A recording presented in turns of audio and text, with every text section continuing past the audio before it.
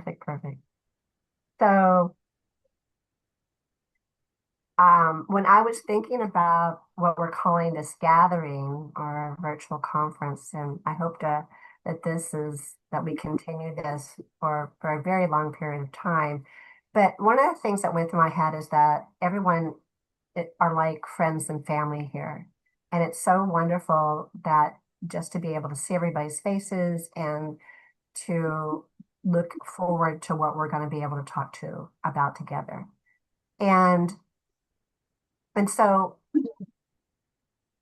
often I think of some things like what what what is helpful for people to know at this point in time. And when I was writing about this earlier, one of the things is that what each of you have to say is extremely helpful and very, very needed. And so I'm not going to talk for anybody, but I would love for them to, after I introduce myself, to be able to introduce yourselves and the type of work that you're doing at this point in time.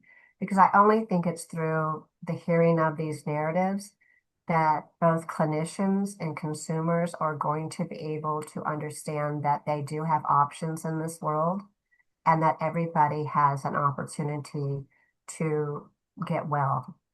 And so I'll just introduce myself for the sake of the conference. My name is Dr. Susan Swim.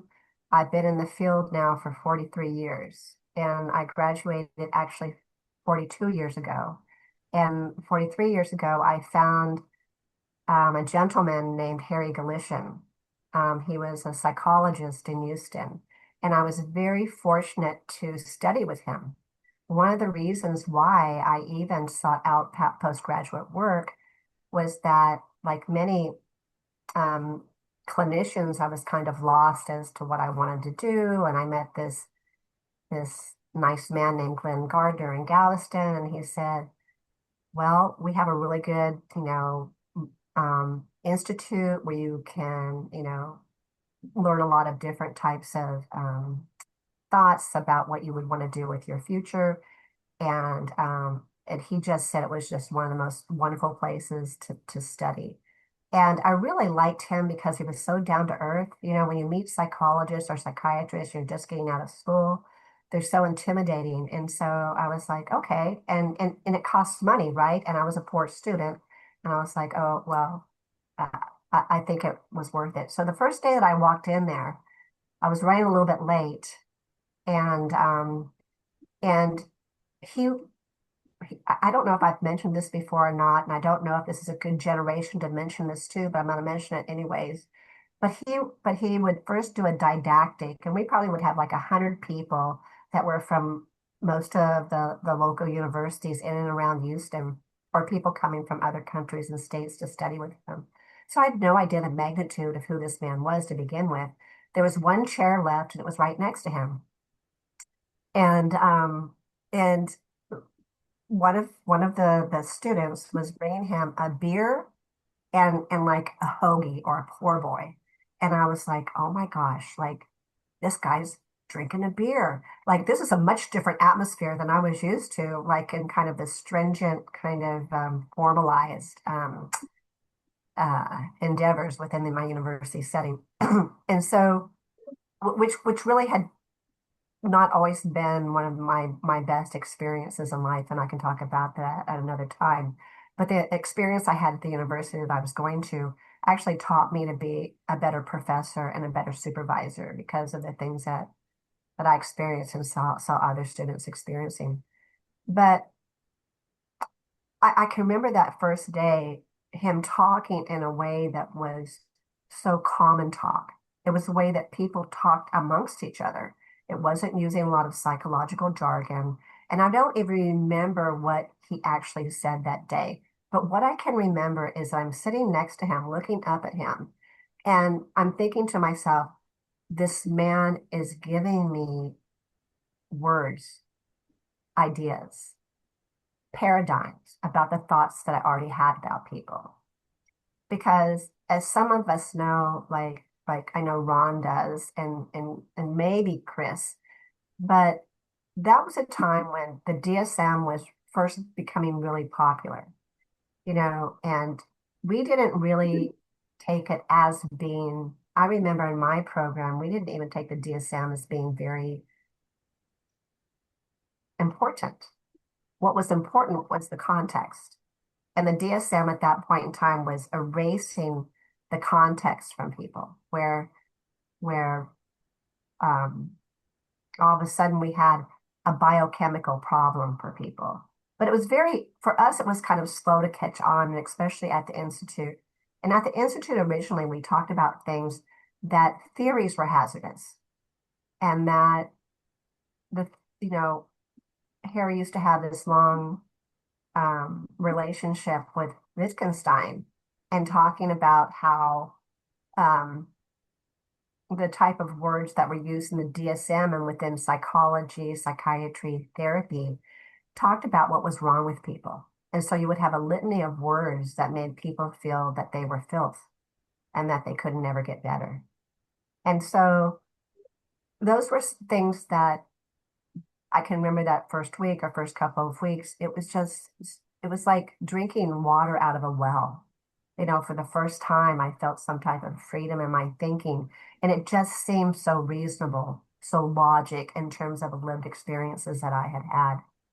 And, I stayed with the Institute. I'm still part of the faculty of the Institute, but one of the things that we saw at the Institute is that everybody could heal and everybody did heal.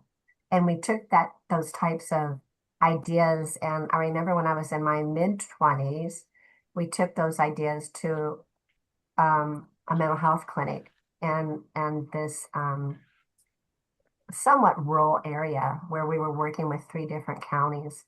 And in that endeavor, we had one psychiatrist that the psychiatrist was at that point in time. We utilized that psychiatrist just to see clients that already had seen a psychiatrist. So if they wanted to continue that type of help, then they could continue that. And then every new person that came in, whether they had been diagnosed with a parity diagnosis before us, everybody that came to us, um, nobody saw a psychiatrist. We didn't really think we were doing anything unusual or anything rebellious or anything except for being helpful. And so because we didn't see seeing a psychiatrist and being put on medication or going into the hospital as something that was helpful to people, but it was really something that we all had kind of worked to help people stay out of. And what I learned in that year or two of working that way is that everybody, um, everybody's symptoms, for lack of a better word, dissolved. Everybody transformed. Nobody needed to be on medication. We never talked with somebody and said, I'm so sorry that you've had all this trauma, but you have a bipolar disorder now. Because it just didn't make sense. Like you have a context and then all of a sudden somebody's sick. So it's like how like you catch sickness from trauma.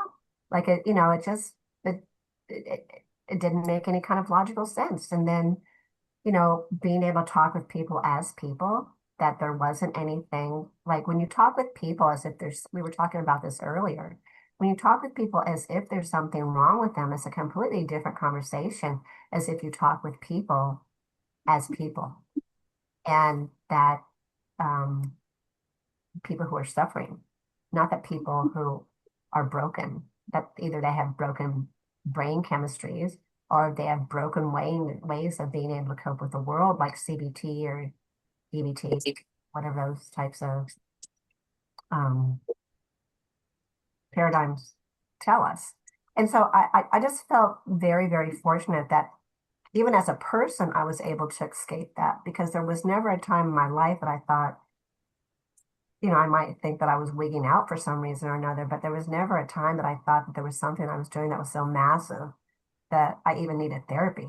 Um, so, you know, fast forward that to when I came here to California, it was just such a completely different kind of paradigm because everybody, I was kind of in this bubble of this institute in Texas. And when I came here, like it, my field at that point in time that I identified with was marriage and family therapy. And it's just screamed pathology. Like the context was completely gone and people were sick and we had to somehow do something with these sick people to make them different. And it was it was absolutely it really was stunning and so heartbreaking. And so after having a wonderful time teaching at Loma Linda, in which some of the students here are some of the former students from Loma Linda are faculty on our staff, um, I opened up Now I See a Person Institute. And that was really devoted to continuing on the work that we had at the Houston Galveston Institute. And we, for so many years, we used horses and horses as a backdrop so that people would come in instead of coming into a waiting room, they would come in and they would see horses. And I really think that's where I shifted as a clinician because I became much more humanized. So when you don't have, when people are filling out all the forms online and you're walking in and you got that land, right, Chris, that you're just one with the environment and people come in and you're like, hey, you want to go talk to some horses? And of course, well, some of the things that have been happening are going on, and you're having these very egalitarian conversations. They're not driven by symptoms. It's not driven by symptom reduction. It's not driven that there's something pejorative about somebody, that they're this snapshot of the worst times in their life. And people got well. I, I hate the word well because that, infers that they weren't well, but people transformed and they didn't need us. And so we will have some of those people actually from the early days here today, being able to talk about that a little bit. And so for me, it's just such an important process because there's so many things happening today that I feel narrow the opportunities for people to be able to get well. And my heart breaks for the people now that are going through trauma, whether they're little children or they're adults, and they seek services. And from those services, they adapt a new, different identity. And that identity is one where the choices are very limited in what you do.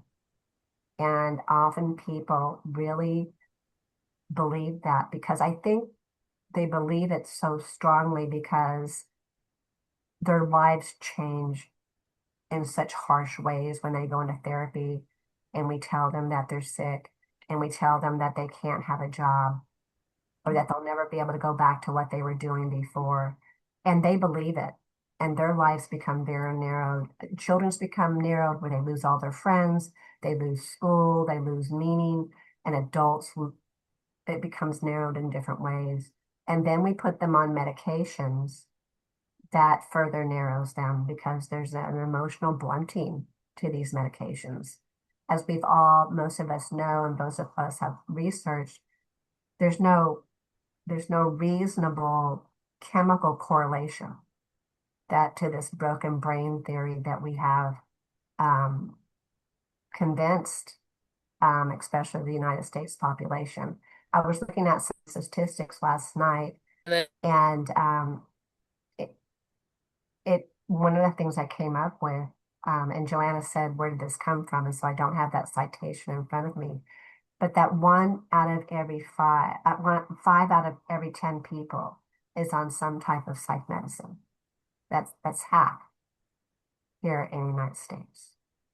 And being told that they have a chemical imbalance and that this will somehow get them better. And the, you know, Rod, who couldn't be here today, but said that we could talk a little bit about him.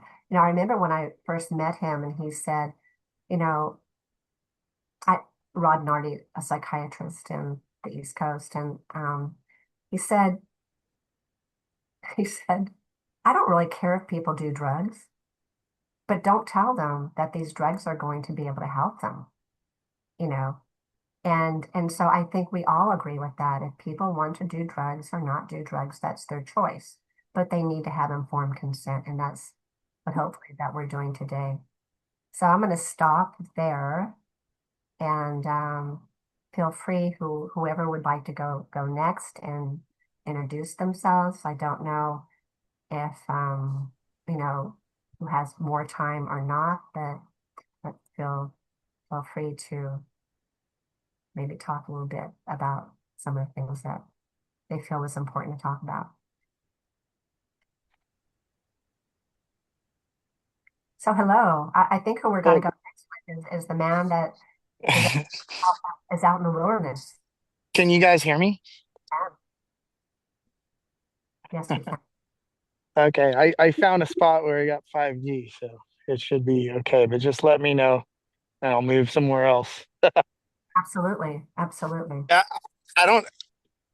I mean, I was thinking about just, my mom was diagnosed bipolar by experts, and I always wonder now if she would have been better off without all that, because I saw how mainly the worst part is how it affected her self-confidence.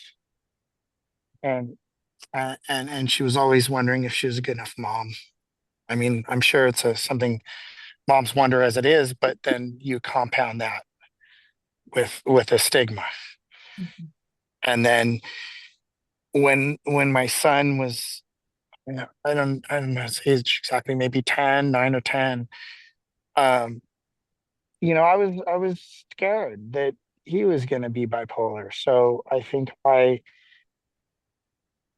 biased things and I listened to people I thought were experts, and we medicated him.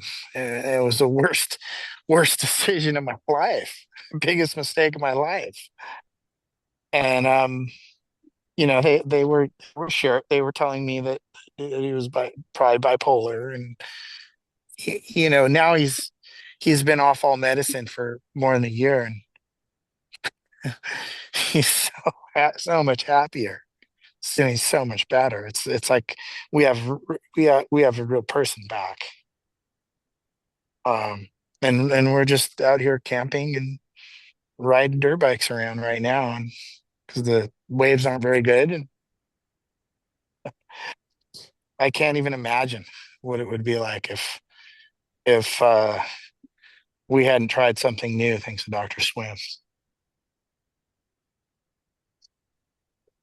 And so you had been told, and we find this a lot, that if you have a family member that had a diagnosis that I was actually talking with somebody about this last night, that often that kind of solidifies that your offspring or child or whoever also has that same diagnosis, and that the best course of treatment is to then treat them as if they have this diagnosis, although there is no type of um, really medical evaluation except for questionnaires, right?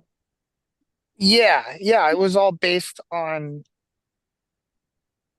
yeah, it felt, in hindsight, it was like an experiment where, okay, we're having these behavioral issues which are largely not related to any medical condition, and everybody's maybe has good intent. Let's try to fix the problems. Let's try to throw some pills at it, when life's not really like that. You just got to figure out real solutions rather than, there's no simple solution.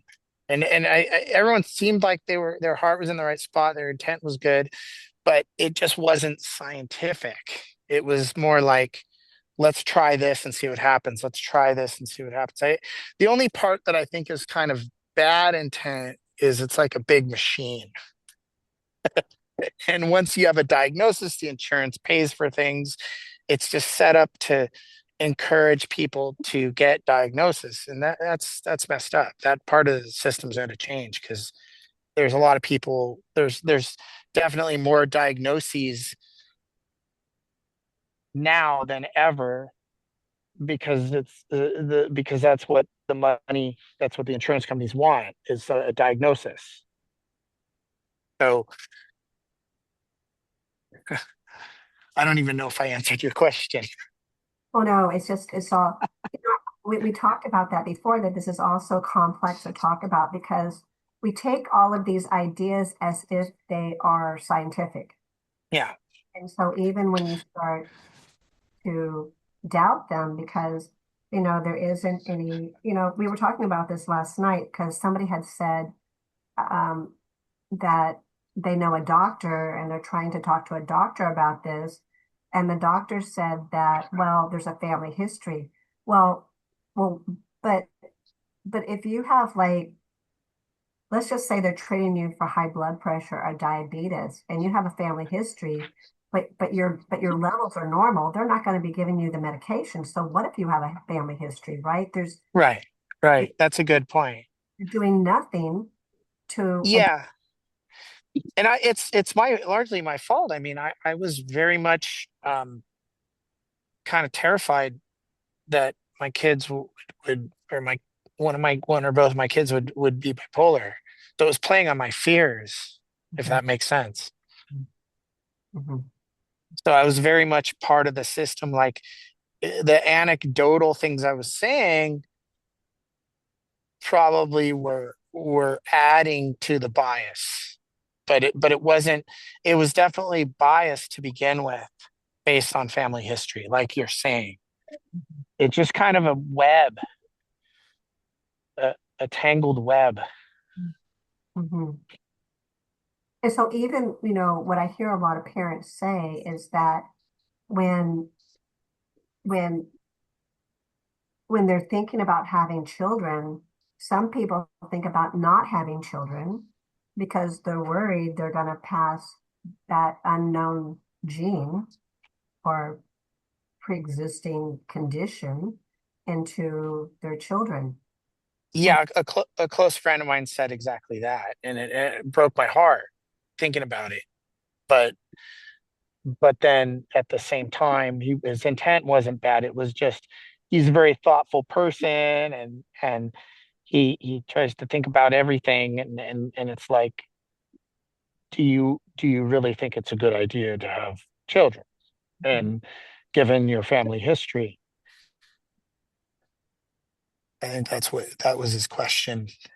And even he was even saying whether I should have that discussion with my kids, whether they should have children one day. And I was like, it, it's messed up. It hurt hearing that from a friend. Mhm, mhm. And this is just a weird question because, a lot of times when I'm talking, those weird thoughts, not weird thoughts, but thoughts just come into my head all the time. But did you ever worry that you might have something that was going to blossom at some point in time because it hadn't blossomed in you yet?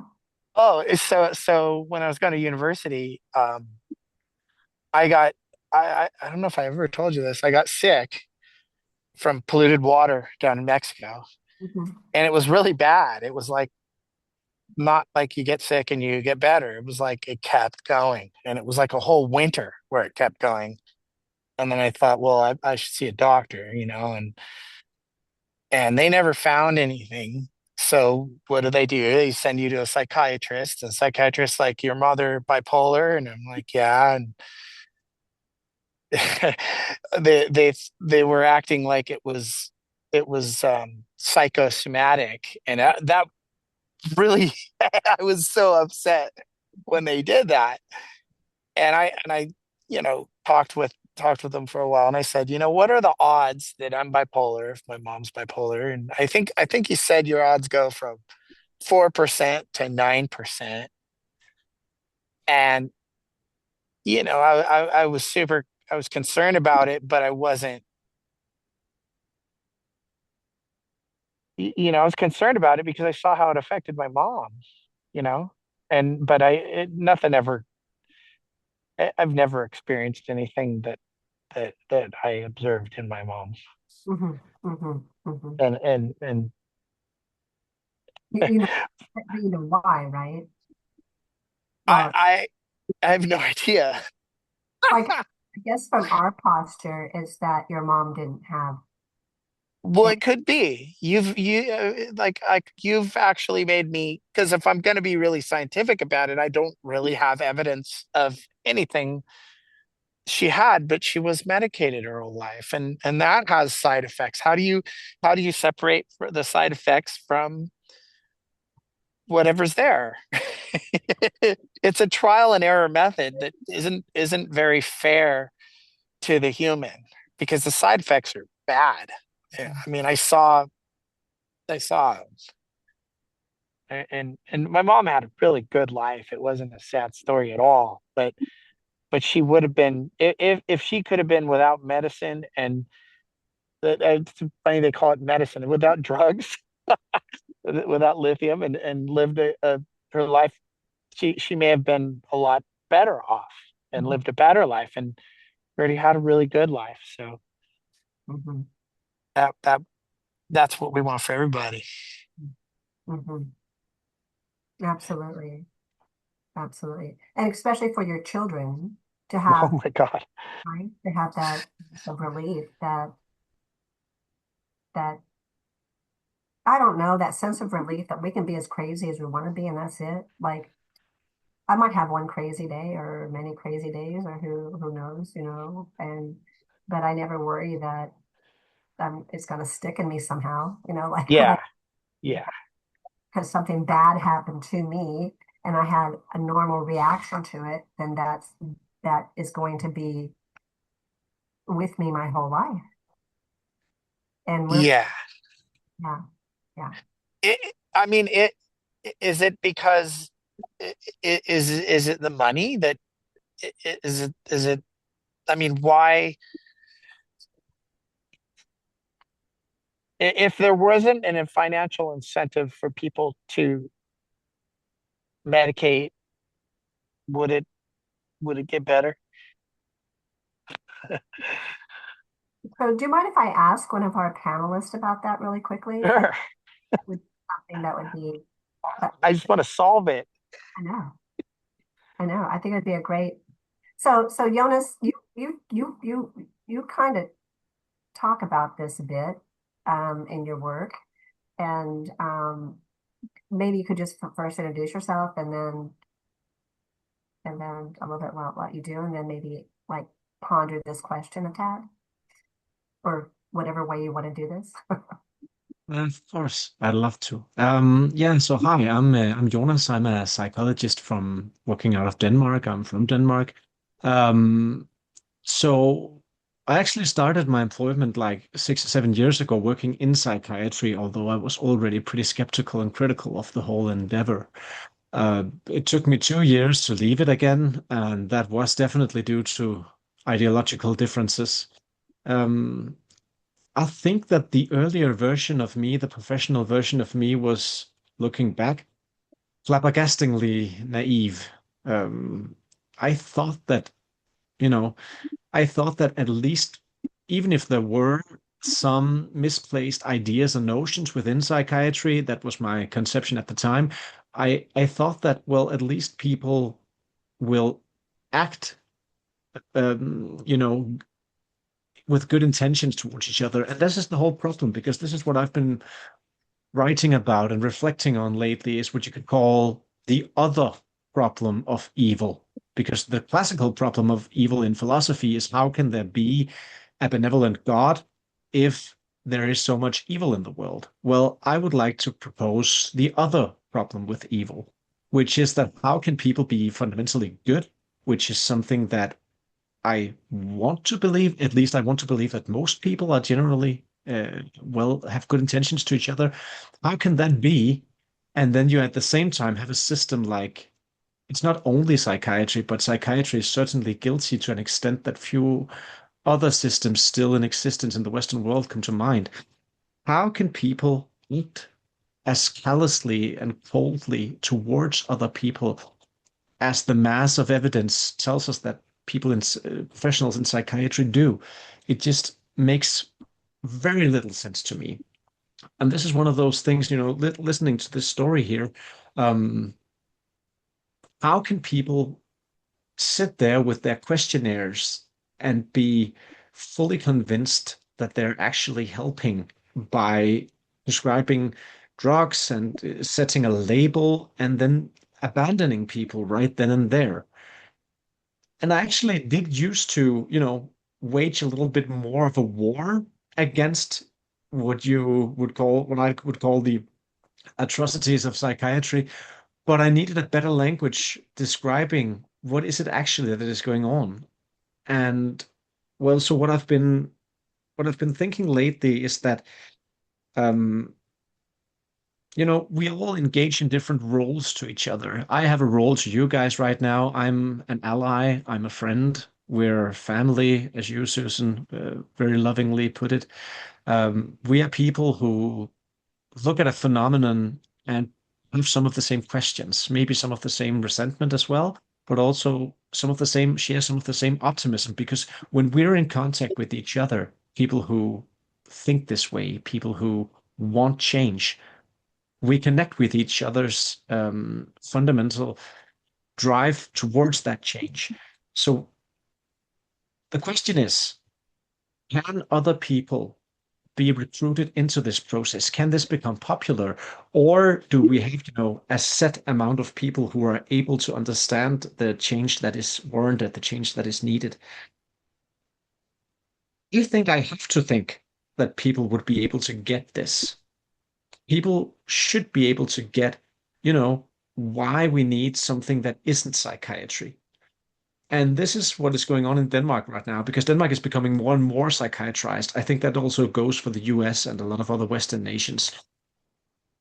Speaking of naivete, 5 years ago, when psychiatry debate was at its peak for me, it's just gone upwards since then. But that's when it peaked for the first time for me. I was on television and stuff in Denmark. Um, I thought that the curve was about to break.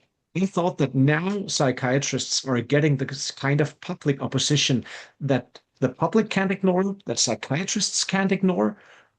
But even though we're right that these diagnoses aren't valid. We're right that the treatments aren't working. We're right that people in the long term are coming out worse, not better, through these so-called treatments. And just like the story we heard initially, I don't remember your name, but your son, you've got your son back. I've experienced this process so many times. Years and lives that have been stolen from people through these drugs, but not only through the drugs, also by the pathologization in and of itself. People who believe themselves to be worse than others, to be sick. I mean, we as people, we have a natural tendency to shy away from pathology. We don't want to catch other people's germs. That's just, common sense. That's just natural human nature. So what happens when you have a system that pathologizes mental distress instead of embracing it? You create distance. And this, I think, is one of the keys to understand why psychiatry does what it does and how so many professionals who are, at least, let's say most of them, good people, how can they act this way? And I think it has a lot to do with relational distance. So relational distance is the distance between you and I. And if the distance is very, very huge, well, then I'm not going to be thinking a lot about you and your situation. I'm just going to, take care of my stuff over here, and you're going to go ahead and take care of your stuff over there. And psychiatry is a system that artificially creates huge relational distance in a situation where people need closeness. Because what is it that works so well in Now I See a Person? What is it that works so well in peer research around the world? What works so well is that you come in a situation of distress, in a situation of grief, in a situation of pain, and someone sits right next down to you. They plunk down on the floor with you. They cry with you, they laugh with you, but they're there with you in a very close relational sense. What psychiatry and systems like psychiatry do is that they instill this sense of the need for a massive relational distance between the professional and the person receiving the so-called care. And if you're asked to help someone who fundamentally needs other people to care about them, if you're asked to help someone through very technical methods, you're going to try to do that, even though it actually goes against values that you would hold in your personal life. And I sense this conflict in psychiatric staff all the time, but they've been led to believe that it's a lack of resources, it's a lack of money preventing them from being the kind of people they want to be.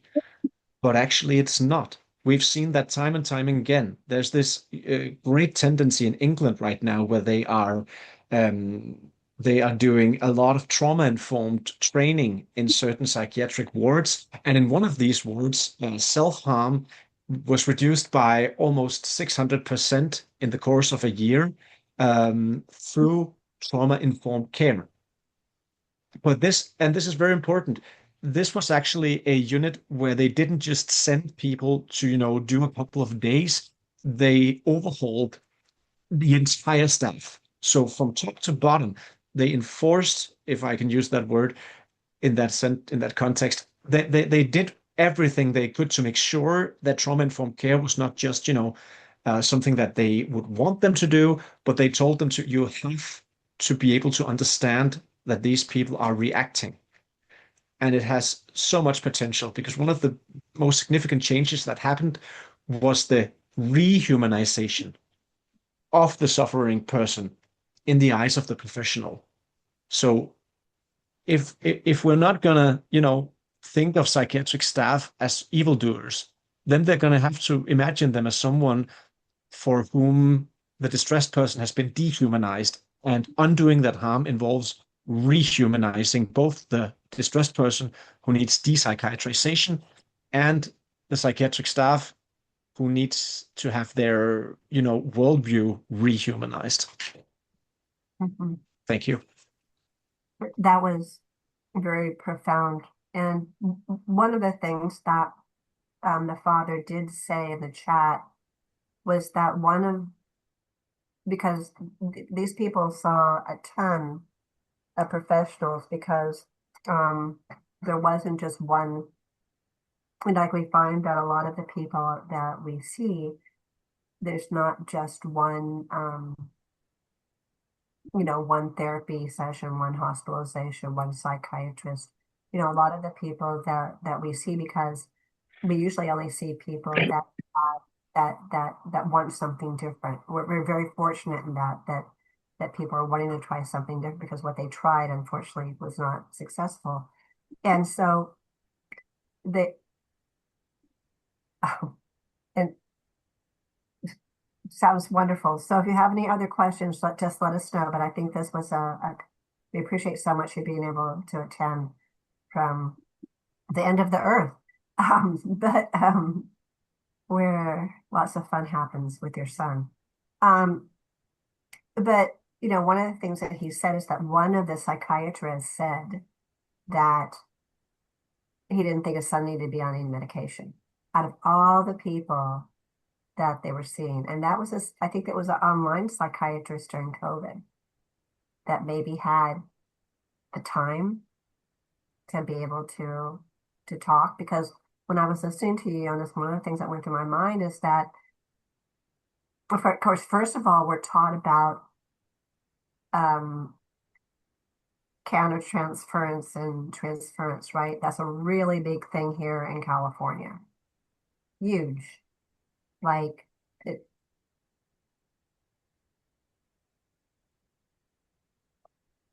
I mean, my mind's just so full of these, things it just really isn't ready to be talked about, or I don't want to talk about at this point in time. But those types of things separate us from that other, right? They become this other. And so it's very easy where that other is like a homeless person, or that other is someone of some different ethnicity, or whatever the case might be. And I think that there's so much sadness in this because the other is reaching out at the most hardest time of their lives to find someone that is not going to other them. But we have trained people so well to make it look like they're embracing. I used to when I used to teach at the university, I used to see this, and I used to have this class, and we used to call it good therapist, bad therapist. And it would be the therapist that's trying to join with you too quickly, right? The one that's like, I'm so sorry that you went through all of this. And, they're their communication skills were lovely. But I used to see it as kind of like doing a bowling, playing bowling. And at the very end are the pins, and then you've got this ball, and you line up those pins at the bottom and do the ball, and bam, you got them, right? You got them to somehow commiserate with you that whatever you say is legitimate. And that you can say anything to them basically that you want.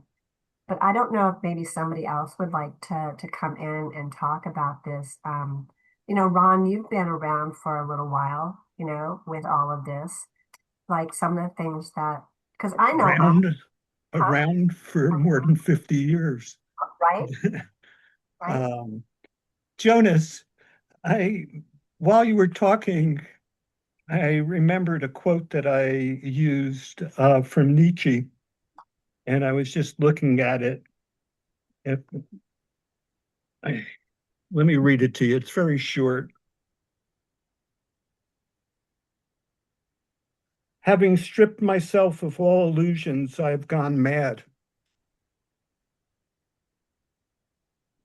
You know, it's so complicated to be in the world and to be a real person. Uh, I found in my struggles a little bit about myself. More than 50 years ago, I had my last hospitalization and was diagnosed as being chronic schizophrenia. Back then, which was in the late 60s, the early 70s, it was a different time than it is now. There are many, many people who are dissatisfied with their training as psychologists and psychiatrists. I've met them. On the other hand, I've met the most wonderful people, most enlightened people doing this work for all this time, but it's not been the psychological work. I went back to school in my early 20s and got my PhD in psychology and also became a licensed psychologist and worked in the system for about 15, 20 years before I couldn't stand it anymore. Um, and just by chance, I met somebody who mentored me into the ex-patient survivor movement, and it turned my life around. In terms of, this is a kind of odd time for me. I'm getting to the point where I stopped a lot of the work that I was doing as a therapist, but have developed a project which is kind of stalled right now, but been working on it for about 4 years, and it's called SAFE. And it's an acronym for survivors and families empowered. Um, we did a study with it. I wrote a couple of articles for Mad in America. Uh, I'm going to be all over the place, so please try and stay with me. And through those articles, people started writing in how could they participate in this project. And what the project was essentially was to have people, family members, and what we called survivors. It's the names have changed down through the years. But there's always been this antipathy between the family proponents who pretty much have directed much of the system of treatment.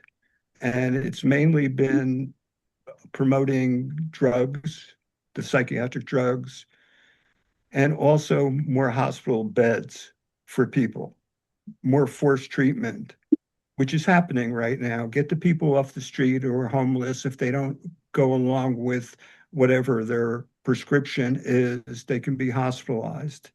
Um, it's a big thing in California.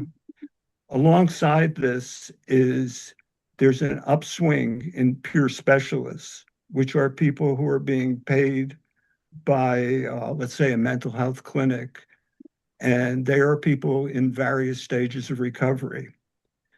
It seemed like a good thing when it started. However, it wound up being pseudo professionals not all people. It's hard for me working with people for a long time who are advocates to criticize people who, for the first time, had a job, a paying job, and a place to live, and for them to not be the strongest part of what they are, which is helping people who've had similar experience and showing people that you don't have to be a lifelong diagnosis. And I had fought through this morass, this swamp for many, many years until I got old enough to say, well, I haven't been in a hospital for 60 years. So, am I a chronic schizophrenic? Am I a paranoid schizophrenic? I had probably the second worst treatment when I was in a hospital. The worst, I would say, was be the lobotomies, the psychosurgery, but most of the stuff in terms of killing the spirit breaking that occurred when you're in treatment happened. I had 8 weeks, 5 days a week, insulin therapy, which is actually putting me in a coma, which was followed up by electroshock, which cost me my memory for a couple of years. But I've learned so much during this time. I'm very excited right now because I wrote a book. Actually, I co-edited a couple of books. I wrote a book back in 19, well, about 20 years ago. And I tried to get it published for a long time by a company, any company. But finally, a friend of mine who was also going through the same thing, who's also a doctoral level psychologist, said, you know, why are you fighting so hard to get this book published when you should self-publish? In the indigenous community, it's said that if you have something valuable to give to the community, you have no right to keep it to yourself. So I published it. And right now, I've gotten an offer from a publishing company to do a revision of the book because I've at that time there wasn't the self-publishing where you publish on demand. I had published 2,000 books. I paid for the publishing process and doing the whole thing. And now I have about 3 or 4 books left. And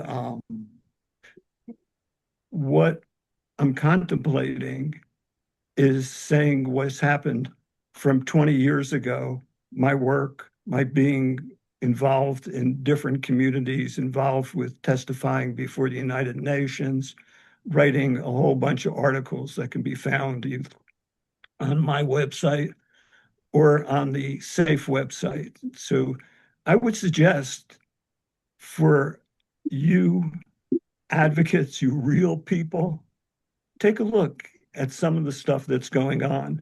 SAFE website is Survivors and Families Empowered. Also, the other domain for it is SAFE and the number 4 recovery. And we have the results of a study that we did, which I forget the number, how many people, but 200 people wrote in. And if you're writing a request for a survey with people, that's a lot to come in if you're not paying for them. And the survey basically asked, what helped you? What hurt you? What were you looking for that was not available? And how do you define crisis? We have the results of that that's been analyzed on that site. We also have the well, there's a lot of material on that. On the other site, which is under my name, is a number of the articles that I've published for peer-reviewed journals, chapters for books. They're all available free. But now I'm looking at and listening to you, Susan, and Jonas, and I'm sure a lot of the people who are attending this are feeling similarly. Nobody's exempt from the crisis we're living in as being a human being in a world that's gone crazy. I wanted to say fucking crazy, but I was realizing I wasn't on media, so I could say that. So the world is not accessible to people who are non-compliant. For those of you who know something about the consumer survivor movement, you know the name Judy Chamberlain. On the SAFE website is an article she wrote, which I think is brilliant and relates to me more than most articles. And the name of it is Confessions of a Non-Compliant Patient. And she talks about how the people who are treated the worst within the system, whether it's a hospital, whether it's outpatient treatment or whatever, are the ones whose spirit is still fighting. They still are on their journey.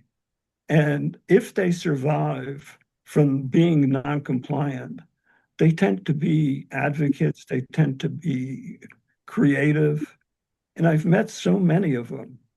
But it is disheartening to know that over the 50, 60 years I've been in this involved in the system, I've not taken any drugs. I haven't gone to any therapy for 50, 60 years. This has all been um, a luck-filled journey, I should say, because at any time I could have been demolished. Let me read just a brief paragraph from my book, my first book, that seems to touch a lot of people and like the most. And what I kind of say when people ask me, how did you get to where you are now? I quote, I believe that as long as a person is alive, some seed of hope, some possibility is there waiting to be fertilized. Hope fights the fear, nurtures the courage, and inspires the vision and the work required to resist giving up and accepting that your goals are unattainable. Deep in the recesses of our being, there are safe sanctuaries, secure hiding places for never fully lost dreams. But sometimes they are hidden so well that we can no longer reach those parts of ourselves. The help we need may come from expected and unexpected sources. You know, I'm sorry. I read these two paragraphs out of order. I'm going to go back to the paragraph that precedes that. My ascent from madness to my present state of clarity and self-acceptance was and is a journey whose responsibility always resided within me. However, as I try to describe and share with others what wisdom I acquired to aid others in their work, I acknowledge one element that I do not understand or take credit for, something that is named or interpreted according to one's unique beliefs and values as luck, fate, karma, or God's blessing. There is so much that we will never understand. And what I wish for and what I work for is the idea of honoring diversity, difference, and being able to have a place for people where they're not forced against their will to abandon their dreams or who they want to be. And clearly, the idea of evil is one that we've struggled with for as long as we've had humans on this planet. I try and keep for myself and the work that I do, and I only really work now with people who've had an experience that is called psychosis. I look at it as just an alternative state of reality. But blocking these visionaries, these people who have looked into the deepest, darkest wells themselves throughout history, is our loss. So just quickly, let me get back to SAFE. What the idea of SAFE is to have people, families who have been in various stages of recovery and have rejected the pronouncements of quasi-science to do groups with families and survivors and to use their learned experience to develop community and survive and abandon and fight against some of the harmful things we've done to people. Excuse me, I'm dry. I am excited to write again, but I'm also kind of wondering whether I have the stamina to go through this again.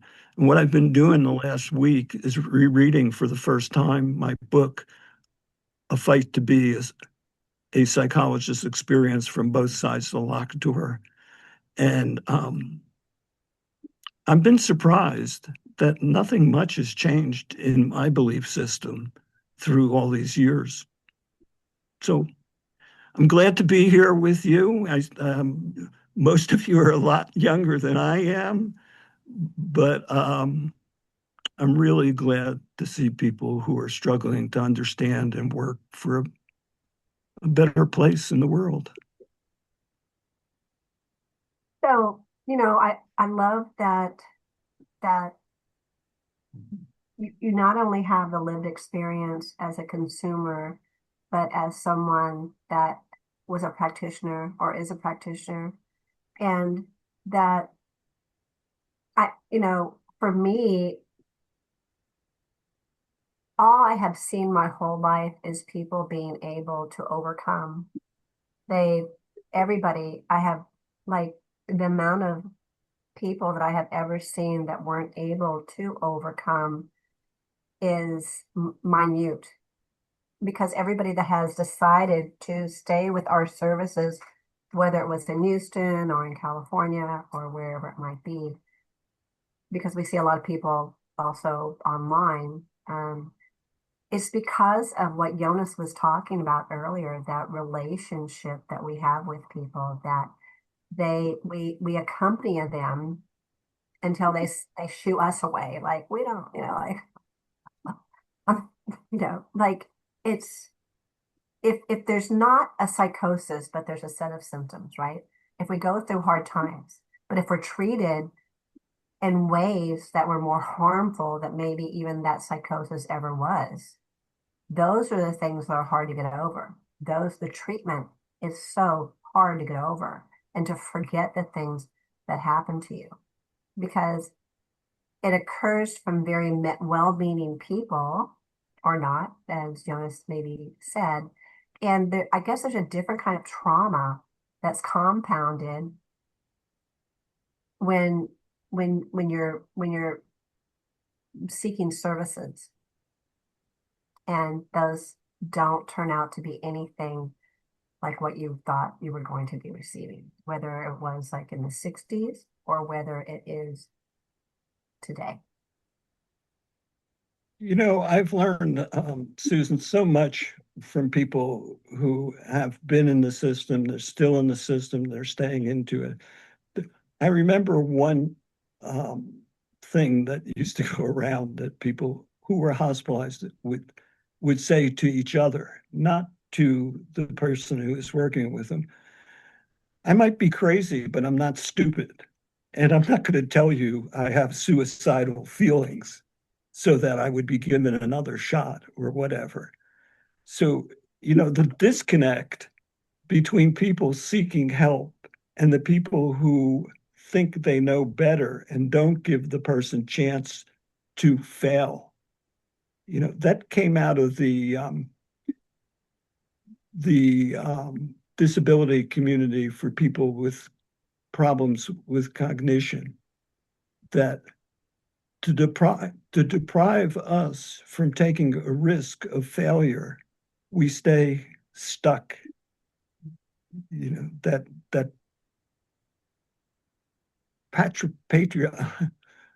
a kind of patriarchal system of we know better.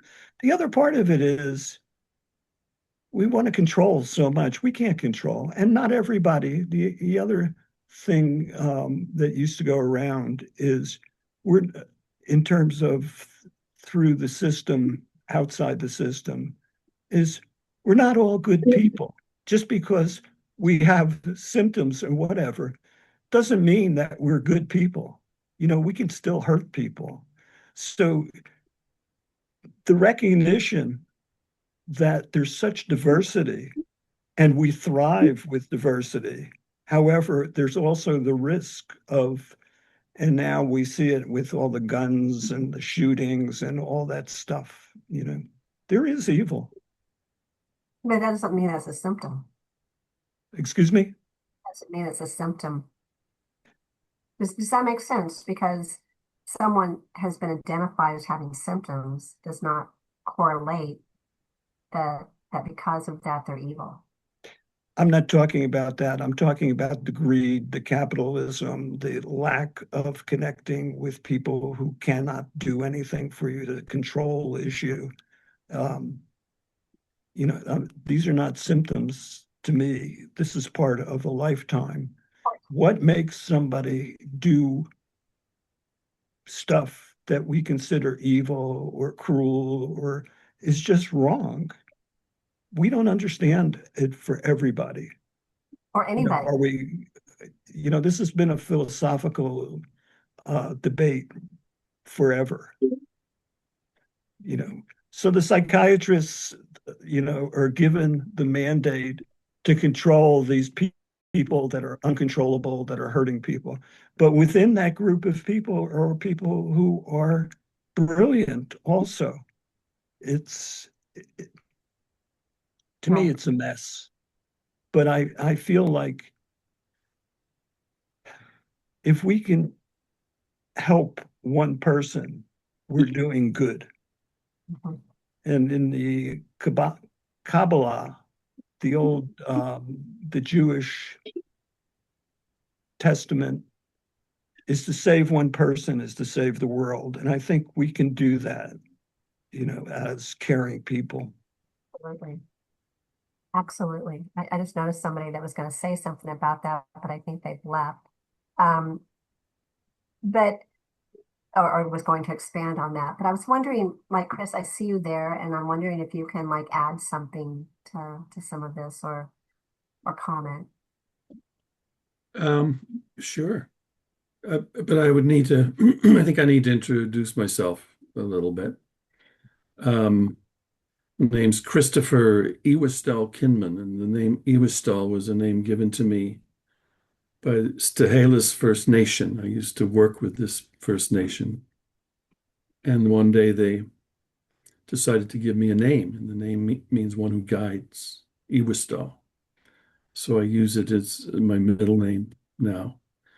I live and reside on the unceded territory of the Syilx people. I live in a city in British Columbia called Kelowna. Um, I am currently dealing with end-stage kidney disease, and that's a challenge in life. Uh, but been doing that, and it's been affecting me a lot. And I'm saying that partially because I won't be able to stay the whole time today. I struggle with exhaustion and other symptoms as well. Um, but I wanted to be here for as much as possible. And by the way, hello, Megan. Um, I'm a professor as well, and Megan was one of my students many years ago, and what a wonderful student she was. And can I tell the story, uh, Susan? Mhm. Um, there was a young man I was asked to work with named Matthew, and he had been diagnosed with Tourette syndrome. And I was warned that don't take him for a ride in your car because you'll probably grab the steering wheel, or and he'll swear, and he doesn't use the F word, he uses the C word because our culture says that's worse. And so this thing they call Tourette syndrome likes to go for what our culture sees as worse. And they said he would spit and all sorts of things. Well, I got to know him, and I did take him for rides in my car, and we would go down by the river, Fraser River, and we would watch the river and watch there'd often be seals in the river. We'd watch the seals and the different creatures and birds and fish that we'd see. Um, and I used to give workshops on something we called a language of gifts. And I decided to invite Matthew and his mom to the workshop. And these were, at this point in time, they were sometimes with educators, but mostly with public health nurses. And so he would be in the workshop, and I used to have to let everyone know that our workshop will be interspersed with four-letter words, and we just got accepted. That's fine.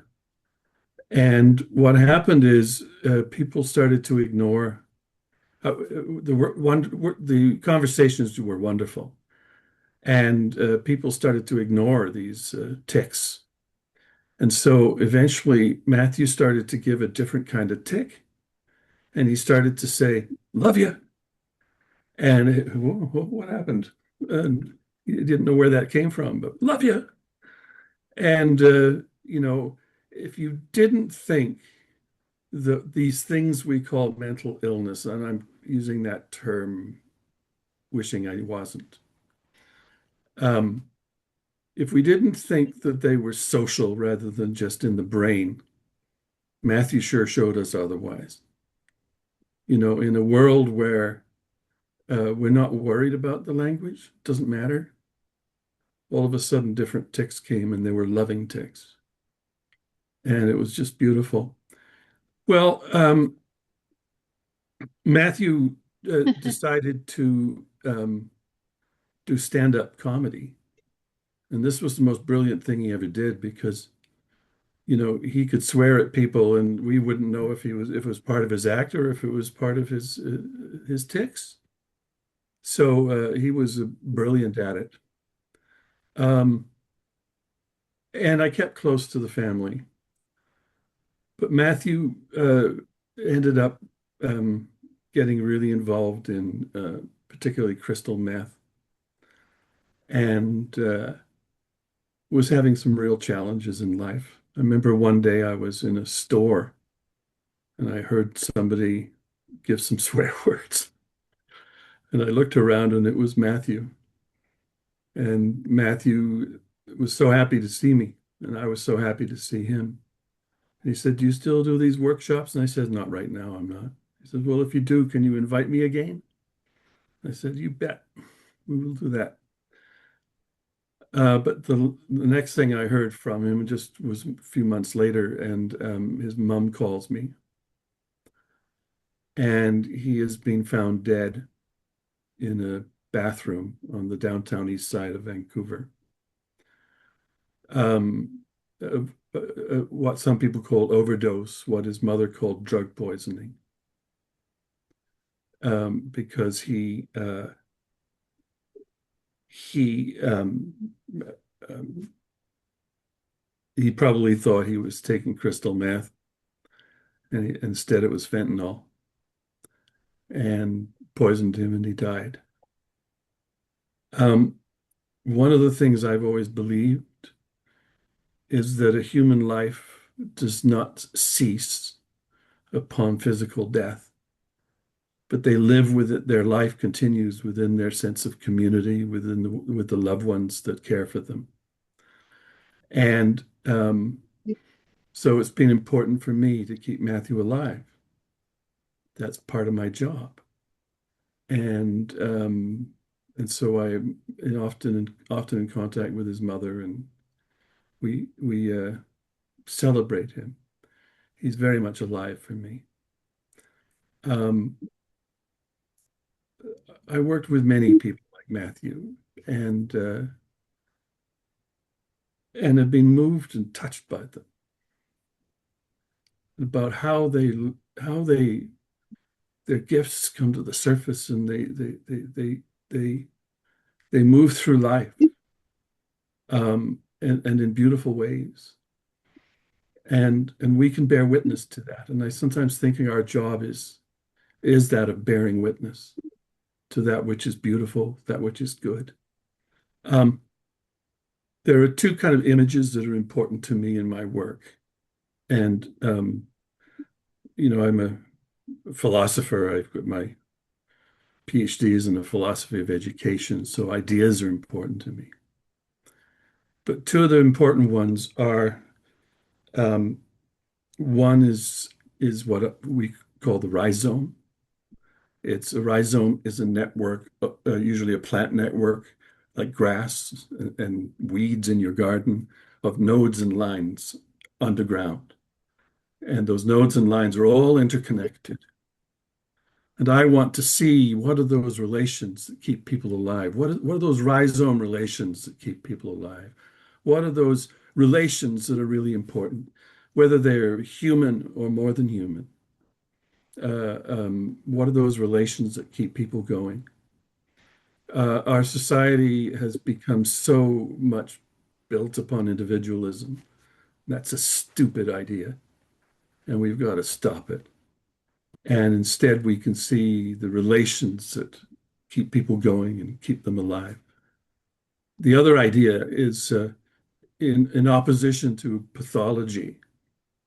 I, I explore the idea of the idea of the gift and the gift that moves through people, not a gift that somebody has, but gifts that move through people that came from somewhere and going to somewhere, and they have an influence in people's lives and in the world.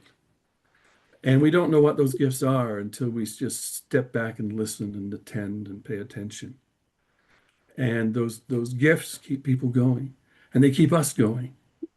And that's the kind of world that I want to live in, where those gifts are really important and they keep us going, they keep us alive. Um, and so my work is built upon understanding those rhizome lines that keep people connected and understanding what are those gifts that are moving on those rhizome lines. What like with Matthew, the gift of humor. Matthew, the gift of those little ticks where love you. Those were beautiful gifts. And anyway, how's that, Susan? Do you have anything more you'd like me to say? Well, I'd like for you to stick around for a little while so we could ask you some more questions, but we do have some people um, that they wanted to speak a little bit about this too. And when I hear both of you and um, Ron talk, one of the things that keeps on running through my head is that, yes, people have such illuminating, they're illuminating beings, and they just happen to get trapped in this system of mental health. There's always been gifts, but the gifts get ignored. Oh, completely. There's, and and so I think there's some people here that would have something to lend to being able to talk about how they were able to, I don't want to say like get their gifts back, because I don't know if it's a matter of getting gifts back, right? No, no. But how have the gifts occurred since The gifts are not transactional. right? They're not I give and therefore you give. Exactly. The Exactly. the gifts are more ecological. Yes. They're the world that we live within and that we breathe, the air that we breathe, and they move through our lives. Mhm. But Yes. they're anything but transactional. Or static. Yeah, they're not static either. No. And so, This isn't the educational giftedness, which isolates people as if they have these qualities that are unique and separate and leaves people feeling suicidal. or that It's it's our purpose to expose some gift or another. And those right. gifts those gifts are inherently within somebody and always occurring. Well, they're moving through people, and they come from somewhere and they go to somewhere, and we don't always know where those places are. Not something for us to control. Yeah, we have to attend to it. Yeah. And we discover also that those gifts that we see are gifts that are moving through us as well. On the We're other, not separate on from the them. other, I was just going to open up just a conversation, maybe for a minute, for some of the group members that maybe have some thoughts of this that we invited today. And I don't know if perhaps, because I'm just trying to open up the door to a few more people that have been contacting me that would like to be able to say something, and then we'll return to this. But I don't know, like, and I don't want to call on anybody, but is there anybody here that would like to comment on that? I know, because I know they have kind of, some people have more limited times of being able to talk than other ones. I, I guess, Trudy, I was kind of thinking about you a little bit. I don't know if you have the time or the ability to be able to talk about that a little bit, but when I think of gifts, I think of you. Are you talking to me, Susan? You're breaking up on this end. I'm so sorry. Yes, could you hear what I said? More or less. More or less.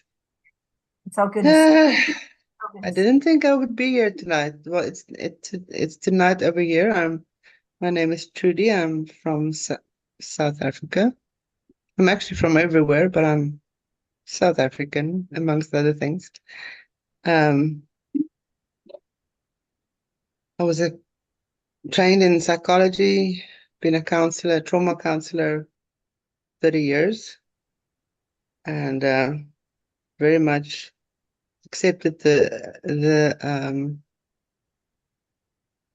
narrative of psychiatry and the DSM as a given. Who am I to question? Um, what clever people have figured out over many years, until it affected me. 17 years ago, I went through a bad patch, very anxious. And immediately I was diagnosed with generalized anxiety disorder. I was in such a state of distress that I don't even question it and took the pills and whatever. I just wanted to get through the situation. A couple of years later, I stopped it, didn't think about it anymore. I had no problems whatsoever. Carried on with life. Loved being a counselor. Loved it. I love people. I just love people. I care. I really care. That might be my gift. I know that is my gift. Is to be highly attuned and high level of empathy. That's also my curse, in that I'm very sensitive. And then, not always have uh, very good discernment as to what to take in and what to, keep out. What to take to bed with me and what to close the door on. So 6 years ago, we had some family drama. It was kind of serious, was hard, and of course I went to see a psychologist because that's what you do, isn't it? That's what you do. Especially if your friends don't, it's too much for them. People don't live in community anymore, so you don't want to, but I don't want to burden other people with my problems. Um, I'm a counselor after all. I should be able to handle things. I went to talk to a very nice lady. She heard about my previous diagnosis of generalized anxiety disorder and immediately jumped on the bandwagon. as my anxiety got worse, as I was dealing with having to deal with a lot of things, um, she not so gently told me that she will not treat me if I don't go on medication. Um, I had, I remember Susan, I told you, she told me I had to get on a therapeutic level, which I now understand is a manageable level, a level where she could manage my emotions, which were very intense and are still very intense because that is who I am. I'm not it's I'm full on passion, love, hate, anger, not wishy-washy. I can't be like that. I'm not, that's not me. But in that world, that um, it is a disease that needs to be medicated, controlled, and I had to submit. I had to, otherwise I was not going to receive the help that I thought I needed. Um,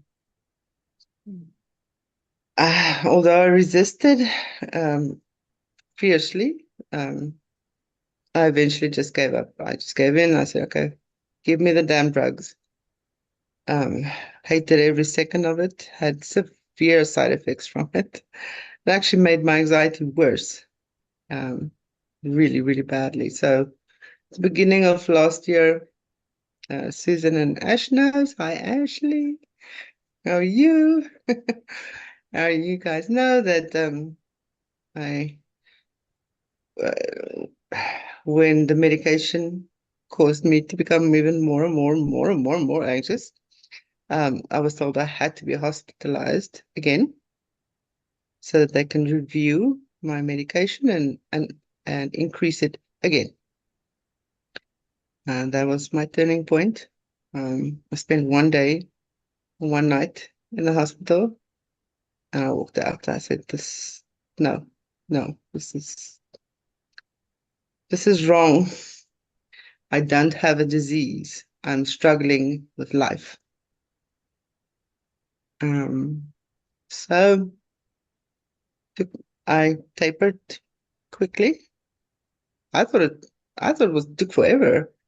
I thought 4 months was a very, very long time because I hated this stuff. I wanted it out of my system.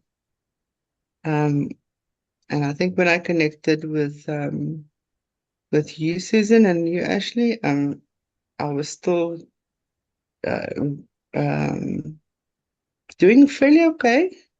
I've actually gotten worse after I lost contact or stopped contact with the two of you because I started questioning again whether they might have been right. That, maybe all these symptoms that I'm experiencing um, are proof that I am mentally ill. Because the symptoms say something, they must mean something. And I'm someone that wants to understand what is happening to me. I cannot just accept whatever. I have to ask the questions and understand and do the work inside of myself and see, is something wrong with me? Am I imbalanced? Is this true? So, Susan, I'm sorry to say, but I went through a huge dip. I thank God I didn't go back onto the medication, but I've been really suffering physically with the effects, the long-term effects of this medications.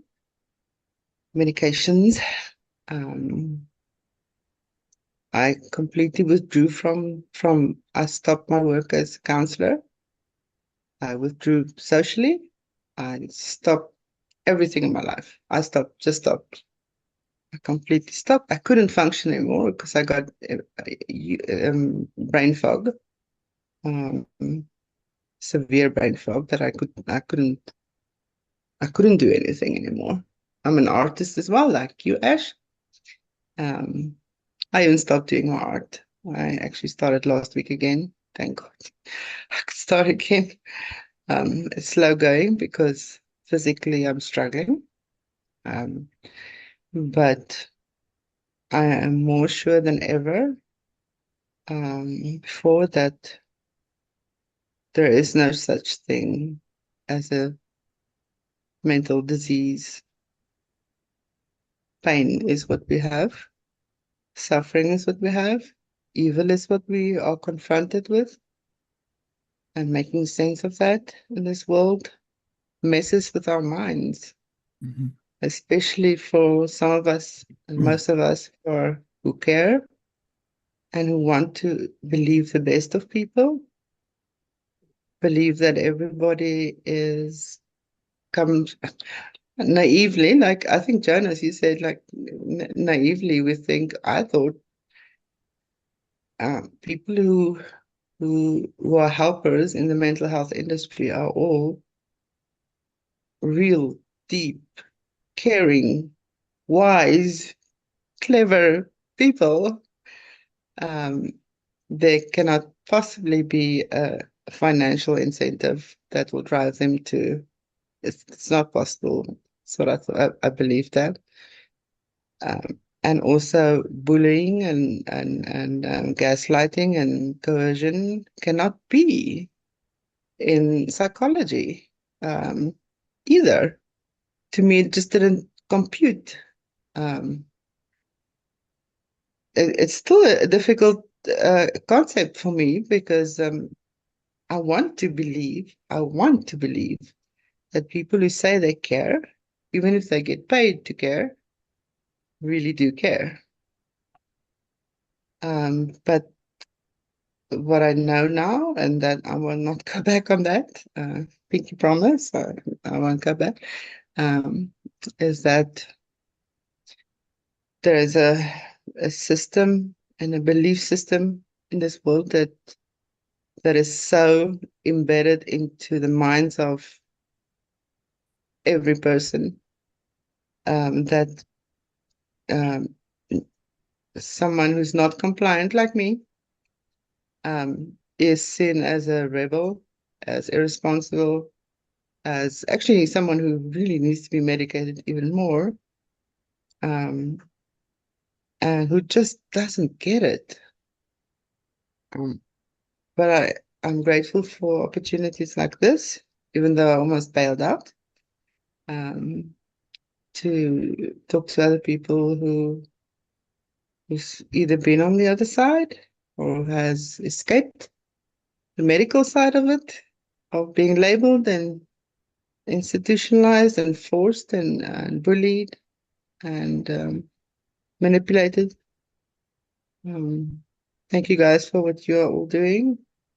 It really helps me as both a former counselor and as a former patient, client, whatever you call it, cuckoo loony bin person, former. um, I find that, and I'll stop talking just now. I find that every person I try to talk to here in the darkest Africa, in South Africa, that uh, everybody thinks I'm completely nuts for daring to question the validity of the DSM and the validity and absolute undisputable truth of psychiatry and its effectiveness and all its many, many, many, many diseases. Um, yeah, I'm going to anyway. ask you a couple more questions, but we had someone that had to leave because they were on their lunch break. In fact, a lot of people are working more on Sundays than I would think, and they were so generous to come to share some of their ideas. But I think I'm just going to read to you what they said. They said, I'm going to have to leave soon, and I want to say that healing is easy when you don't think you're sick. And the system wants us to believe that we are sick, so we become riddled with anxiety and stuck in this cycle and dependent. I remember when I was weaning off the medication, and I was so scared, and I confided in you about it, and you reassured me that nothing was going to happen, and I believed that it helped a lot. You can share that with them. I might be able to come back, but my job is hectic right now, and but I really wanted to stay and listen. And so, you know, one of the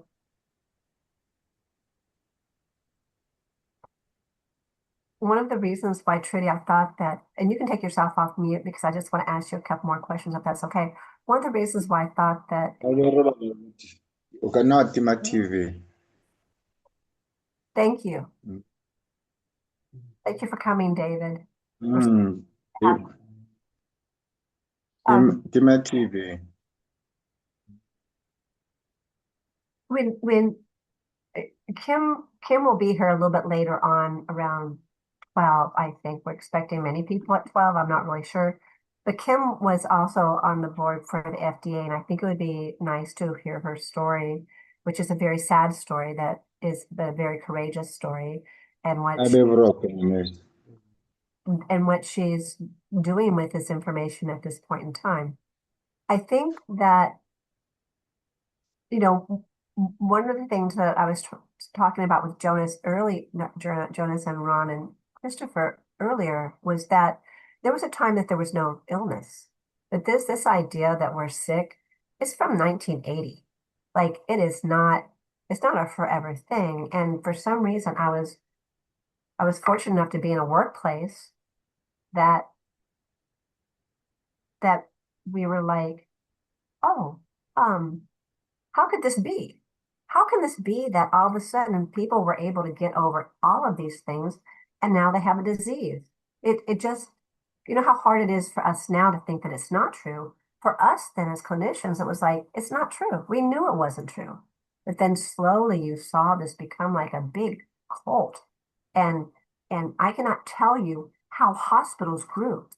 Like there was no hospitals, and then all of a sudden it's on TV, it's on the media, it's on everything, and now everybody is sick, and everybody is like, as Ashley will talk at some point in time, everybody. Oh, Ashley was born into a sickness generation where it's very normal to have these diseases, and and there's a part of that that's trying to destigmatize, but there's no diseases to have. That's the problem. And you had just shared with me that you had watched something with you had read Laura Delaney's book or Delano's book.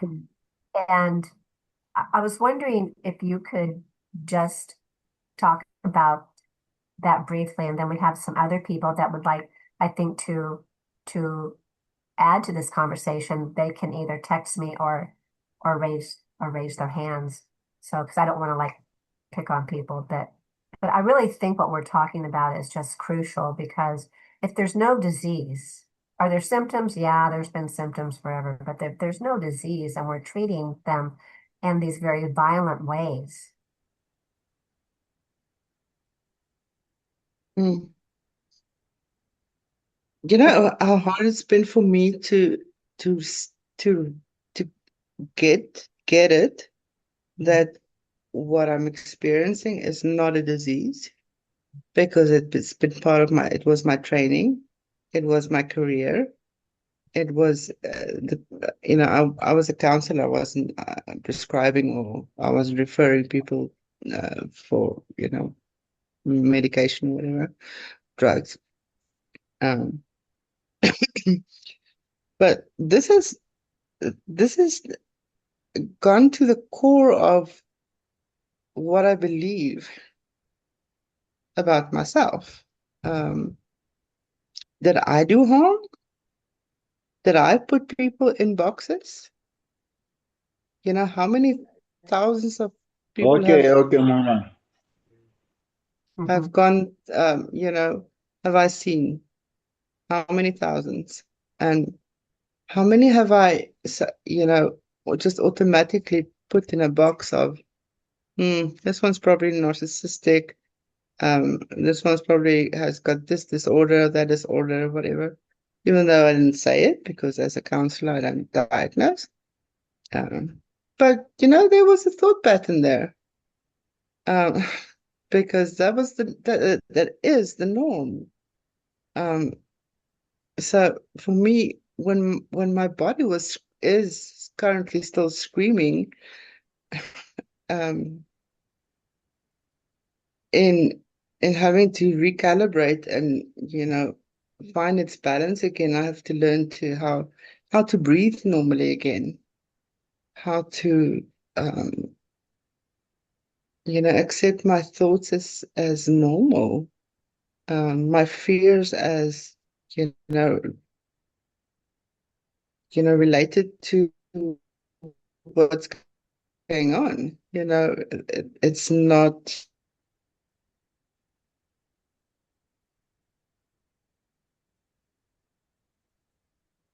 that there's a lot of self-blame. There's a lot of self-blame because I was part of that system. And, I've gone the other way now. I've completely cut off, which is, blocking my gifts. It is Yes. blocking my gift because I'm like, I don't want to be complicit in this. I don't want to be part of a system that um, puts a label on people and puts them in the box and makes them feel like a sick dog with a lifelong disease, that their normal feelings and reactions are a sickness, something that needs to be controlled. Mhm. Mhm. Right. So Laura Delano's book, I can recommend it to everybody, but if you're squeamish, don't read it. It's very raw. It's very, very raw. But I needed to hear to read that rawness because I could relate to that, the humiliation of it, of the whole process, the powerlessness of being trapped in a system that has decided who you are by what you're feeling, and who you're going to be for the rest of your life. And I'm not exaggerating. I was told, Trudy, would you deny insulin from a diabetic? Would you tell them don't take insulin? So why would you not do this for yourself and take the medication? Just take it. Just accept. Just accept it. And no, I will not accept it ever, ever again, ever again. I haven't found my feet yet in how to go forward. I don't see a forward yet. In the old way, in the way I used to live, being a counselor, I don't see myself in that anymore. I'm like, no, it's a huge responsibility dealing with, having people open up their hearts to you. Um, it's precious.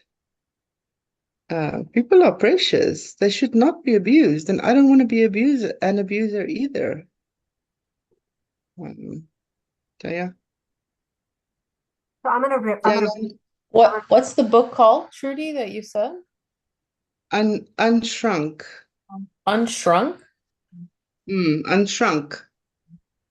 I'll type it in. it's a great book.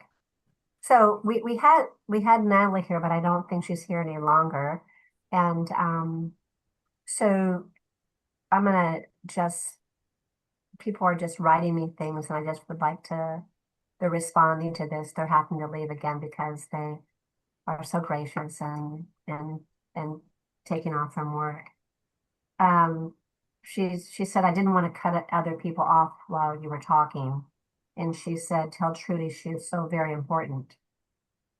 And they said that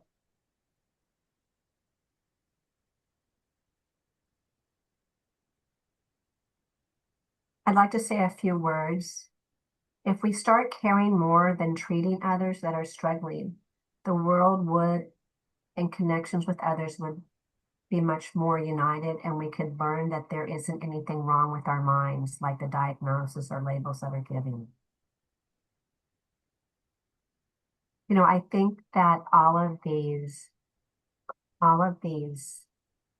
at least all the people that I know that have had any type of experience with the lived experiences, for lack of a better word, um, they know they weren't sick, especially the people that we see. Because because I've been doing this for such a long period of time, I don't mind saying to people like, you're not sick. You're going to be okay. Maybe I went through something like that, or that person went something like that, or we're all human. And what happens is that people are are not seen as human. Everybody kind of knows how I started calling this Now We See a Person Institute. I'm not going to go into that, but it was where a clinician learned that she wasn't seeing people as human beings, and that's where that name came from. When she started seeing people, Chris and I wrote a wonderful article on that, a poem that was in this magnificent article that's on Medicalized. Um, but I'll never remember the day that that woman came in and she said, for the first time in 10 sessions, I walked in and I left the because when you're a student, you have this pecking order. So what the psychiatrist said, what the psychologist said, what the supervisor said, what the progress note said, what the other, her other teammates said in group supervision whatsoever. And she walked in with an open heart. She walked in with an open heart and she heard a person. She could understand then why she wasn't following the treatment plan because it wasn't even her treatment plan. It didn't have anything to do with her. So we're having these pseudo conversations with people that are just at their worst. And and it's a snapshot of the worst times in their life. And what we do is that we amplify that. And within that amplification, it continues. We give them medications that cause a lot of the symptoms that they're having. I was looking up last night, and then if it'd be okay, I'm going to ask another person to be able to talk in just a few minutes, the one that's in the gardens, but or the one that has the S, whoever wants to, or you guys could talk together. I know that the one that has the S has to leave fairly soon, but you know, when there is this realization that people do not have anything wrong with them, there is a quick journey to wellness. If you want to call it wellness, I don't really like to call it recovery so much. Transformation, I guess, is something that's okay, but where they're able to reinvent themselves again in any way that they want to because they are not limited. And what we're in a profession that accidentally became limiting. So regardless of the groups that we tell that they're in, whatever words that we're using. And so as a clinician, I'm very, very careful about what words I ever use because I don't want to use words that I can't take back. Because I think words are so tremendously, tremendously powerful. And so maybe S, you would like to talk about this first. I know that you have to leave, but maybe you could comment on some of these thoughts that have been running around here. Can I say just before that one thing I've been wanting to say to Chris in terms of some of the things you said? Um, there's a sociologist named Edward Hall who wrote a book that I forgot, but one thing stuck with me that he said, one of the most damaging things that can happen to a person is when their potential is blocked and they get on off track for who they are. And the anger and frustration leads to violent actions. And I think so often people that I've seen, and I know for myself, have not been able to realize what, let's call it, their gift. That, that's all. I'm sorry to kind of interrupt at this point. Oh, no, not so ever. I think that everybody would talk about that there's a limiting of the potentiality, but that's in all of us, not just people that are diagnosed. And so see, I don't see anything different really between people that are diagnosed and people that aren't diagnosed, except that one was more unfortunate. So all of these types of consequences to having your voice taken away, of course, it causes violent actions in myself or probably Christina, or we don't know what those might even come out of. But I just think that we've created such diversity, as Jonas started out with, is between the other and us, and we're all others and we're all us. Some people have been more unlucky to have been flying underneath the radar where they got um, uh, signal. Like somebody can actually have a psychotic break and never go into the hospital. It's not very often these days, but it could happen. And then they're going to be fine. They don't need any treatment. The treatment, the treatment that we give is like it's not the cure for sure, and the consequences are incredibly, incredibly severe.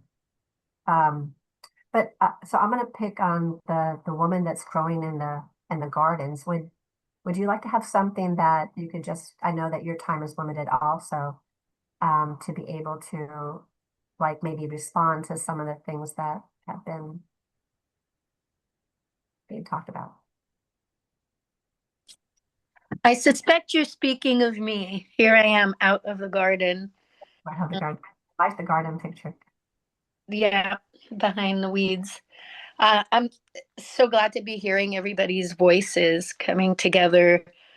Um, a little bit about myself. My family and I suffered from the effects of therapy following a traumatic moment where there was an attempted um, abduction of my youngest son about 2 months after COVID.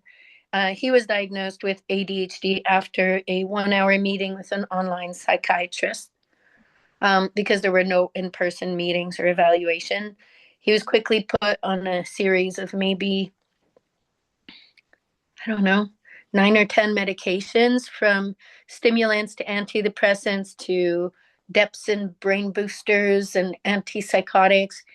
Over the following year and a half, began a series of treatment that started when he was 11.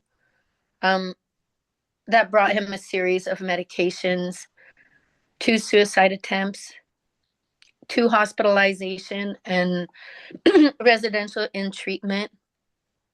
And I consider myself able to do research and discern science from non-science. I am married to a high school physics teacher who often speaks on this. And so when the psychiatrist and the therapist that were provided to me through my insurance had business cards and titles that included UCLA medical groups, I automatically gave them credibility, as I did my medical doctor who does blood work, scans, x-rays, and diagnoses illness. I've come to realize through some really painful experiences and self-reflection that the mental illnesses that my son, and in time myself, my husband, and my other son were diagnosed with were, they're not actual things. You can't show through a blood test or a brain scan or DNA that somebody is suffering from depression versus just feeling depressed, or that has ADHD versus just being really nervous in this time in their life, or at a part of their development where they're functioning in a different way. Um, and so I think with some reflection, I can see as a patient, client, and traveler of this system that it's not proven. It wasn't real. It's more seems to me like it's based on insurance codes. I remember my husband meeting with a therapist, and he provided a summary and had diagnosed him um, with major depressive disorder. And my husband called in and was a bit horrified because he didn't feel terribly depressed. There's sad things happening in our life, so he was sad, but he ended up having to advocate for himself, for the therapist, the psychologist, to remove this diagnosis that could have followed him in other circles here in the US. It's led the treatment of the stress and my son's hyperactivity and the help we tried to get ended up being way worse than how we started out and the help we sought out. Yeah. If you have any questions or suggestions, Dr. Swim, I'm happy to speak on other things as well. One of the things I was thinking when you were talking is that, and we're going to be talking about a little bit later, is the consequences of this. Because I think a lot of times when we're talking about this, that people, are put on the medication, but then they're able to come off the medication, and then they're able to redesign their lives and find freedom. I think Ashley was the first one that started calling this a death sentence, but what these diagnoses actually were. And, we've described it here in different kind of content, where it narrows down our lives and things like that. But actually, some people don't survive this.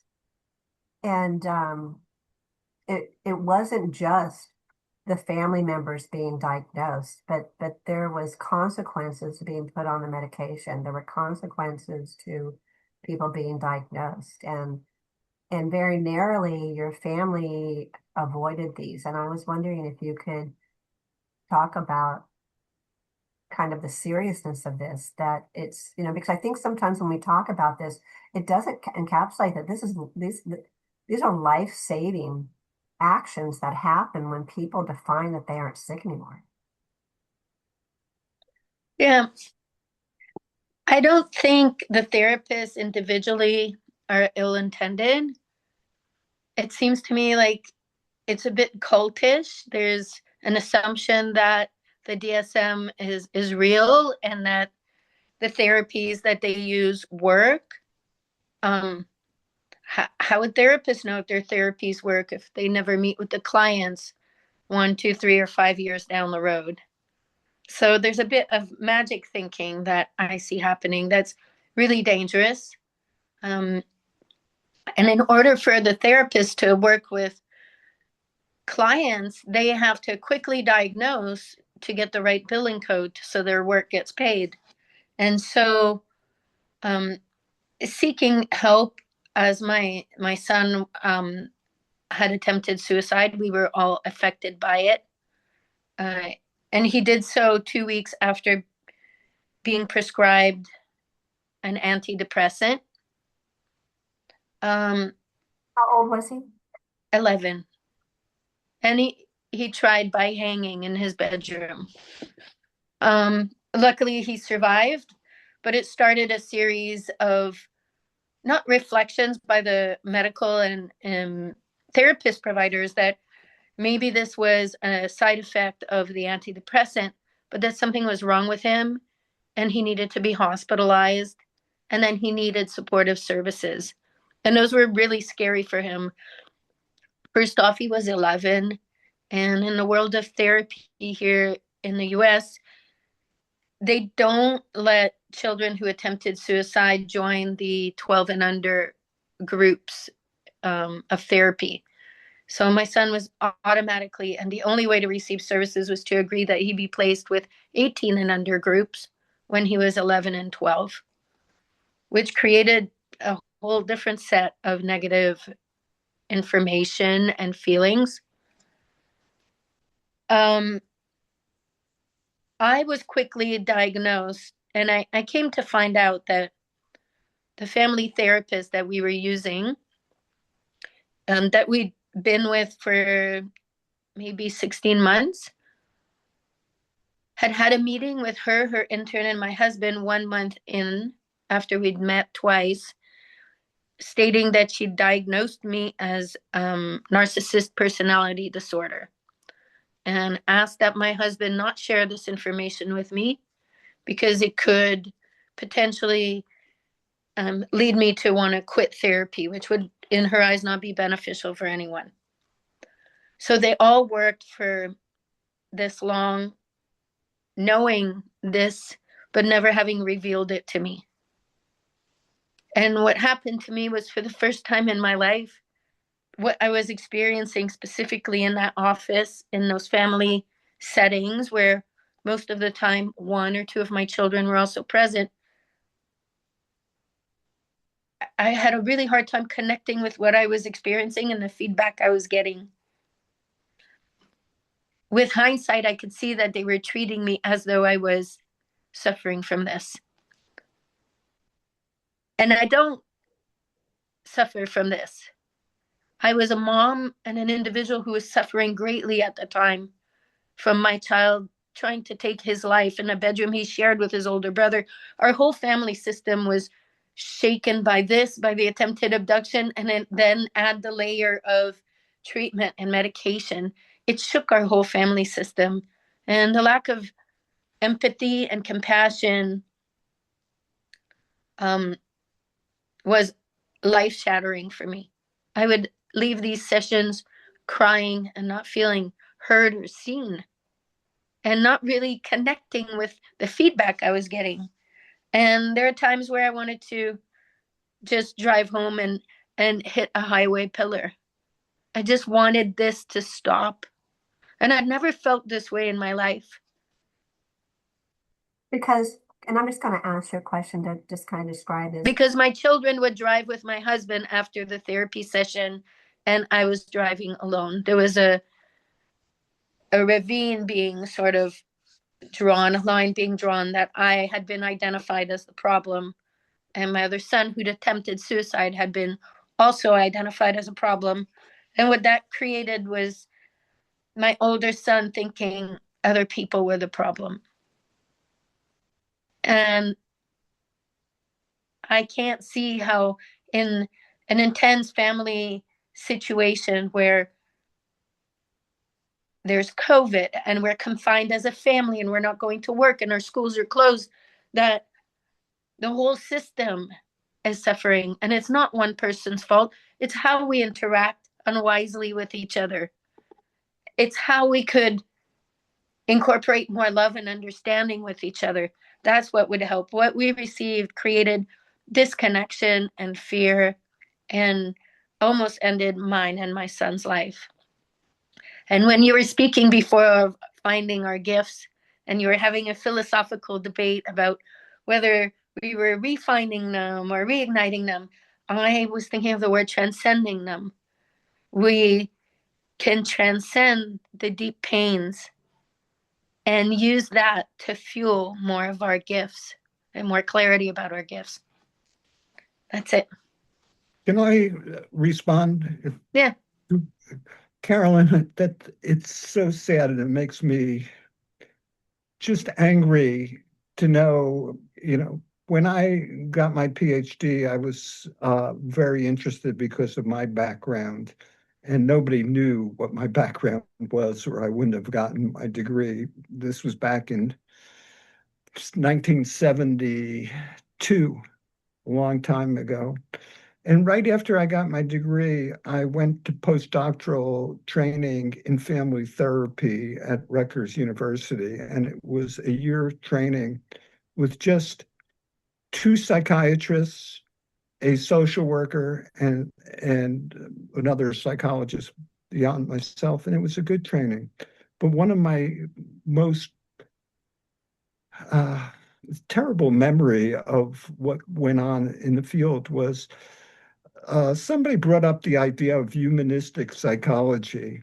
And both psychiatrists started laughing because at the time, this was 1973, I believe, that the medical profession was realizing that they needed to do something to change.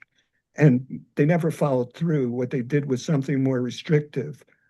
But the psychiatrist who was not running that program talked about what every MD has to come to grips with. And they're working in a hospital, like a 36-hour shift, and they're sleeping and they're on call, and somebody wakes them up uh, to see somebody. And both of them said the first thought you have is, I hope the person dies quickly so I can go back to sleep. And how can you have a humanistic psychology when that's occurring in the training of people?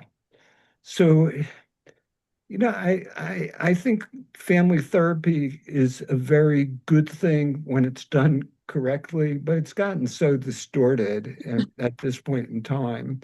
And what you describe happened to you is just, it's anathema to what should be there and the help that you could have gotten and the support. But this is the Well, field. thank you. One of the big differences in the therapy that we're receiving, because our family still has Dr. Swim on text message and phone calls, and it's covered through our insurance, is that it can happen in real time when the need arises, or there are side effects from the therapy. My and there's still moments, although less intense and less frequent, where having her support is essential, and it's in real time and it's online, and it just feels a lot more natural. Yeah, I have very mixed feelings about being a therapist and practicing because I don't abide by any of the tenets that you learn in school. Don't make jokes, don't laugh, don't touch, all this. Don't be real. And I think therapy could be helpful in terms of unlocking potential and doing different things. But I believe that a lot of times, if not harmful, it just keeps people stuck in what's going on. And I learned this at a very early time when I like to touch people. It's natural for me. I tap them on the shoulder, and and if people say they want a hug, that's fine. And it's just um, we need more than therapy to change the system. We need community. That's part of what. I don't think we need therapy. I think that therapy is dangerous. I think that we've got to find something else to call it. But I think we can, I just want to save that just for one moment and put it on the side and just kind of allow Sarah, I don't know if your mom is still here as well, but they had a few things that they just want to talk about along these lines that Carolyn was talking about. Okay, hello, can you hear me? Hello, we can hear you. Thank you so Oh, much. okay. Oh, I think my mom is still on. I'm pretty sure she is. So I'll just introduce myself really quick. My name's Sarah. I've been seeing Dr. Swim since I was like 5 or 6. I've seen her and I'm 23 now, so I've been seeing her for a while. She met me through foster care with like court-ordered therapy sessions. I was going to just like I don't know if you would call them like clinical therapist. Like, you sit in an office, play with toys since I was a kid, and they just ask you questions. But when I started to see Dr. Swim, it was very different. She started to incorporate like my mom being there a lot and the rest of my family and like doing things like obviously the horses and whatnot. So it just made me feel a lot more comfortable And even in my teen years, like when I would tell Dr. Swim certain things about like how I was feeling, she never discredited my feelings, so she never made me feel like a child, but she also never led me to believe that I was sick in the head in any sort of way, no matter what kind of experiences I had gone through as a child. So I think that it's important that you don't discredit children because, I mean, what they are saying is still important regardless of where they get it from. But, because a lot of kids are told like that they are depressed or whatever else, whatever other mental illnesses they are diagnosed with. So I think that was really important, really good on Dr. Swim to not discredit any of our feelings, but to also reassure us in a loving and good way, to tell us like what we've gone through is not normal. It's changed us, but it doesn't mean that we're, have this thing going on with us. So I think that was really good. And she was very patient with us too. She was very good with telling us that there was nothing wrong with us, that we just had things that happened to us and it's changed us as people, but it doesn't have to be like a end all be all. So yeah, I think that was really nice. I wanted to say something else and I totally forgot, but I just very grateful for Dr. Swim. All glory to God. I think that God used Dr. Swim in an amazing way, but I do also always credit God because he's changed my life significantly and has used people like Dr. Swim to help me through these times, and my family. She's helped us through multiple times. I think it was I don't know who just last talked, but she was also saying like that they have Dr. Swim on call, and there's many a times where we've been going through something where we've been able to call Dr. Swim. So she's been an amazing resource. I don't know if my mom is unmuted now or if she wants to say something, but that was just all I wanted to say. Just really thankful for Dr. Swim and the experiences that I got to see. Like I wasn't left with such a bad taste in my mouth of like other therapists. I got to experience Dr. Swim and that. And so, yes, that's all I wanted to say. I'm going to keep you on there just for a few minutes because I think Oh, okay. I think Margaret was also with I don't know if you remember Margaret, but Margaret was with you when we were at that ranch that had that big had a big black horse named Tessa. And but one of the things that we used to do at the ranch that's very indicative of the work that we do is that we never really saw us as doing therapy. So this is the reason why that I was kind of talking the therapy thing. We don't come from a posture that something's wrong with somebody.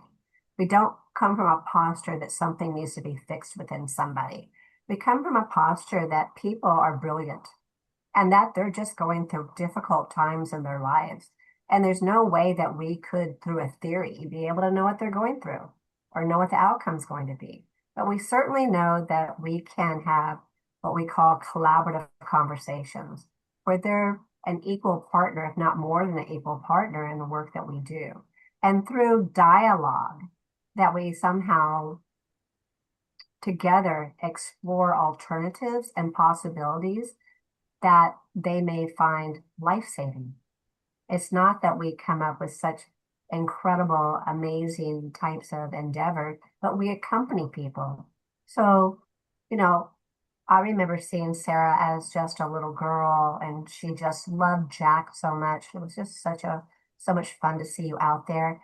And we would have conversations, but these conversations were not like, okay, so what brought you in today and what would you like to accomplish and all those types of things. It was conversations that you would naturally have with with people that are human and they lead the conversations. They're in charge of the conversations.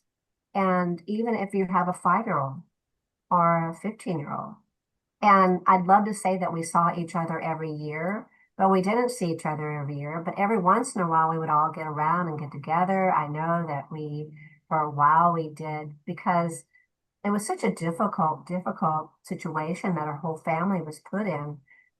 We did an article that was called, it was one of our first articles with the Taos Institute that was called Now I See a Family.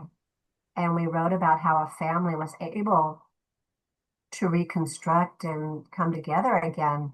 And I remember the students, when we went to that second ranch, Sarah, because we were always like hopping ranches because there was always a problem at a ranch.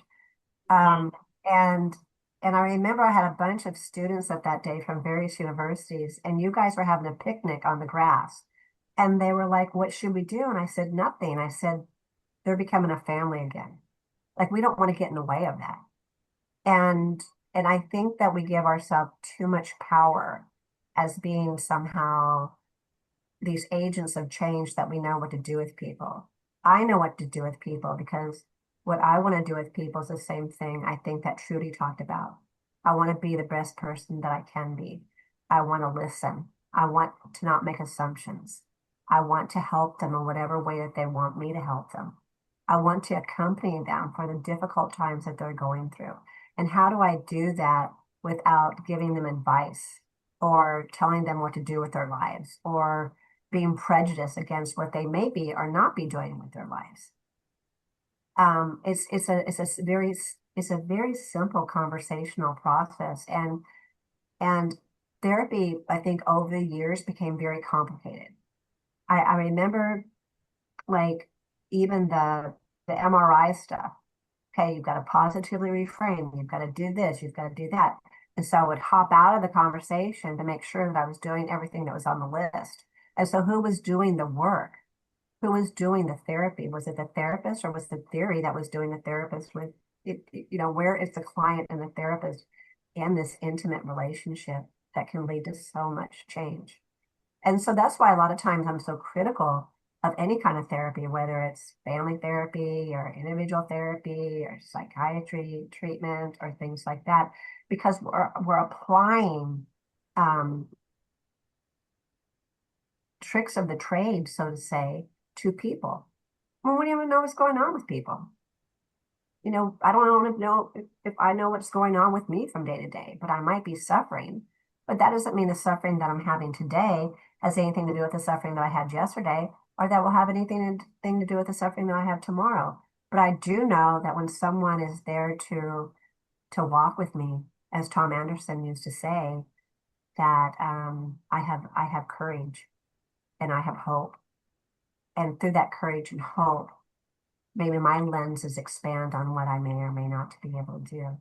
So, Sarah is just an amazing woman today, but she was an amazing young girl. She was always an amazing person. And I think being in situations like foster care, it makes you think, oh, well, they've been in foster care, so they're going to have to get over the trauma of whatever led them to foster care, and then they'll have to get over the trauma of being in foster care. And I think we should be able to transfer all those things and just be a normal person that's going through a lot of difficult situations rather than bringing in a lot of psychological or family therapy or psychiatric jargon and into what's happening with people. So I thank you very much for that. And then I'm gonna ask not last but least, and then we can again, I think we need to talk about some of the things that can be done today, but I think we'll just like invite a few more people to talk. And so yeah. So Margaret, it's been a long time since Sarah would never recognize you today, or maybe she would. You don't change a whole lot. So Lamore, was there anything that you would maybe want to add to some of the experiences and themes that people have been talking about? Talking to me? Huh? Well, the one thing I will say is that it's not, I think that it's not just situations where people are diagnosed. I think that it's become so um, mainstream and so acceptable to just give people these drugs that are really mind bending, in my opinion. And my experience was that when I was younger and I had my baby, and I broke up with his father when he was very, very young, maybe about 2, 3 months. And I remember going to the um, first visit that you have, the well baby, whatever, where they kind of check up on you for the first time after having the baby. And she asked me how I was feeling. And I said, well, I broke up with my now my ex, and he's it's depressing. I'm sad. I'm really upset about it. And the doctor gynecologist said to me, "Oh, well, why don't you take some whatever's, antidepressants or whatever the hell she gave me. I think it was Zoloft, if I'm not mistaken. Zoloft or Xanax, I don't know, something with a Z." And I said, "Well, why? I'm not mentally ill. I'm having an experience. I mean, shouldn't I be depressed? He and I were together for a long time. I just had a baby with him and we're split up. It's like, isn't it kind of normal?" And she's like, "Well, yeah, well, but why experience it? Why go through it when you can just avoid it?" And I thought, well, that's kind of a strange response, why don't you just avoid your life? Like, there's consequences, and you're feeling it. You can't help it. And she gave me the pills. I took them for about 2 months, and then at some point, or 2 weeks, I'm sorry, 2 weeks. They told me it would take 2 weeks to start feeling, which wasn't true. I felt them right away. And after 2 weeks, what started happening was I'd be sitting at my desk and I'd turn around and look at my employee and I'd say, "Look at me, Christine. I'm smiling. You see my face is smiling, but I'm not smiling. Like, I have nothing to smile about. I'm not smiling. My face is doing this on its own. Like, what is going on?" And I immediately stopped doing the pills. And I thought, whatever it is that it's doing to, like, this is not normal, and I thought, if this is what it's doing to me on, like, my face outwardly, what is it doing to my brain? That's why I refer to them as mind bending, is because I just felt like I was being, my brain was just being bent. It just didn't feel normal. And that's not somebody that was at that point diagnosed. And so it's just so mainstream, when in reality, it's normal to feel these things. It's a normal process of life. And to avoid that is to really avoid life. I think that they're using them in so many ways, these drugs, that are just, it's crazy what's going on to me. So as a patient, not somebody who, got a background in this, or, educated in that field, I still find it just like eyebrow raising, really. And then, I think once that, you know, we haven't talked about this too much, but once that and I think there's somebody else here that maybe can talk about that way, wants to talk about that as well. But once you have a diagnosis, everything changes. Right, that's it. You're not, the way they look at you is just like, nothing you say is legitimate, nothing you say is valid, because you're mentally ill. You're like a non-person all of a sudden. And so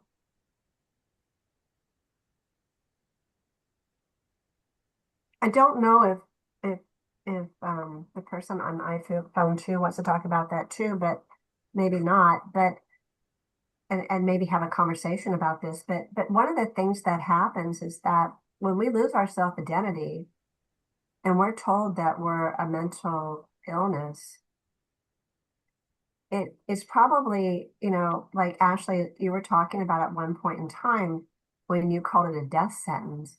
It's one of those times, and maybe you could add to this, please, Ashley. It's one of the times in your life that I don't think you ever forget when that happened, or forget how hard it was able to get out of that, of not believing that yourself, because it lingers.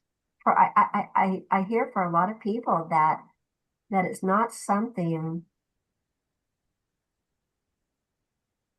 that, we talked about, just not saying that you're sick anymore. And that sounds really um, simple.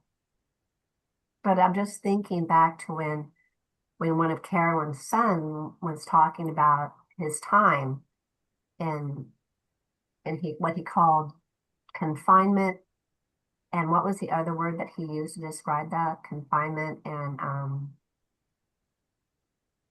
coercion.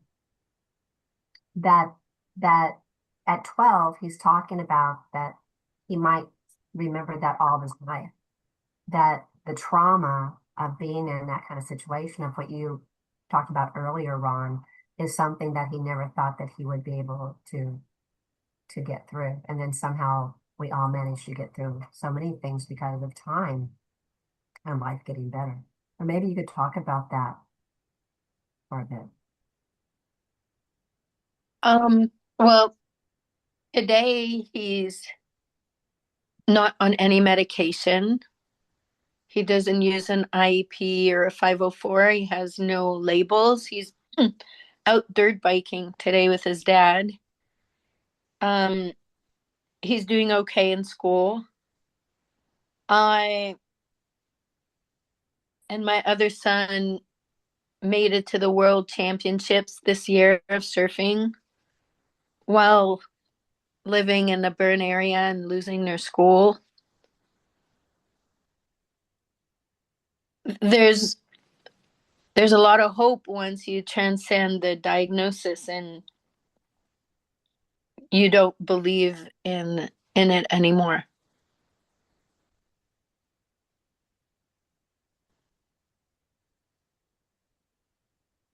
And if I may chime in, um, I think that there is a whole new life after you break out of this narrative, because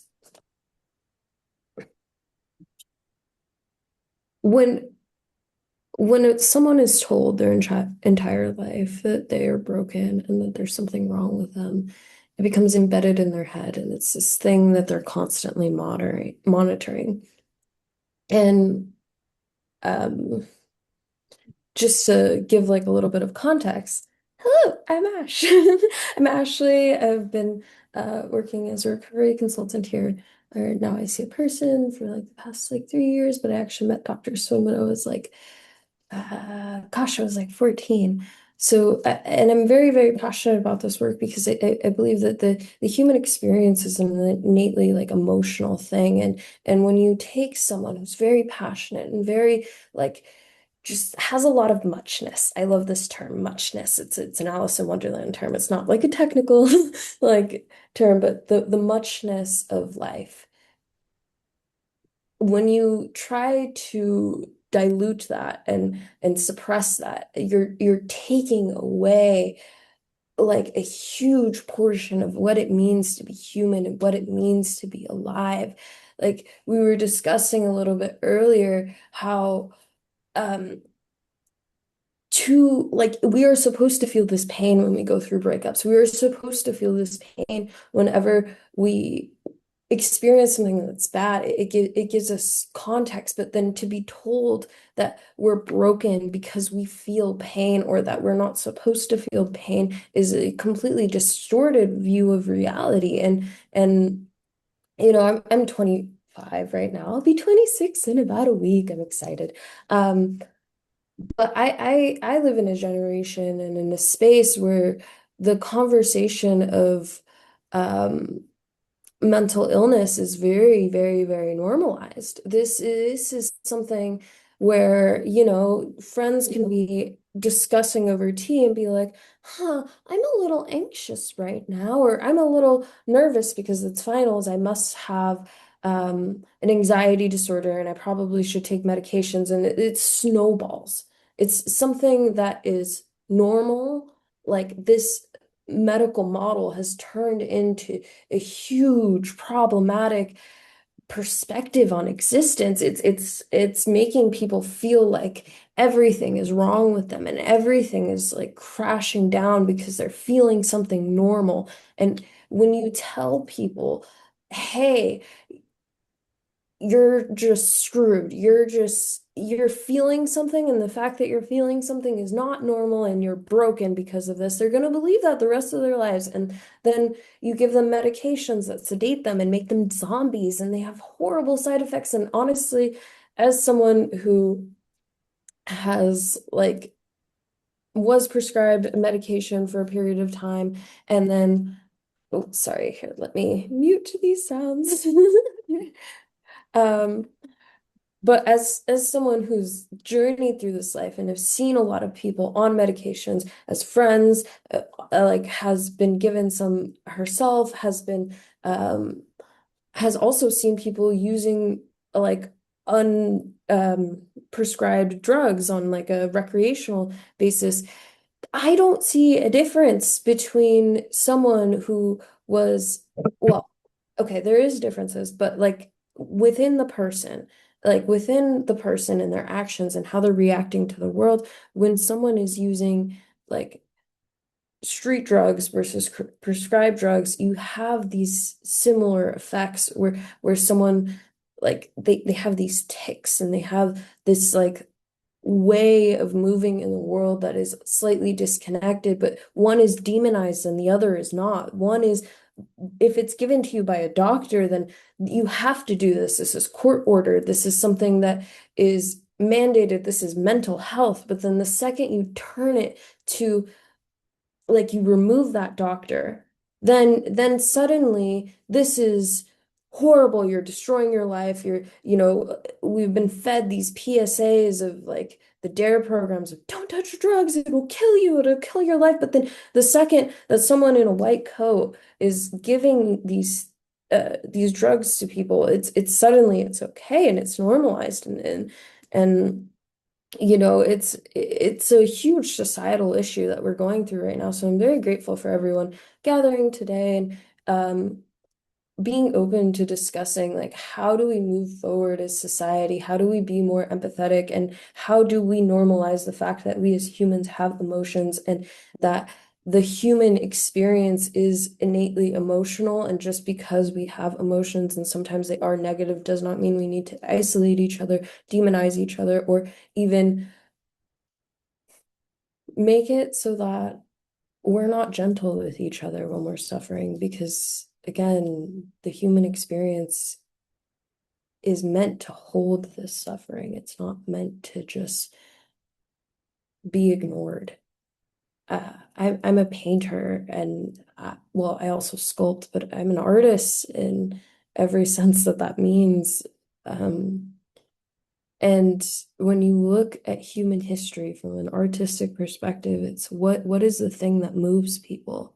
What is the thing that convinces someone to move across the ocean or spend days carving the crucifixion of Christ? Like these are the things that impact society. It's the emotional experience, and to tell people that they're broken for feeling so much is innately wrong. Like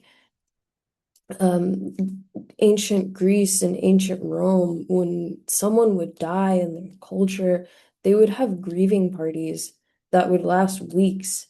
It was common practice for people to rip off their clothes and tear out their hair when someone they loved died. This was a whole ritual embedded in their culture, normalizing a space for their grief. And so why in modern day are we being told that this is not normal when it's been a part of humanity forever? Since every aspect of human history, we can look at the arts and use this as the fundamental backbone of understanding that humans are emotional. And there is nothing wrong with it. It creates beauty in this world. It creates diversity. It creates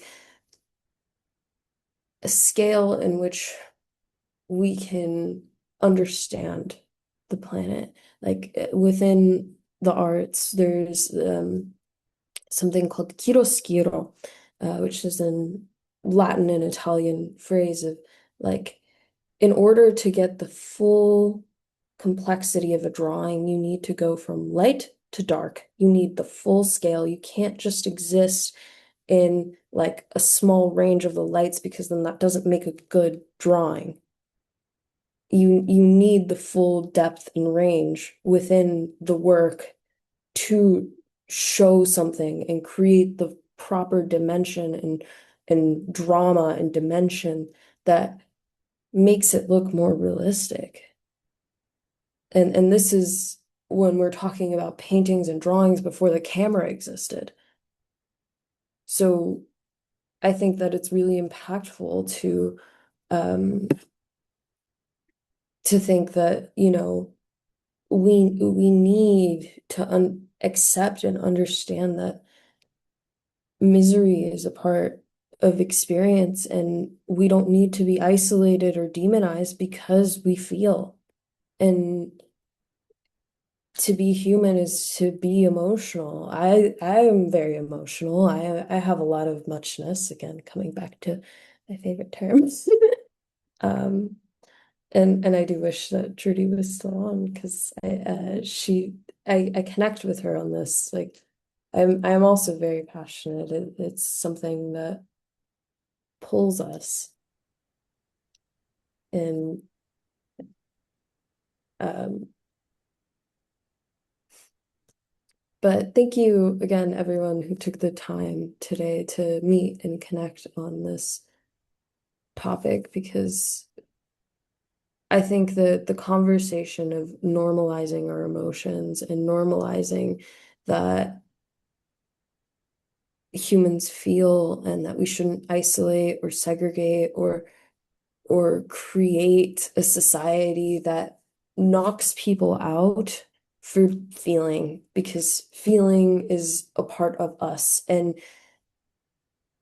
when you have a system that tells people, again, from a really young age, that it's not okay to feel, then you have this horrible paradox within yourself of, like, oh, I feel something, there's something wrong. And that's not true. It's you're allowed to feel it. It's okay. It's okay to grieve.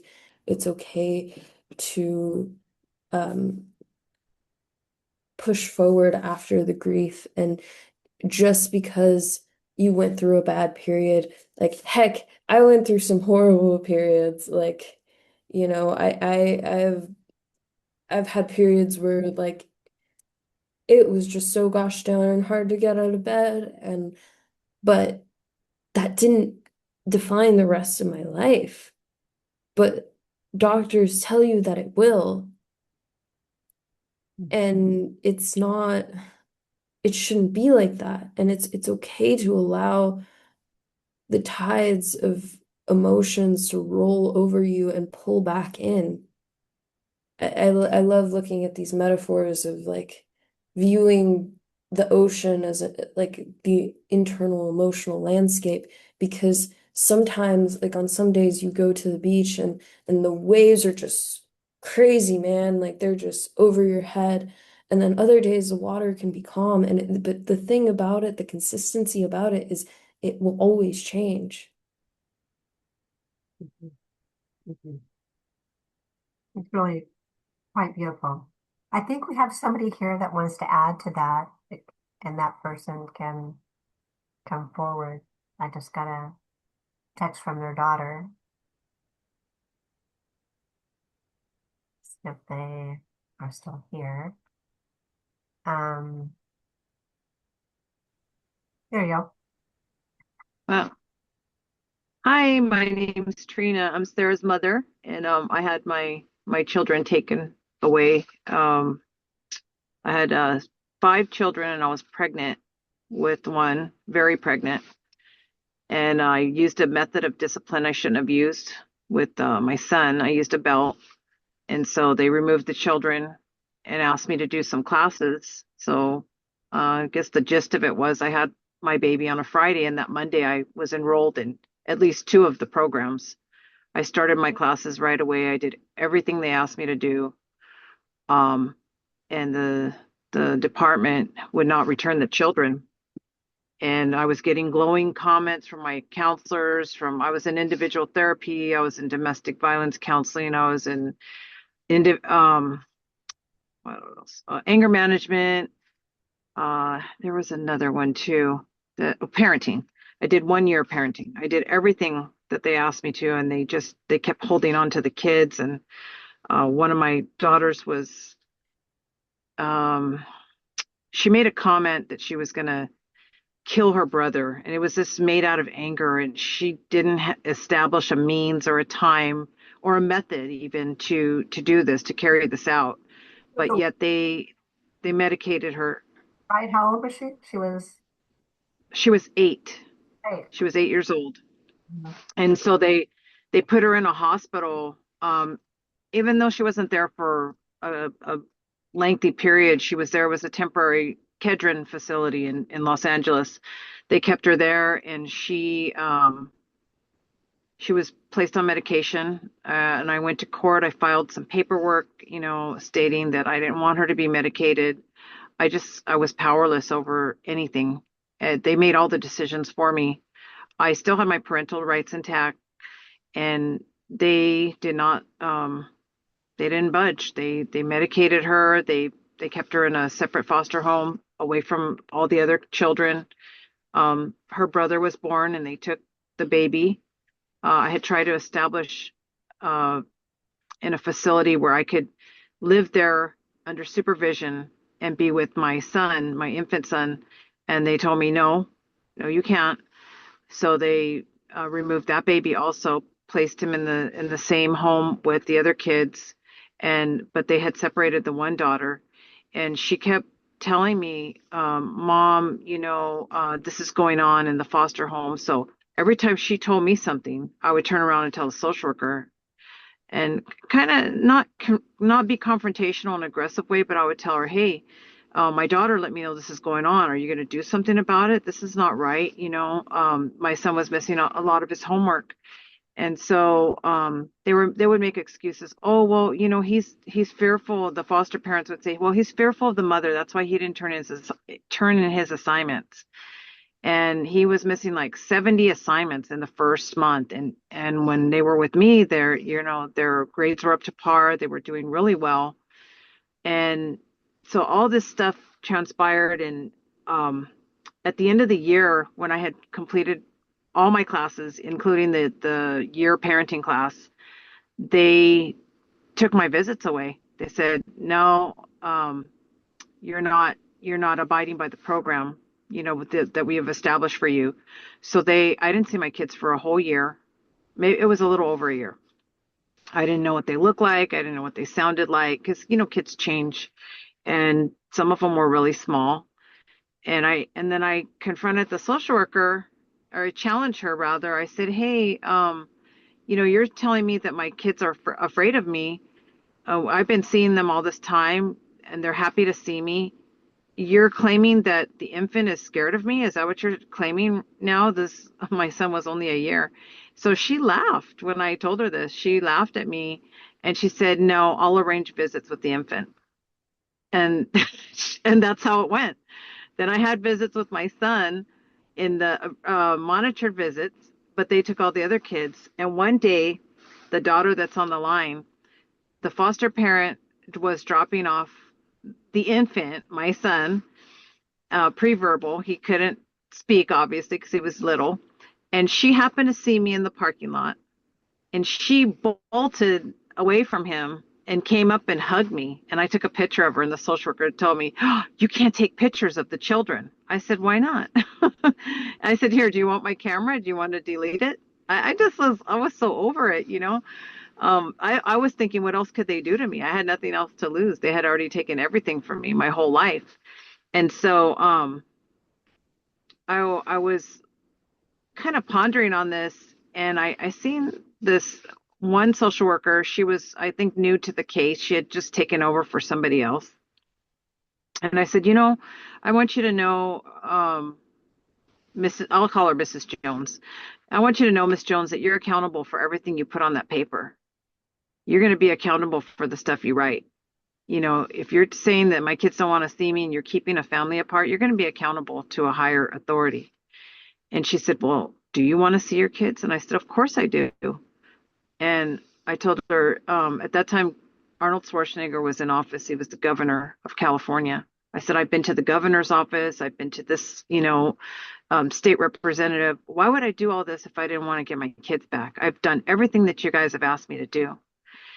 And so that happened, and she arranged visits to occur in the DCFS office. And I began to see my kids. I didn't know the foster mother had passed away, and we had known the family already 11 years before the case.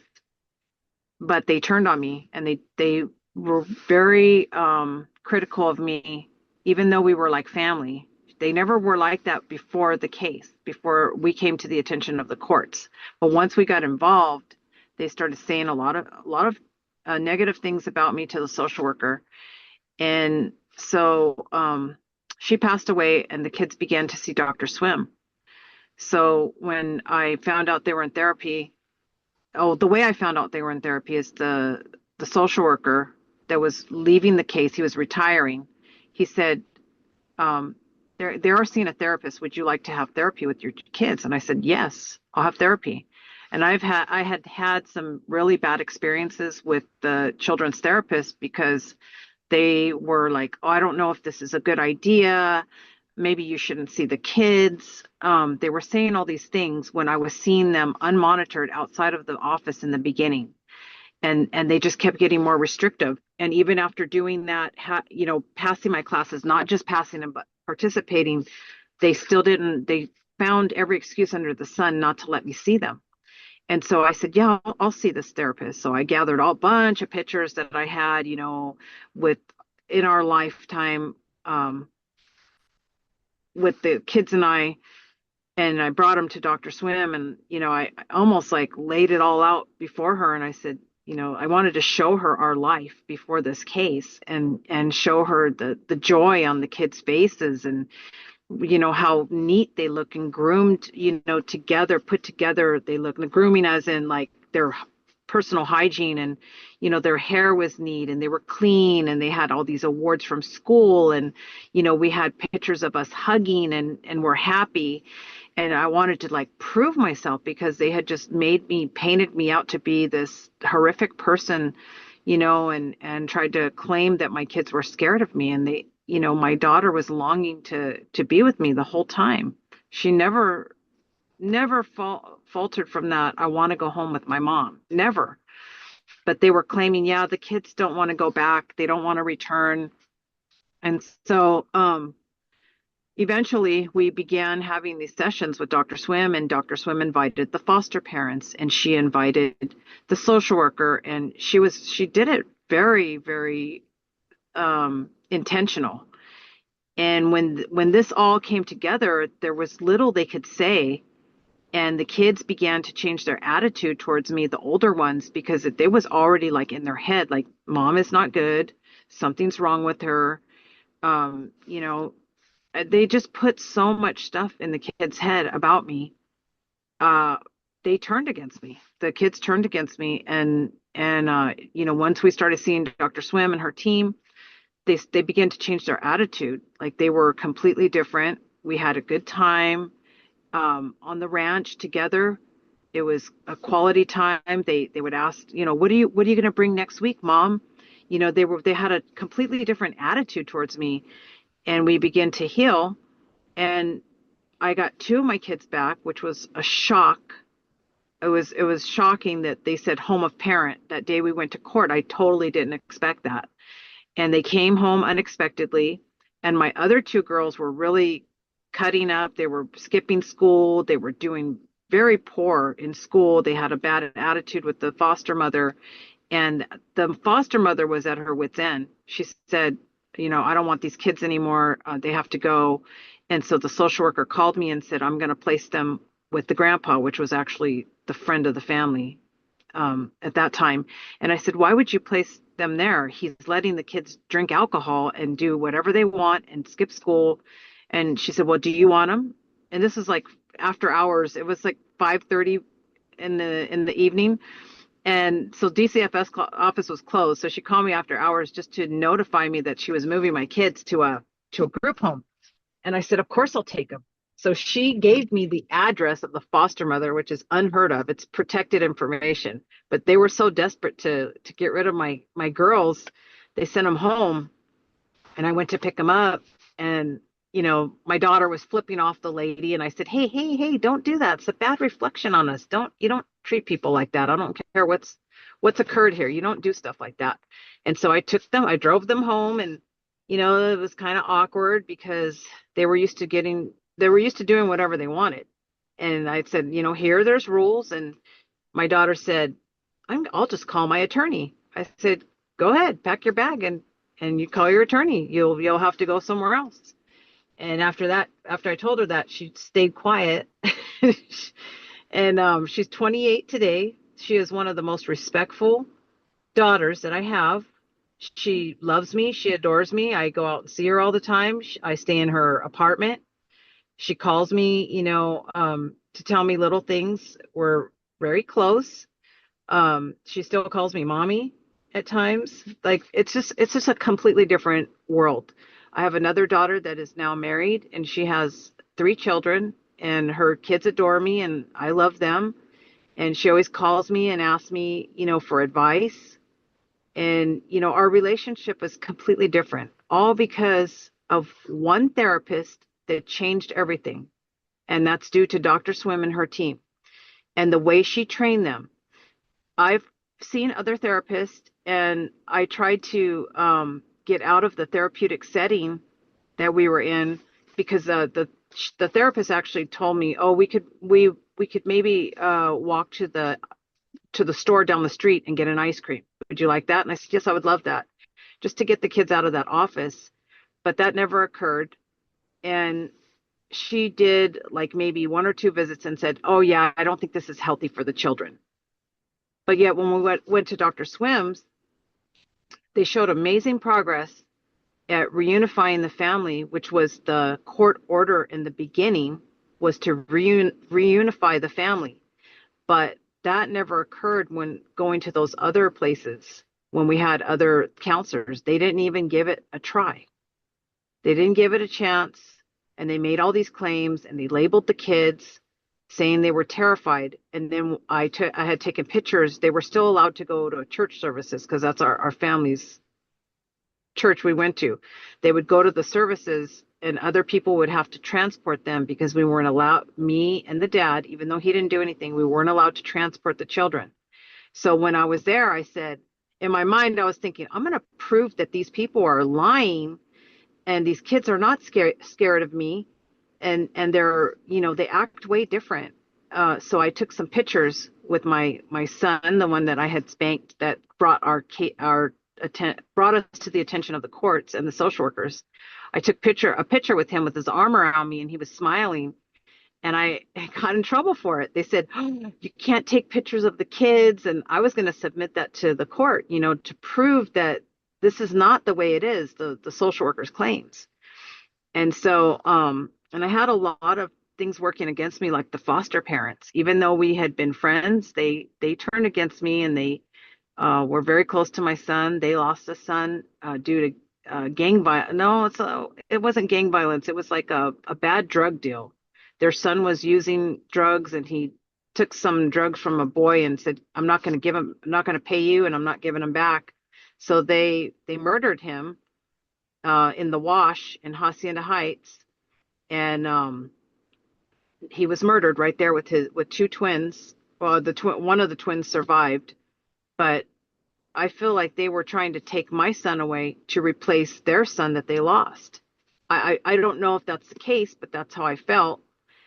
And because they were just working so aggressively against me, and saying all sorts of things. Anytime something would happen, or I would have a communication with them or with the social worker, they would make a claim that was false.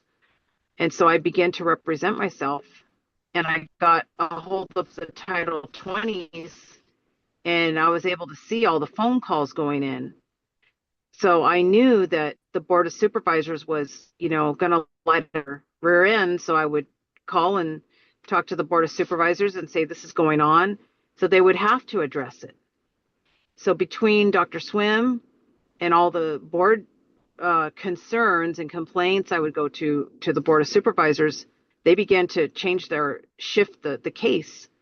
And eventually the kids did come back home, all of them. And the one son that they tried to keep me so aggressively from, he ended up being the thorn in their side, and they didn't want him anymore. And they said, well, will you go pick him up? At this point, he's already been to juvenile hall. He's committed crimes. I said, yes, I will get my son. And I got him. I picked him up and brought him home. We had a lot of issues going on because he wanted to do things that I told him is not permitted in the house. He couldn't go out all night and stay out. He wanted to smoke cigarettes. He wanted to do a lot of stuff. And I said, "You're only a minor. You can't do this. I'm not going to let you." And so that one, he he ended up going to prison, and but he got in trouble for something that he shouldn't have done. And it was very sad because he ended up dying in prison. But before he passed away, he had changed his whole demeanor. He was a different person. He was a better person. He found the Lord, or he always knew, but he went back to his ways of, like being in church and reading the Bible and just being a completely different person. And he was writing me letters, and I wasn't sure if they were real, but after he passed away, and he died of a sepsis, and while he was incarcerated, they didn't treat him properly. He was slurring. They thought he was on drugs, but he wasn't. They did a toxicology on after death, and they didn't find anything. But he had truly changed, and that's the relief I find, that he didn't go because of suicide. He didn't go because somebody murdered him. He died of an illness, but he died. When he died, he was not doing bad things in the prison. He was trying to straighten up his life and go to a drug program inside the prison and change his life. So, even though we hurt behind his death and we miss him tremendously, our family was restored, even with all the things that we went through with the department and with mental health services that they were trying to give my daughter and label her. We did endure all that as a family, but stayed together. And my daughters even lived with me until their 20s. They stayed with me even after they turned 18. They didn't have to live with me. They could have took off right when they turned 18. But because we had missed those years, I believe that contributed to them wanting to stay and hang around and be a family unit with all the kids in the house. We had, I think, 7 or 8 kids at that time after Andre was gone, and then I had another baby. So we didn't really have the full 9 there at one time, because either Andre was gone or my other son wasn't born yet. So if that would have been the case, if he would have lasted out of prison and I would have gave birth, we would have had the 9 kids at home, with the 2 parents, and the kids had a great time. There was never a dull moment.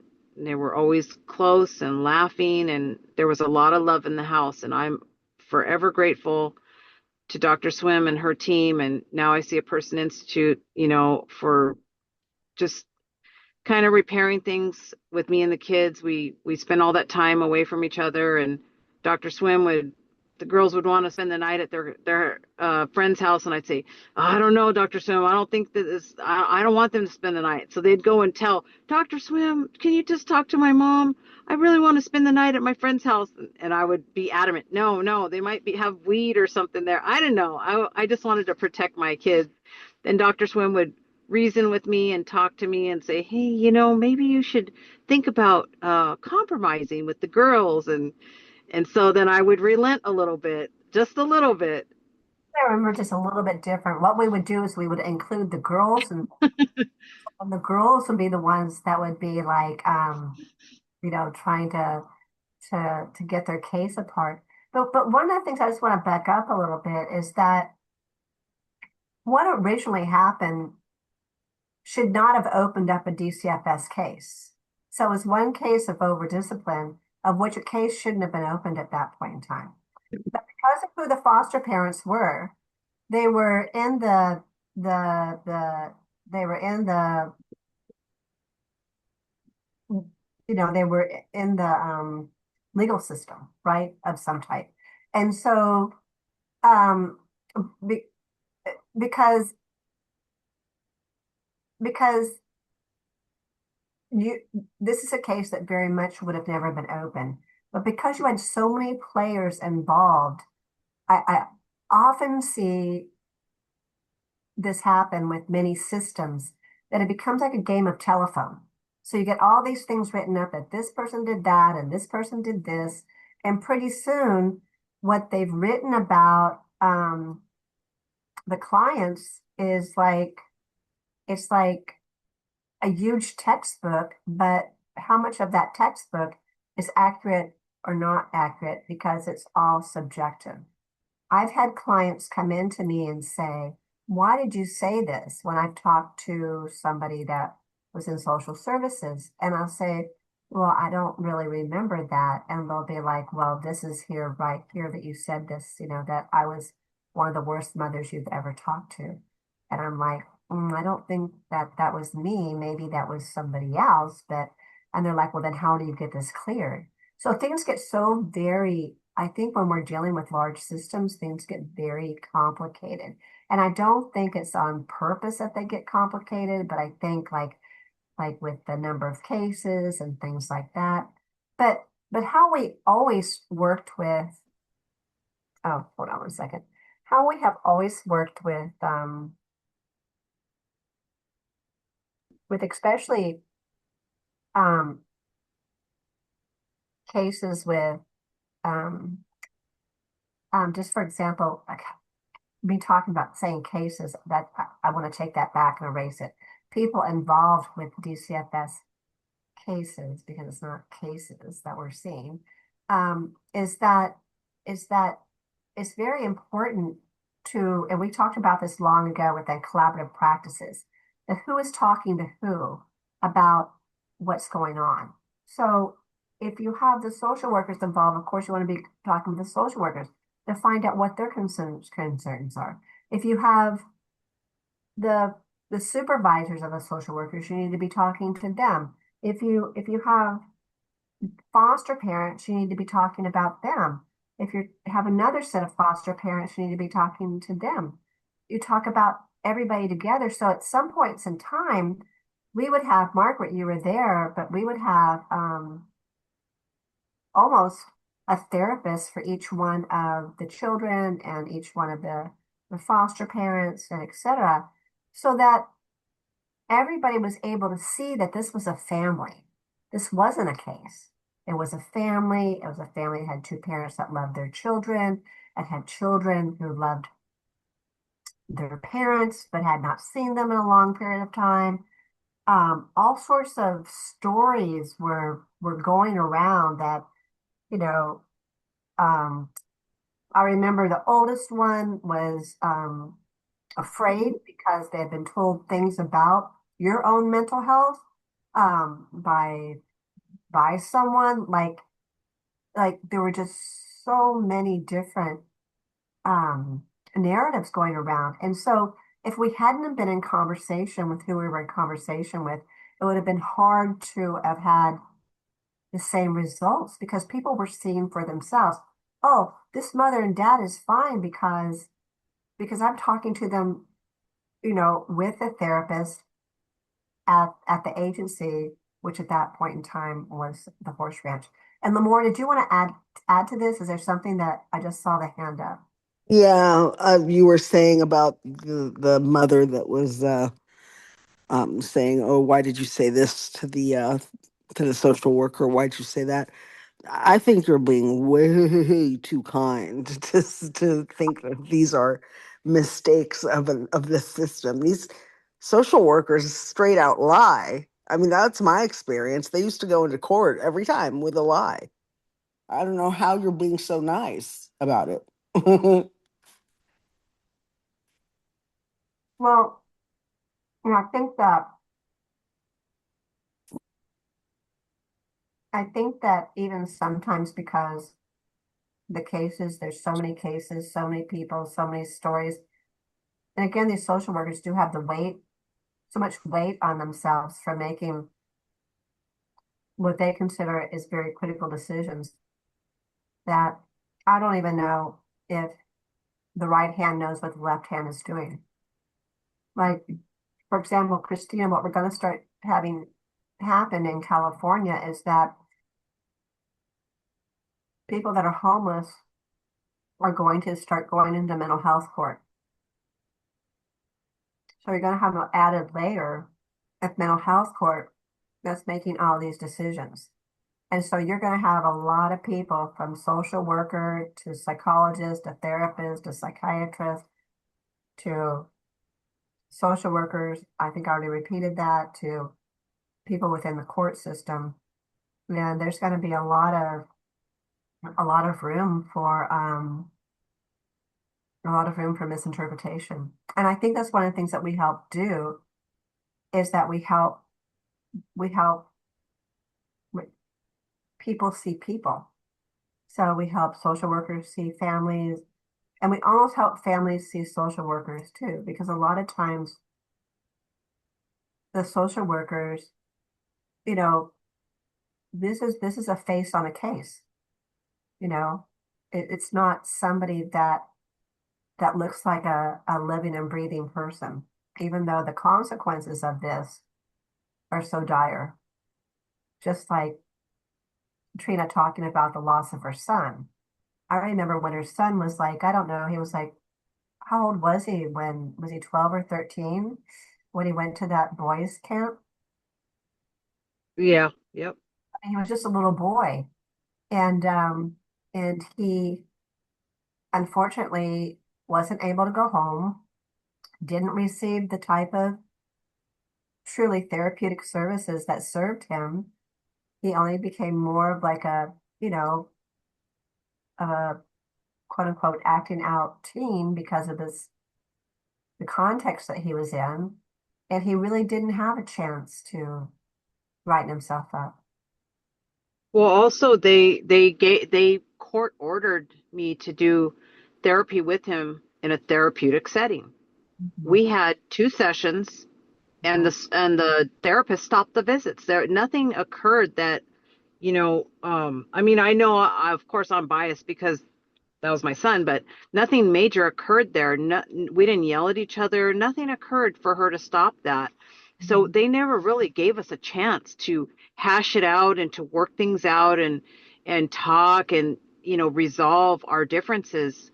And the whole issue was I was strict on homework and school. I wanted the kids to do good. I didn't want them to, I didn't do very well in school, so I wanted to give the kids something better, like every parent does. And I was strict, and he wasn't doing his homework, and that was what the issue was. That was the issue for me, and it was a big issue. And I would have them I worked full time. I would have them in the daycare or in the after school program, and he was just not doing it. And so I told him, this needs to happen before you go and play basketball. And he just kept doing the same thing every day. And that's what the whole issue was, how that came, when I spanked him, that's what it was over. And so, and it's because I wanted I wanted him to have a good future and do well. And so, they didn't even give us the opportunity. That just didn't occur. And I think you recall one of the foster parents saying, "Oh, they're just putting my kids through school." the Was that we're going up for one of those group meetings, and me, myself, and one of our student therapists, and we were riding up the elevator, and they were talking about how much money they were making off having the children in their care. And I guess they didn't recognize we were in the elevator, and I was like, it was just so sad because um, they had a home to go to, and but nobody could see that this was a good home until the very end. And then like everybody was like seeing that this was a very good, a very appropriate home. I remember talking to the older girls, and I was like, because my daughter was working in a group home at that point in time, I was like, I don't know if you guys really want to go to a group home. It sounds kind of cool and all that kind of stuff, but it's not a home and it's a group, but it's kind of, I don't know, like it's kind of rough, compared to where you guys have been, right now. And I remember the oldest one, saying, well, if I'm forced to go home, da da da da da da da da. And I was like, well, okay, whatever you want, if you don't want to stay there, we'll figure it out, right? So that there's no closed door. There was no, but the first day that she came out with a suitcase full of pictures. And it just wasn't for the clinicians, because I think the team at that point in time was what, about eight? clinicians that were with me, it wasn't just for the clinicians, it was for the children. The children to see that there had been birthday parties and Easter and Christmases and everybody was happy. Because how long was it before they allowed you to have therapy with them, with us, that after they had been removed from the home? It was, I had seen him the first year. After the year and I completed everything, I thought, oh, this is it. I'm going to get him back. They actually took the visits away and said I couldn't see him.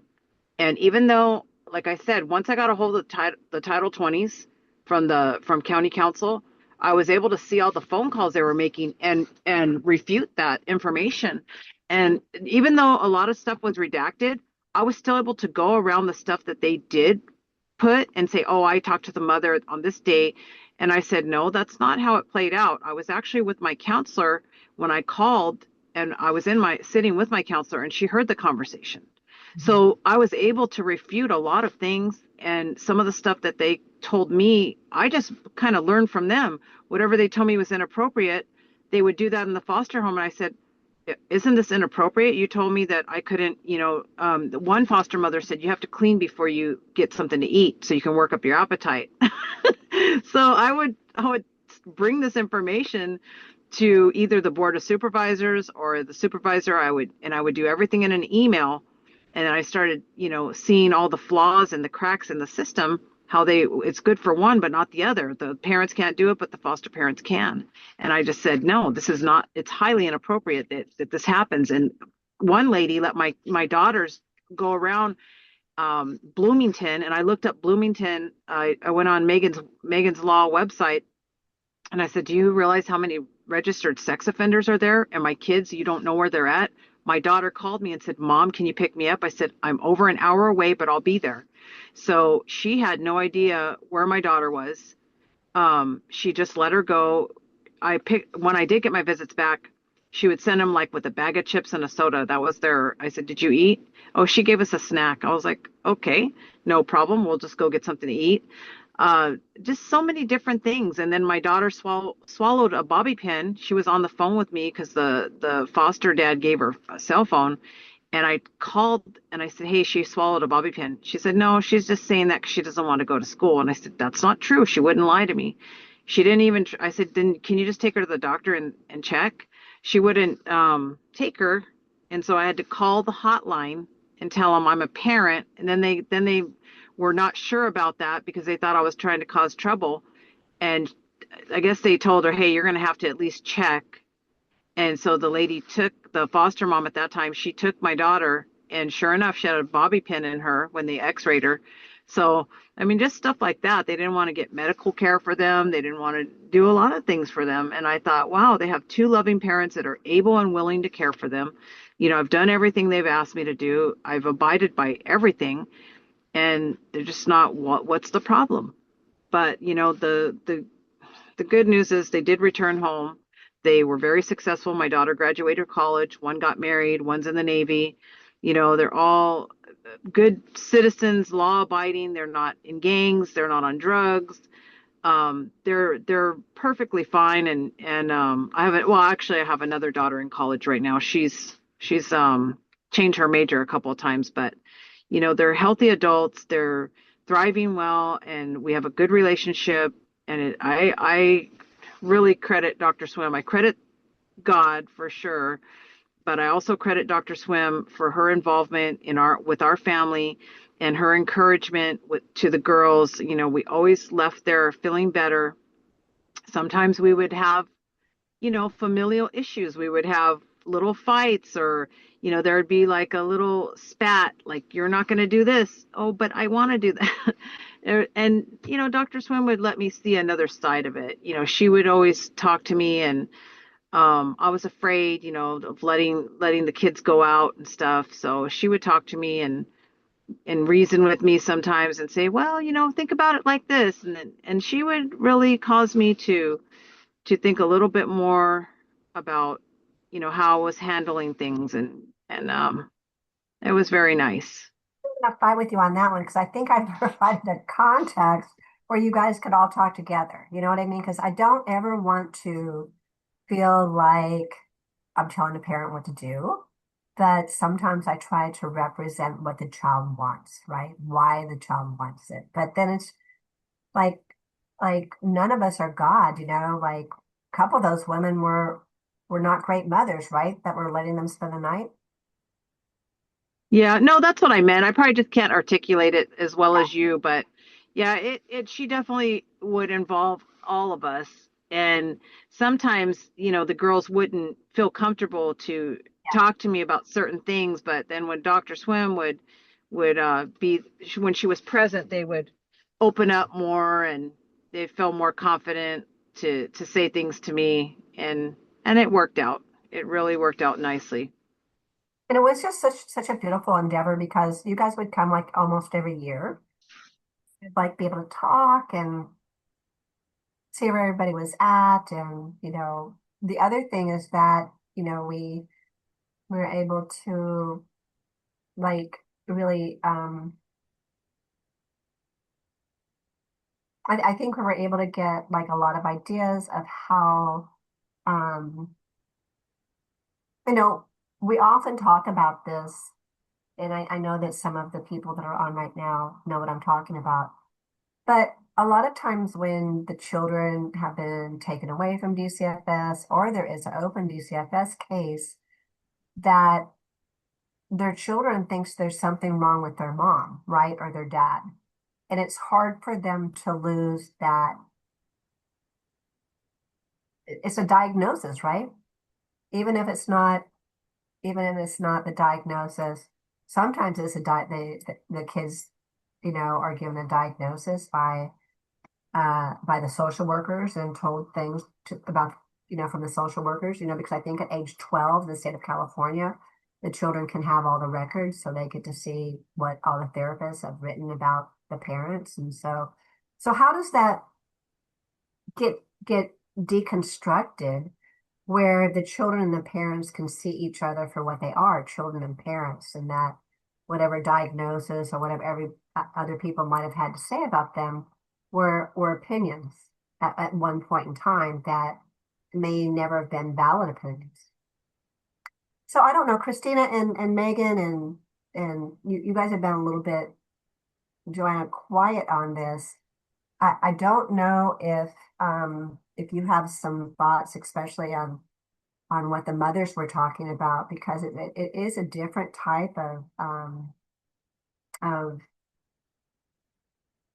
it's a different type of humanizing that we have to do. This is within the Department of Children and Family Services, where a lot of times parents, when they get accused of some type of child endangerment, that it's very hard for them to lose that title either.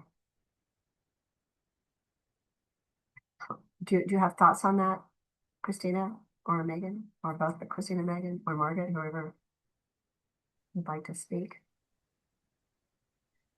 Um, so I noticed an ongoing theme is somewhat related to that, but the theme of defectiveness and also isolation, as Jonas had brought up earlier, this sort of um, separation that we're in, or this distance that these labels and these processes put people at in relation to us or the service providers. So hi, just to introduce myself, my name is Christina Winters. I'm living in the Netherlands. I'm American, but I grew up in the US, but I've lived in Europe for about 13 years now. And I'm working as a psychologist in private practice in the Netherlands. Um, I came across the work that Susan was doing at a conference that we met at a couple of years ago. And I really admire the work that Now I See a Person is doing, and the work in the name of anti-pathology that everyone here is focused on today. So thank you for having me here. Um, I I wanted to mention I agree with you, Susan, about what you said earlier about therapy and that we need to call it something different.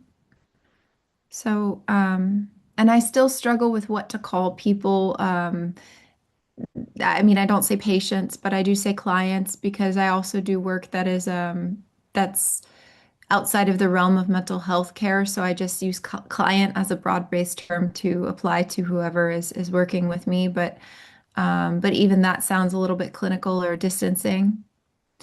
Um, so yeah, the and therapy is it's such common vernacular that I don't even know how to advertise or promote what is needed. And I think it was mentioned earlier today is that some people aren't sure of what is needed.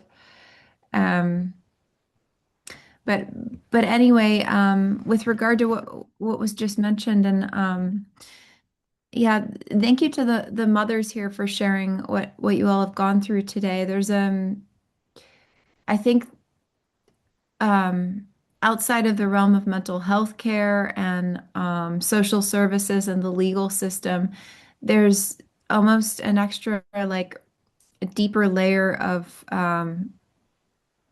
personal shock or offense that comes from this sort of separation that happens when one is labeled or when one's child is labeled or you're forced to interact with these systems and then get labels or to be put into processes that you either didn't ask for or that you're not sure of the intended benefit or outcome of it. You just know that it's something that you need to do as to get as a means to an end. And I sometimes think that some of these processes are put in place as a tick box exercise for liability or for other reasons. That's not to discredit everything. Of course, I know that we need like safety awareness and risk to balance risks in many situations, but the way that this stuff has become so standardized, it's so arbitrary and it really doesn't apply to every situation all the time. And it almost seems like when you put people through certain things, it can be so obvious to onlookers, like including people who are even intimately involved in certain cases. It can seem so obvious that wow, this is actually probably going to do more harm than help someone. And it really, from a practitioner perspective, it really sucks being in that position where it's like, oh, I have to do this, or I might get fired, or I have to do this, or I risk, um, yeah, being looked at poorly upon by my supervisor, or having some kind of disciplinary process, or something like that. When so often it's a moment to start a conversation. Um, but usually, and unfortunately, these systems are so overburdened that even the time for that and good faith effort to discuss things like that are just kind of shut down or brushed aside. And so I think it's really important that we have days like this and meetings like this where we come together and we hear these stories. So I want to thank everyone here again for sharing. Well, I agree with everything you said, and especially thanking you. But when I think about good practice, we're often in situations that kind of rob us of our ability sometimes to do what is good practice. So how do we participate within these systems the best that we can? And, you know, I was having a conversation, um, Megan, with you about this because, when you work in um,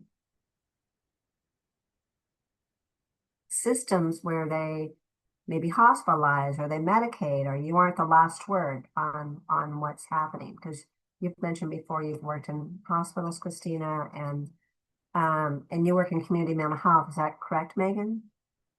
Right. And so what kind of things can you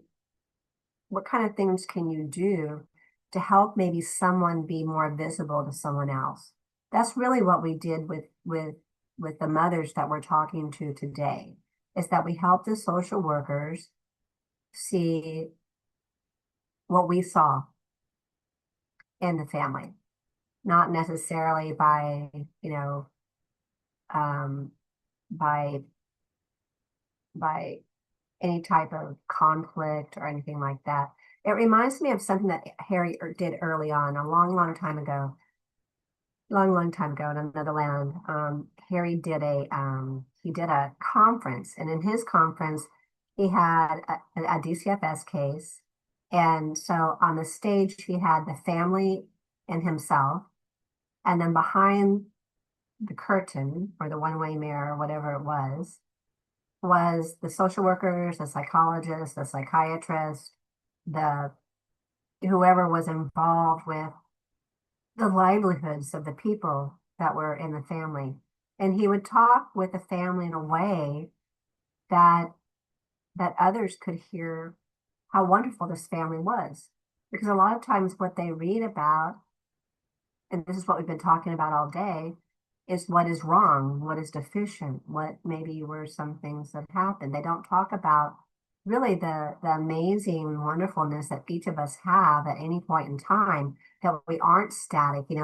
Chris talked about that as being rhizomic, you know, um, you know, um, of course, Jonas talked about it as humanizing and trying to take away from the person becoming that other in the relationship, as well as Ron. And I think that it's very easy to see when we're in conversation with somebody that we're able to share things like if we can share our experiences of what we have with that client. And I know that I have did that when working in hospitals or in community mental health, of talking with other people that are involved with people that I feel that are kind of my client, but they're really not my client because the money's not coming directly to me. It's not a private practice kind of a model. But people that I'm very invested that whatever type of transition or transformation can occur for them. So, I'm wondering if maybe Megan, you could talk to that about giving clinicians hope of what they can do with in difficult times when maybe the systems aren't able, for whatever reasons, to be able to see your clients or the consumers in a way that really represents them or even serves them. Yeah, sure. Thank you. Yeah, and I just want to start by saying what an honor it is to be here today, and how much I've really enjoyed taking in hearing everybody's voices.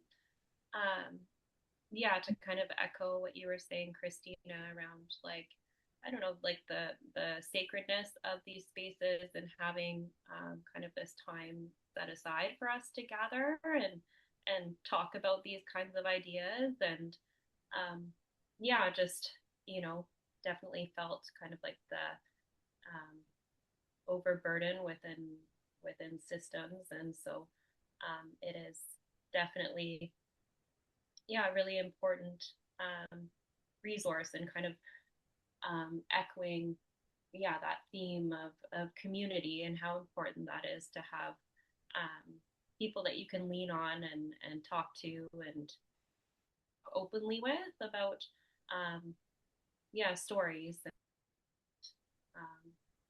Yeah, so just really, really grateful for this space today. So I'm joining the call from the unceded territories of the Musqueam, Squamish, and Tsleil-Waututh peoples in what is now colloquially known as Vancouver, BC. I'm a counselor, and I was originally connected with Dr. Susan Swim through Christopher Kinman, who was on the call earlier today. And again, that was so special to hear him talk about the language of gifts and rhizome, and yeah, his story of Matthew and honoring the life Matthew. I'm just going to say something very quickly. I can't hear you very well. Oh, okay. That's perfect. Oh my Is that gosh, better? I'm so used to it. Is I that better? didn't say anything. I was trying to find the chat, but I couldn't. But okay. Oh, okay. Thank you for letting me know. Yeah, I think to that piece around, like how can we as professionals within the field like continue to hold on to that hope and also like to kind of stick on and continue on when there are all of these challenges or different difficult parts of the system, how to kind of not throw in the towel and walk away from it. Like how can we work within it to make a difference. One of the things that Ron said around, like even just focusing on if we make a difference for one person, that can be, that motivation or encouragement to continue carrying on. That, there are a lot of problems and are a lot of issues, and we don't need to solve all of them. However, if we can, make a difference for one person or one family, that's worthwhile, and like that's our little piece of the puzzle. And I think it definitely helps to know that there's a network of people out there all working together kind of in community to talk about these issues and to move ourselves forward. That again, getting away from that individualized lens, that it's not one of us in there alone or anything like that. Like this is the world that we're living in, and what can we do together. How do we go forward from here? That doesn't really answer the question. It's kind of creating more questions. But yeah, putting, I guess, the words out there, or creating spaces where we can come together and ponder these things. And I think, getting back to kind of Trudy, first of all, there's no sickness. I've been doing a lot of thought on this lately, and I had sent the woman in the garden something last night that I was looking up. And if you look up I thought this was really, really interesting, Christina, Sloan, Ashley, and Margaret, is that when you look up okay, so as Rod often says, and it's very common knowledge, the most popular psychiatric medications or psychiatric drugs are for ADHD or for bipolar disorder. And that was one of the things that alerted him, I think, when he was in his training as a medical doctor, that every child on this unit was either given an ADHD diagnosis or bipolar or ADHD and bipolar diagnosis. And we have to remember what these drugs are, that there's never been any documentation that these are attached to any type of biological analysis. It's all hypothetical, what anything has ever been based on. And so in such, of course, you can't have a blood test, you can't have a urine test, you can't have a saliva test, you can't have a brain scan. You can't have any of those types of biological type of tests to even show you how much medication you should be giving somebody or not, especially like an 11-year-old. An 11-year-old to be on so much medication, and then the effects of that, of being in a hospital, most children taken into a hospital or handcuffed in a police car, it's not a sweet sight of what happens to people. I think adults sometimes can say, yeah, I'm going to go involuntarily, but for children, it's such a violent process. There's so many violent variables to the things that we're talking about. And that, so when I'm looking at this, and that you see that of course, what we used to call speed when I was in high school, that they started calling, Adderall, or Dexedrine or whatever, that these were drugs that were used in the 30s. In the 30s. And what were they used for? To pep people up, to make them feel a little bit less fatigued, right? Kind of like the cocaine thing of when it started in Coke. And then you fast forward it a little bit, and it's used in World War II for our soldiers so that they can be peppy and fighting all the time and having enough energy at night to be coming out of the foxholes. And then you fast forward a little bit to the 50s, 60s, and 70s, and it's used as diet pills, and, as we all know, during that period of time, if we studied women's studies, there, a lot of women were then taking a lot of Valium and things like that to go along with the stimulants because of the up and down kind of thing, causing a lot of drinking issues at that point in time, of which, they say even addiction is due to some type of a disease model. So all of these are just like, they're non-scientific paradigms that people have taken as kind of biblical truth. And it's very concerning because even the SSRIs, that's the one that I was sharing with this mother, is that they were looking for something in the 1980s because the antidepressants they had before then would slow people down, right? It'd make them kind of sluggish, they'd be kind of tired. And so what they found was something to mix with that, right? To make them up and sedate them at the same time. So you have wide awake people that are being sedated. And so none of this is helping you feel better as a person.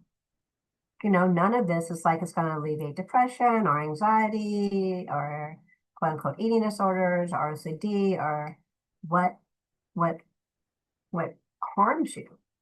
And so a lot of people become unscathed with that, but when they really have issues where they're having so many symptoms that not only does that not work, but the increase in that creates, what is it called, Joanna, that it increases? That aggression? Are you there? So I'm not sure if Joanna is able to answer at this point in time, but I think it's called akathisia.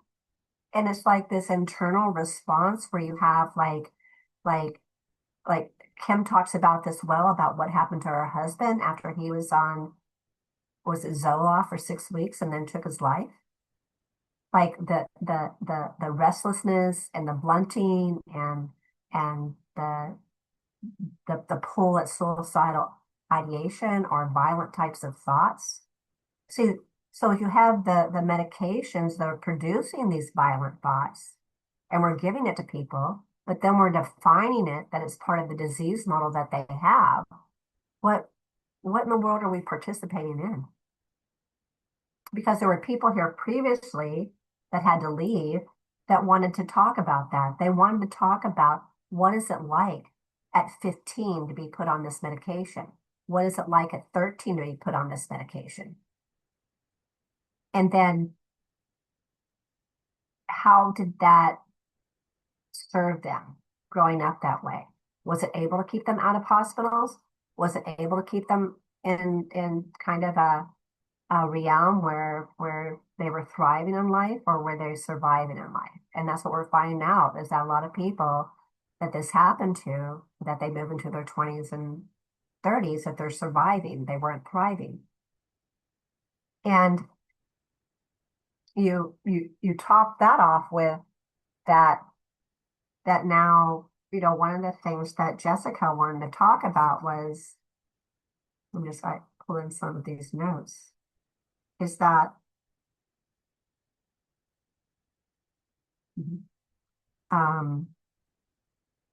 she said, because she was talking about the MAID Act, and she said in 2024 there were 16,499 medical assistance in dying provisions in Canada.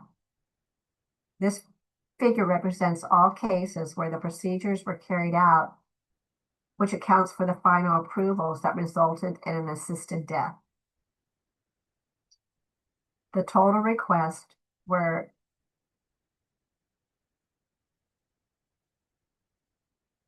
were almost 23,000 reports. It said of those requests, almost 17,000 people received the MAID. The remaining cases did not result in the provision for various reasons. She said that one of the things that they were trying to do underground in Canada was to help people through different type of venues. One of the things that they talked about was the psilocybin approval, that they were able to get 104 requests for psilocybin approvals. And so 104 people did not proceed with the MAID. And I heard last night, I think it it might have been Laura Delano and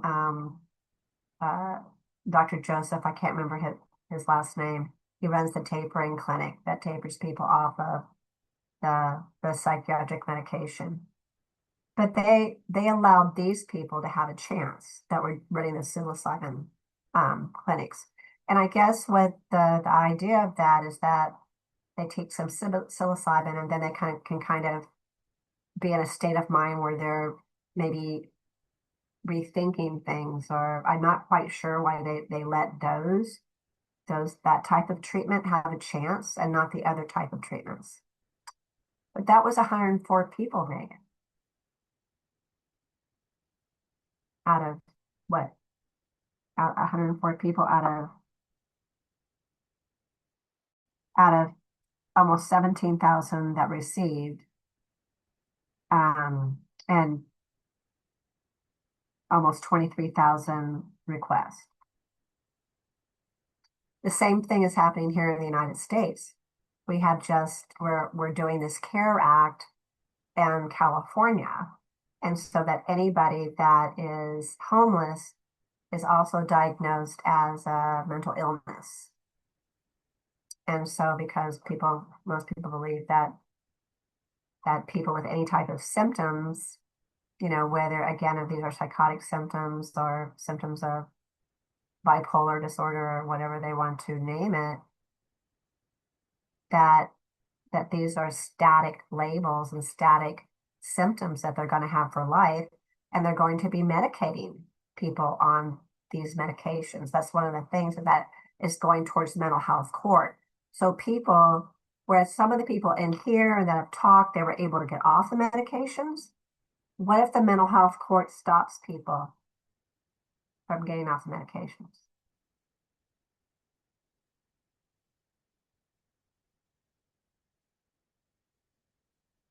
Like what if parents aren't able to talk to a psychiatrist and say, my son's not really, or daughter's not doing really well on the medications. They were kind of got worse after we started it. Would you give them a chance to get them off of it when that now becomes not the kind of cultural norm within our field? That's kind of my fear. Because we have a little bit more wiggle room, it seems like, right now. I was kind of thinking like for youth and children, like they have a lot of them are blessed with parents to advocate for them, whereas folks who kind of move into, like the adult mental health system, they may not necessarily have those same connections or people that are advocating for them. And so if their functioning has kind of deteriorated, and especially, taking into account long-term effects of being on psychiatric medications that perhaps they started younger, just that kind of like entrapment within where they're at, is going to be even more profound than what we're seeing with children and youth. I guess that's another piece that keeps me going within the children and youth sector, is that, we are getting to connect with them a little bit earlier in life. And, not to say that there isn't hope or there isn't that same opportunity for adults. However, just within, I guess, current things can get more complicated or more kind of complex or deep rooted. in adulthood. So that's So it made me think great. yesterday about one of the things that Laura Delano was saying on this interview with Dr. Yosef.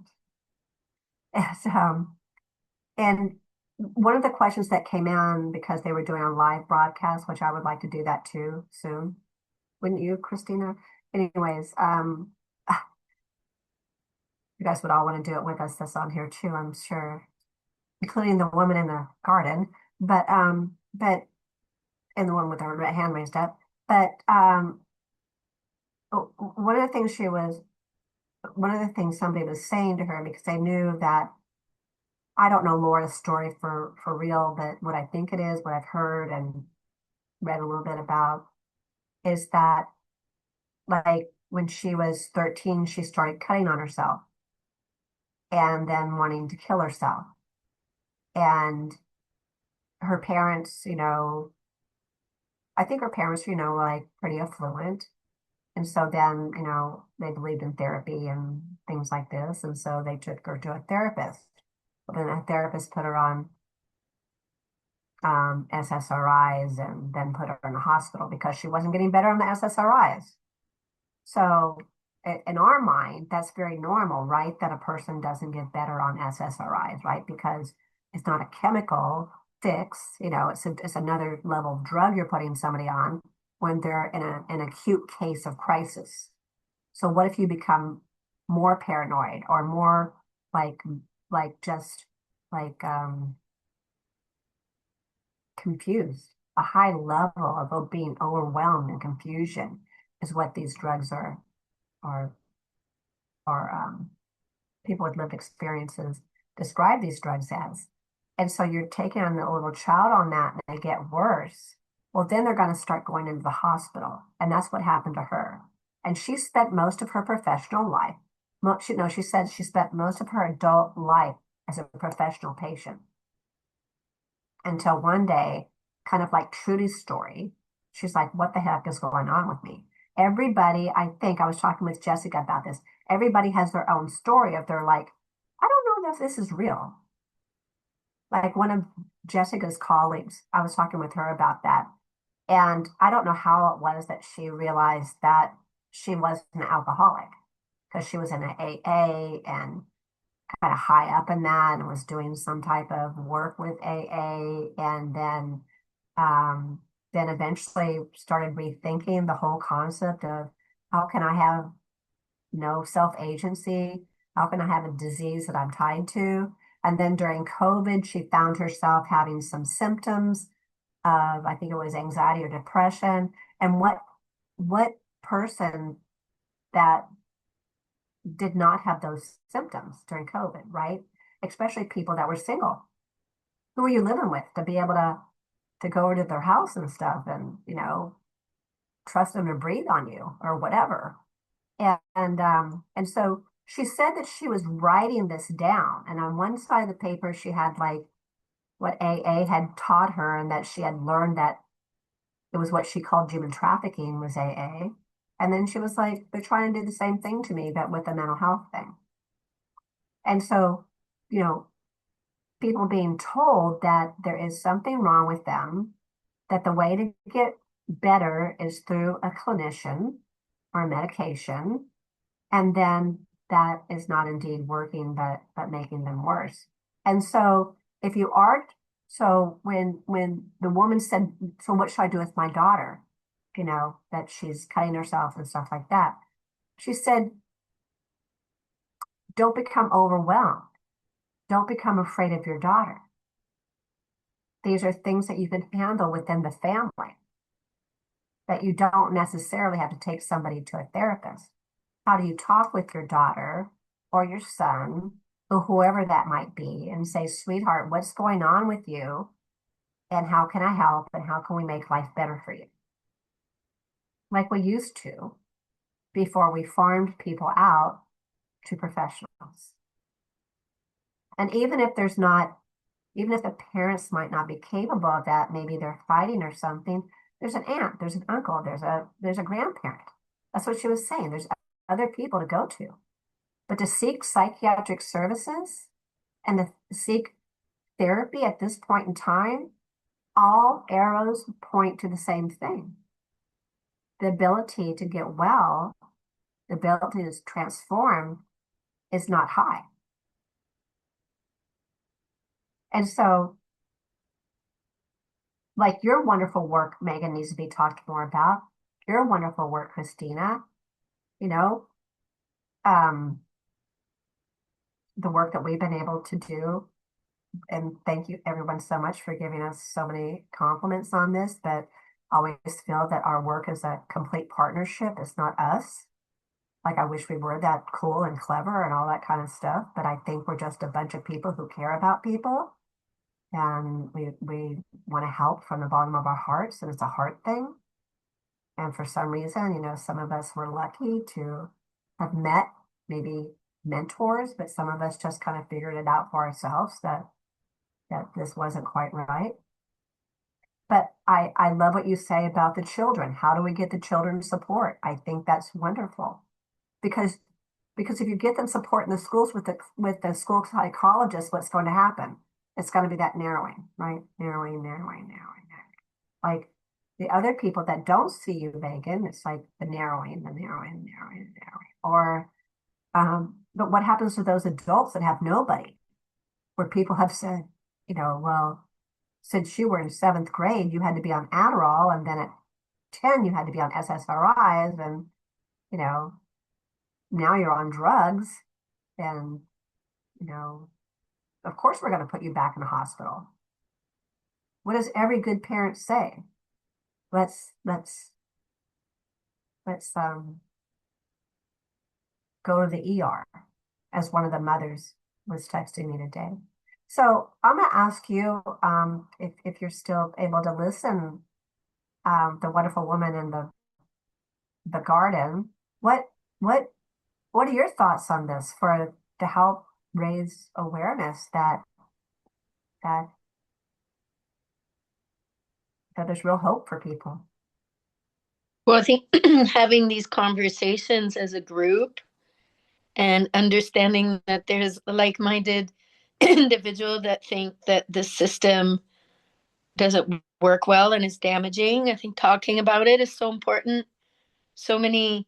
It's sort of a counter conversation. I think nowadays there's so many people who are untrained, making income on social media and promoting sometimes really static ways and diagnostic ways of seeing the other, the trend of the narcissist, the trend of the toxic spouse, the trends of ADHD approach to parenting or oppositional defiant disorder. These are all things I see on my feed alone. I now know how to add blocked words to my social media feed, so I'm not constantly exposed to that. But I think having these conversations is really important. For me, it's speaking and sharing when I'm with my parent peers who are struggling. What a disservice entering therapy was, and how now I really see the path to any kind of healing having to do with being seen, being loved, being shown understanding.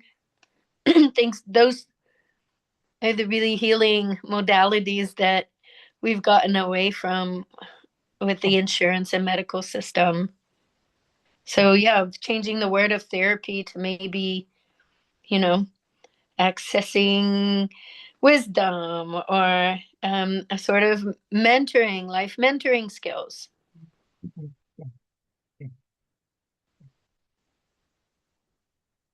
Because, one of the things is that, they talk about the peer mentoring or peer whatever it's called, but it's people talking more about the deficiency models, right? So I'm a peer helper, but I want to ask you to stay on the medication and, go to therapy and your life is going to be okay.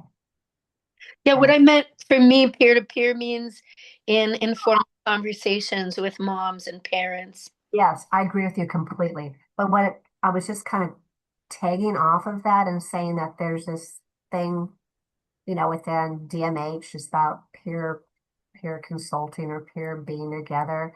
And the problem is that those peers are not are doing more of the narrowing. Does that make sense? Well, listen to your doctor and they'll have those words of wisdom of stay on your medication. And because what do you think would have happened if your son would have stayed on his medication?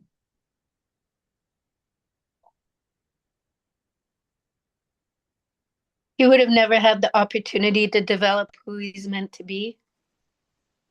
He would have been disconnected from the family maybe forever because he would have suffered without a motherly hug, a fatherly loving glance at a time when he was most scared.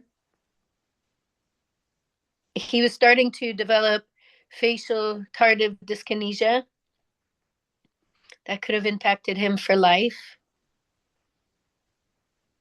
And I don't know how my part as a woman and as a mom would have ridden along all that.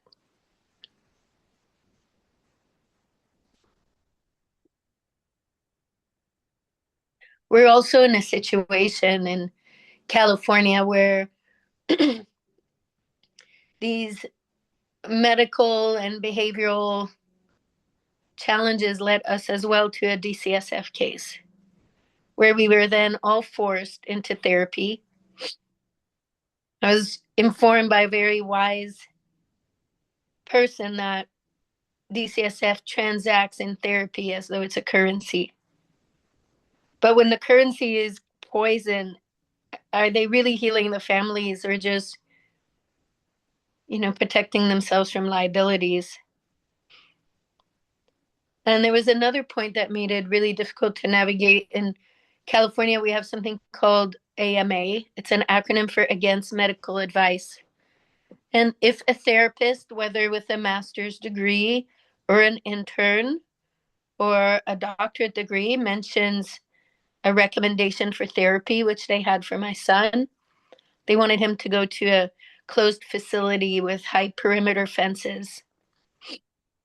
There was a law and a note in our file that's saying that mother was going AMA, that meant against medical advice, because I did not want to send him to that high perimeter facility where I would have not been able to love him and show him care and continue the mothering and parenting he needed so much. I'm emotional now because his life was saved.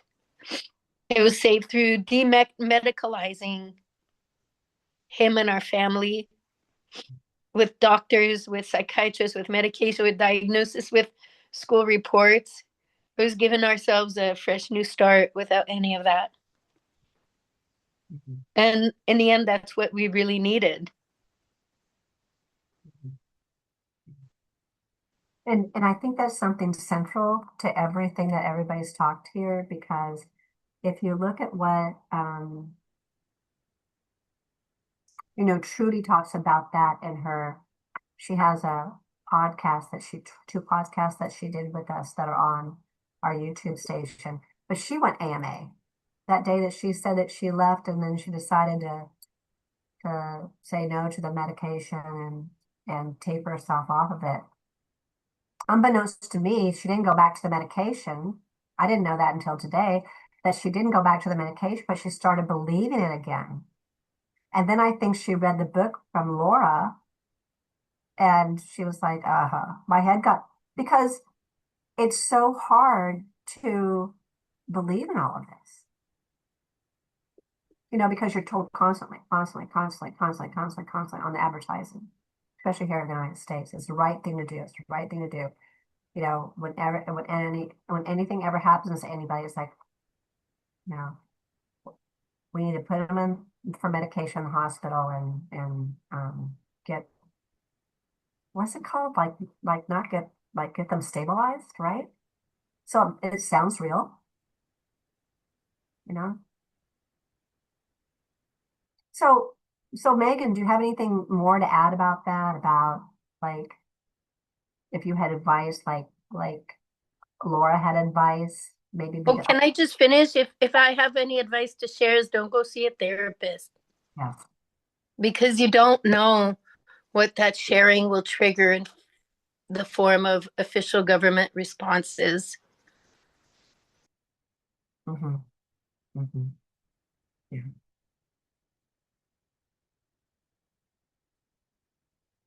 I'm just gonna I want to counterbalance that with, but do put love, put time, put attention, put softness of heart and judgment into every situation, because I'm sure that helps a whole heck of a lot more.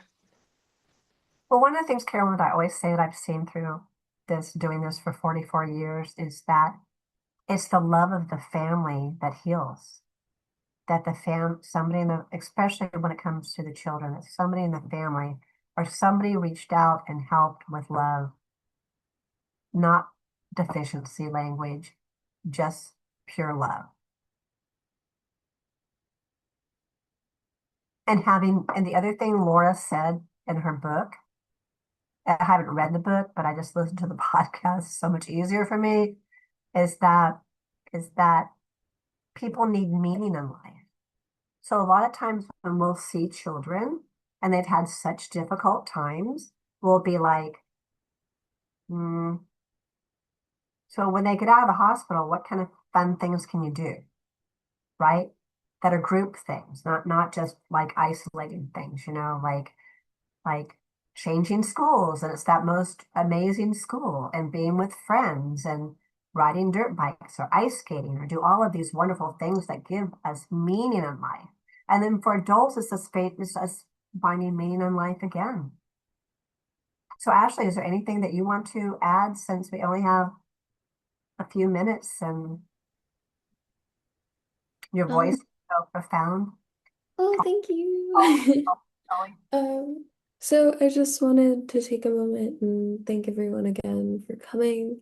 Thank you so much for bringing your time and care to this topic. I know it's something that we as society should not turn a blind eye to. We should have these open conversations of how do we move forward in a world that pushes people not to feel, and how do we rebel against that by allowing safe spaces to express and to feel and to be human and see the miraculous wonders that can occur from that. So thank you so much for being here. Thank you for donating, for the friends that took the time to give the donation for us. It's how we run the nonprofit.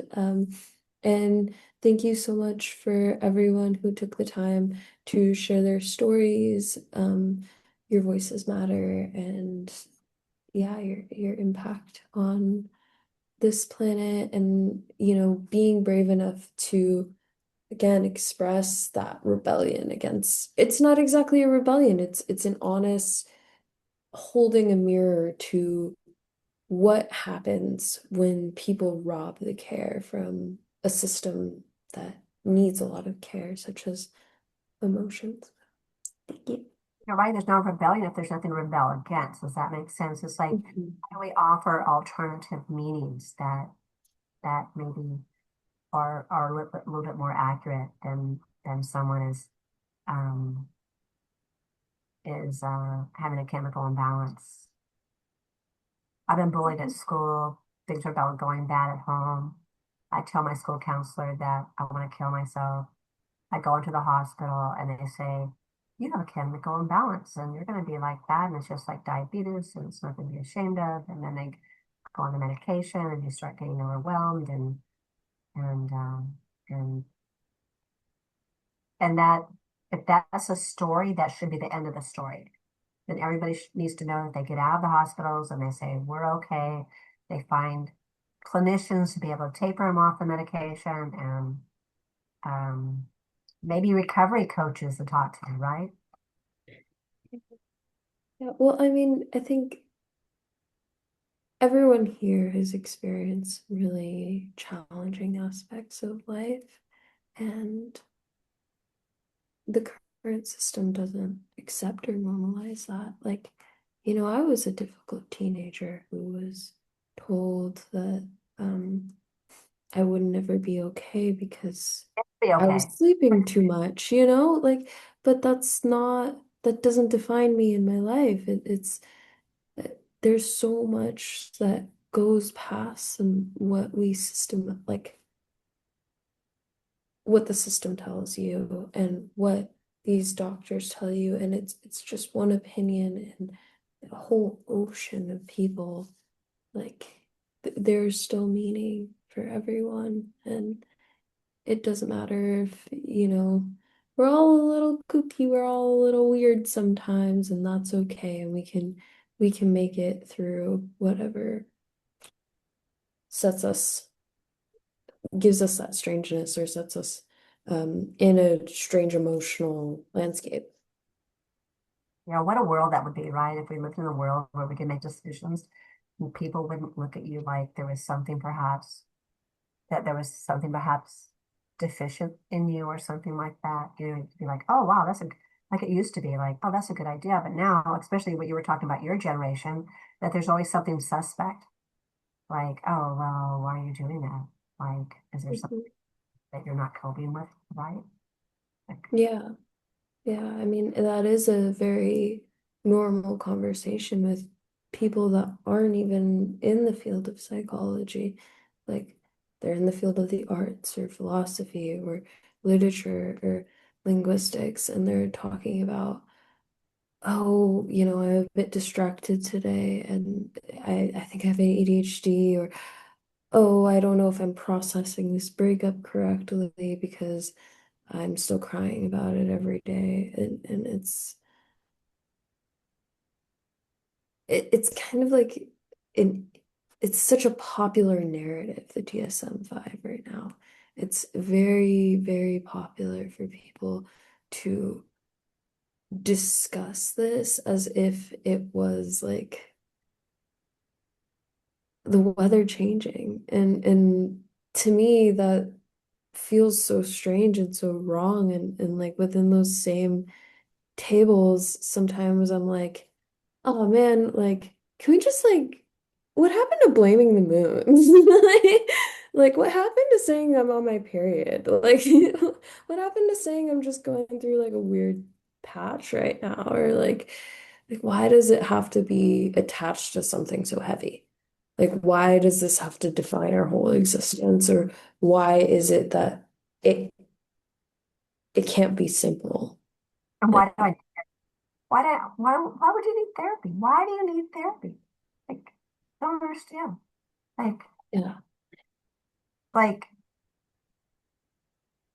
yeah. Anyways, maybe we'll talk more about this because first of all, I don't know if Joanna talked about this about our learning programs, but if anybody wants to learn about our certificate programs, they're on nowiseeaperson.com. All the information about it can either be like a cafeteria where you take certain classes or you take a 2-year program with different prices. The other thing is that we're going to be starting, Christina, you want to talk about what we're going to be starting and we'll have that on here and then we'll finish up.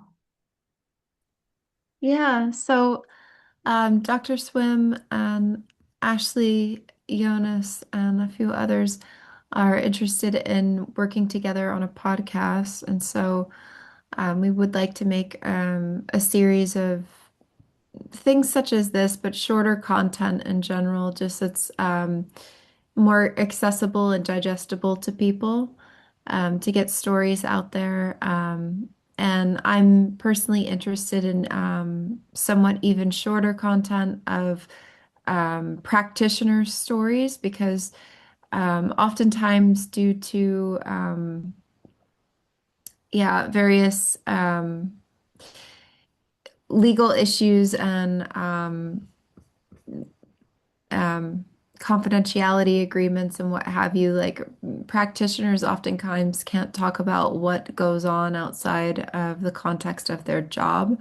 But I would like to open a platform for anonymous stories that practitioners might like to share about what they have seen in the field, what they have encountered, and what they maybe have been had ethical quandaries within themselves about doing, or yeah, just these unique perspectives that we don't so often see. I think there's social media these days is sort of it's a bit of a double-edged sword, and just what was just said a moment ago about the what Ash was saying about how why everything has become uh, much more complex, and like, oh, it has to be much greater than it is. I feel like nowadays with social media, it's almost like people have this pressure to explain and this pressure to perform. But on the other side of that, it would be nice to elevate some of these stories in yeah, an effort for getting word out about how how these what needs to change, and what's been kept in the dark so long. Yeah, as I can imagine that it's very difficult, and I mean, in my own experience as well, it's been very difficult for me to talk about or share my experiences, not as as a practitioner, but as a service user, and having a supportive community, having platforms where people are encouraging you to share. I think that that's all the more supportive, and in the name of promoting this, I think it would be a great way to build a conversation further around this. Absolutely. So one of the things I want to show is that Kim just came and joined us, which we're so happy. We were almost ready to wrap up, and I looked up and I went, "Oh my gosh, Kim's here!" And I'm so happy you're here. A lot of people have left by now, but I am happy you're here. And hello, how are you? Hello.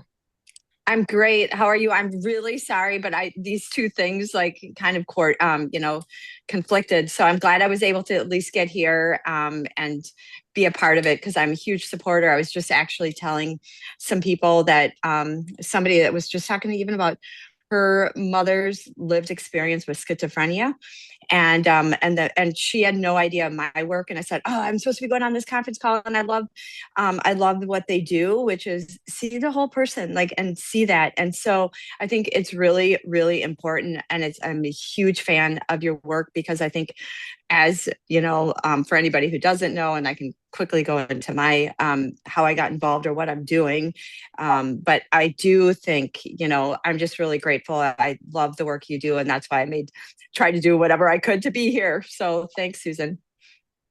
So would you like to just to talk a little bit about your work? Because I think your work is so life-saving. I've shared this with so many people, Kim, and I tell you each time I do, it is so profound. So Oh, what I share was so welcome. Oh, well, thanks. Well, first of all, I was just hearing, listen at the last speaker, and I love what you said about like just this idea of sharing stories, because I really think stories and lived experiences, whether it's from the practitioner point of view or the patient perspective or a family member, I think is really, really important. And so how I got involved in this, which I like to call myself an accidental advocate, because I am doing work that I would never have chosen, but I realized that it actually does. That's why I think I saw Ash on the call, and I talked to, oh, I have a dog that's here because we're at somebody's house at this retreat. Anyways, I love the idea of like I believe that everybody comes into this world as self-expressive. When you come in, no matter what happens and life happens and whatnot, we're all self-expressive beings. And I think, the system kind of keeps us playing, like keeps people wanting to be small, so for control and whatnot. But here's how I got involved 22 years ago, or gosh, it's going to be 22 and a half years. My husband, I was married for about 10 years, and my husband just started his dream job with a startup company, having trouble sleeping. And he was given an antidepressant. He went to his doctor, his GP, given an antidepressant, Zoloft, told him it would take the edge off and help him sleep. I happened to be out of the country the first 3 weeks he was on the drug. Then when I then when I got home, what he's telling me, his head's outside his body. We, calmed him down, told him to breathe, and called the doctor. The doctor said, you got to give the drug 4 to 6 weeks to kick in. Woody lasted another week. His life, he's telling me his head's outside his, the whole thing. He was found dead hanging at age 37.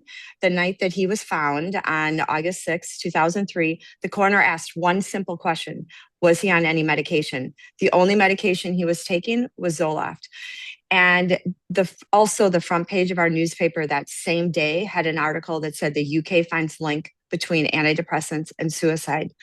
So that really, because Woody left no note, Woody had no history of depression, that really, my brother-in-law, because my whole life had just fallen apart. My sister's husband went home and Googled Zoloft and suicide. We had no idea the history of the SSRIs, that the FDA in 1991 had a advisory committee looking at the emergence of violence, and I always say violence, and suicide with Prozac. And every one of the members on the committee that took money from manufacturers making the antidepressants said, nope, we don't see anything. So fast forward, that was 91. Fast forward, now you have Zoloft on the market, Paxil on the market, and for kids. So that's really at the point where I came in, and it became our mission to get black box suicide warnings added to antidepressants. It was 2004 for kids, 2006 for adults. The reality is all ages are at risk. And then I also had a wrongful death failure to warn lawsuit against Pfizer, where we got a bunch of documents out from under seal that I used in the words, because you know what, sometimes they kept, even when we went to the FDA, they're saying, oh, this is just an anecdotal story. And I'm like, a bunch of anecdotes, which is real world, right, are data points. And but the documents so it was no longer my story, because the documents that are drug company documents, FDA documents, they've known the risks, including withdrawal and helping people get off the meds, and the violence aspect. And so I think, so we eventually, the lawsuit, I testified before Senate, and I realized, wait, it's not even the system of, it's how drugs come on market. And then my background's advertising. So I started to see how all the dots and every part of the system is influenced by pharma's money. And so everybody's got a piece of skin financial skin in this, creating this narrative that drugs are safe and effective. And so the interesting thing coming full circle is that committee that in 1991, Woody and all the countless families that I met had no voice that represented them. I spent 9 years, 3 consecutive terms on that same committee being the voice of the public. And so I see how drugs come to the market. And I always say, healthcare, it's a big business. And you have to remember, they're always going to put the best data forward to get it approved. And the system is really, really about selling benefits and not the safety. So anyways, that's mine. But, interesting, I'm really concerned now, or the things I'm working on are violence, the aspect of violence piece. Also, this idea of wanting to work other ways. I mean, I'm so tired of people being told that they're broken and labels, because they're not broken. We all have stuff. I'm with, people that have had major traumas, but like trauma and shadow work is actually the way in to transmuting pain and stuff. So anyways, I have a lot of things I'm passionate about, but mostly I'm passionate about like making sure that no family has to learn the hard way after the fact. So that's a little bit about me. I threw a lot of stuff there, and I would be more than happy if people have any, questions or comments or anything, or just want to ask an opinion about something. I would love to be a part of it. Well, one of the things we were talking about previously is that I'm an old timer, so I was around before the SSRIs, and I was when psychiatrists really did kind of do what maybe they were intended to do, which was like hold somebody's hand, right? And Hmm. I'm sorry you're going through this. And if they were going to put them on anything, it was like the antidepressants then that would make people a little bit loopy and blunted, but they took you off of it. They didn't let you get, number one, addicted to it. Number two, you knew going on it was going to be very short term. You knew in your mind you didn't need them, right? Yeah. Yep. Like having surgery, have a little bit of anesthesia, and then you were going to be able to be okay. And then what happened when this came on is that they said it was a chemical imbalance and it ignored completely the context of people. So the reason why people, like maybe they weren't sleeping, or the reason why, let's just say somebody was getting a divorce or somebody had an affair, all of those things didn't matter. They started putting them on, I use it loosely, this medication, and they knew the medication, they knew what it did. And you know that too. Yep. Really knew there was no chemical imbalance. What they were doing is they were searching for something that would make people a little bit more wide awake than just loopy when they got the SSRIs. You read that, right? That they Yep. something like that. Like they invented this kind of Frankenstein medication and then sold it that it was going to take away all the ills that they were feeling. Yeah, and that whole chemical imbalance, in one book that I would highly recommend if people haven't, The Myth of the Chemical Imbalance by Joanna Moncrief, psychiatrist. I was just at a conference this December where she spoke at the Inner Compass. And the Inner Compass is really interesting. That organization, and I told them about yours, is that it's really about all these lived experiences are coming forward because we've been told and sold a lie like to chemical imbalance, but and I remember even after like Woody died, the doctor asked if I wanted something. And I'm like, what? I go, well, first of all, I think it's the drug that killed him. I go, but aren't I supposed to hurt? Like I was literally going, what? Like it just didn't intuitively. She goes, I go, my husband died. Aren't I supposed to hurt? And she goes, well, you don't need to. And I thought, yeah, I do. And so like, I think there's idea of the being sold this chemical imbalance and that's why I love, knowing that a lot of that was marketing and the data that has really come out has shown something different. But this idea that they have said you have to be on it for life or people think they have to be on it life or it's really the difficulty of coming off the medication, but then they're told that it's their disease. And so they can't. So people are on them for decades, but I always say, like, is our mental health care system, has it improved with the advent?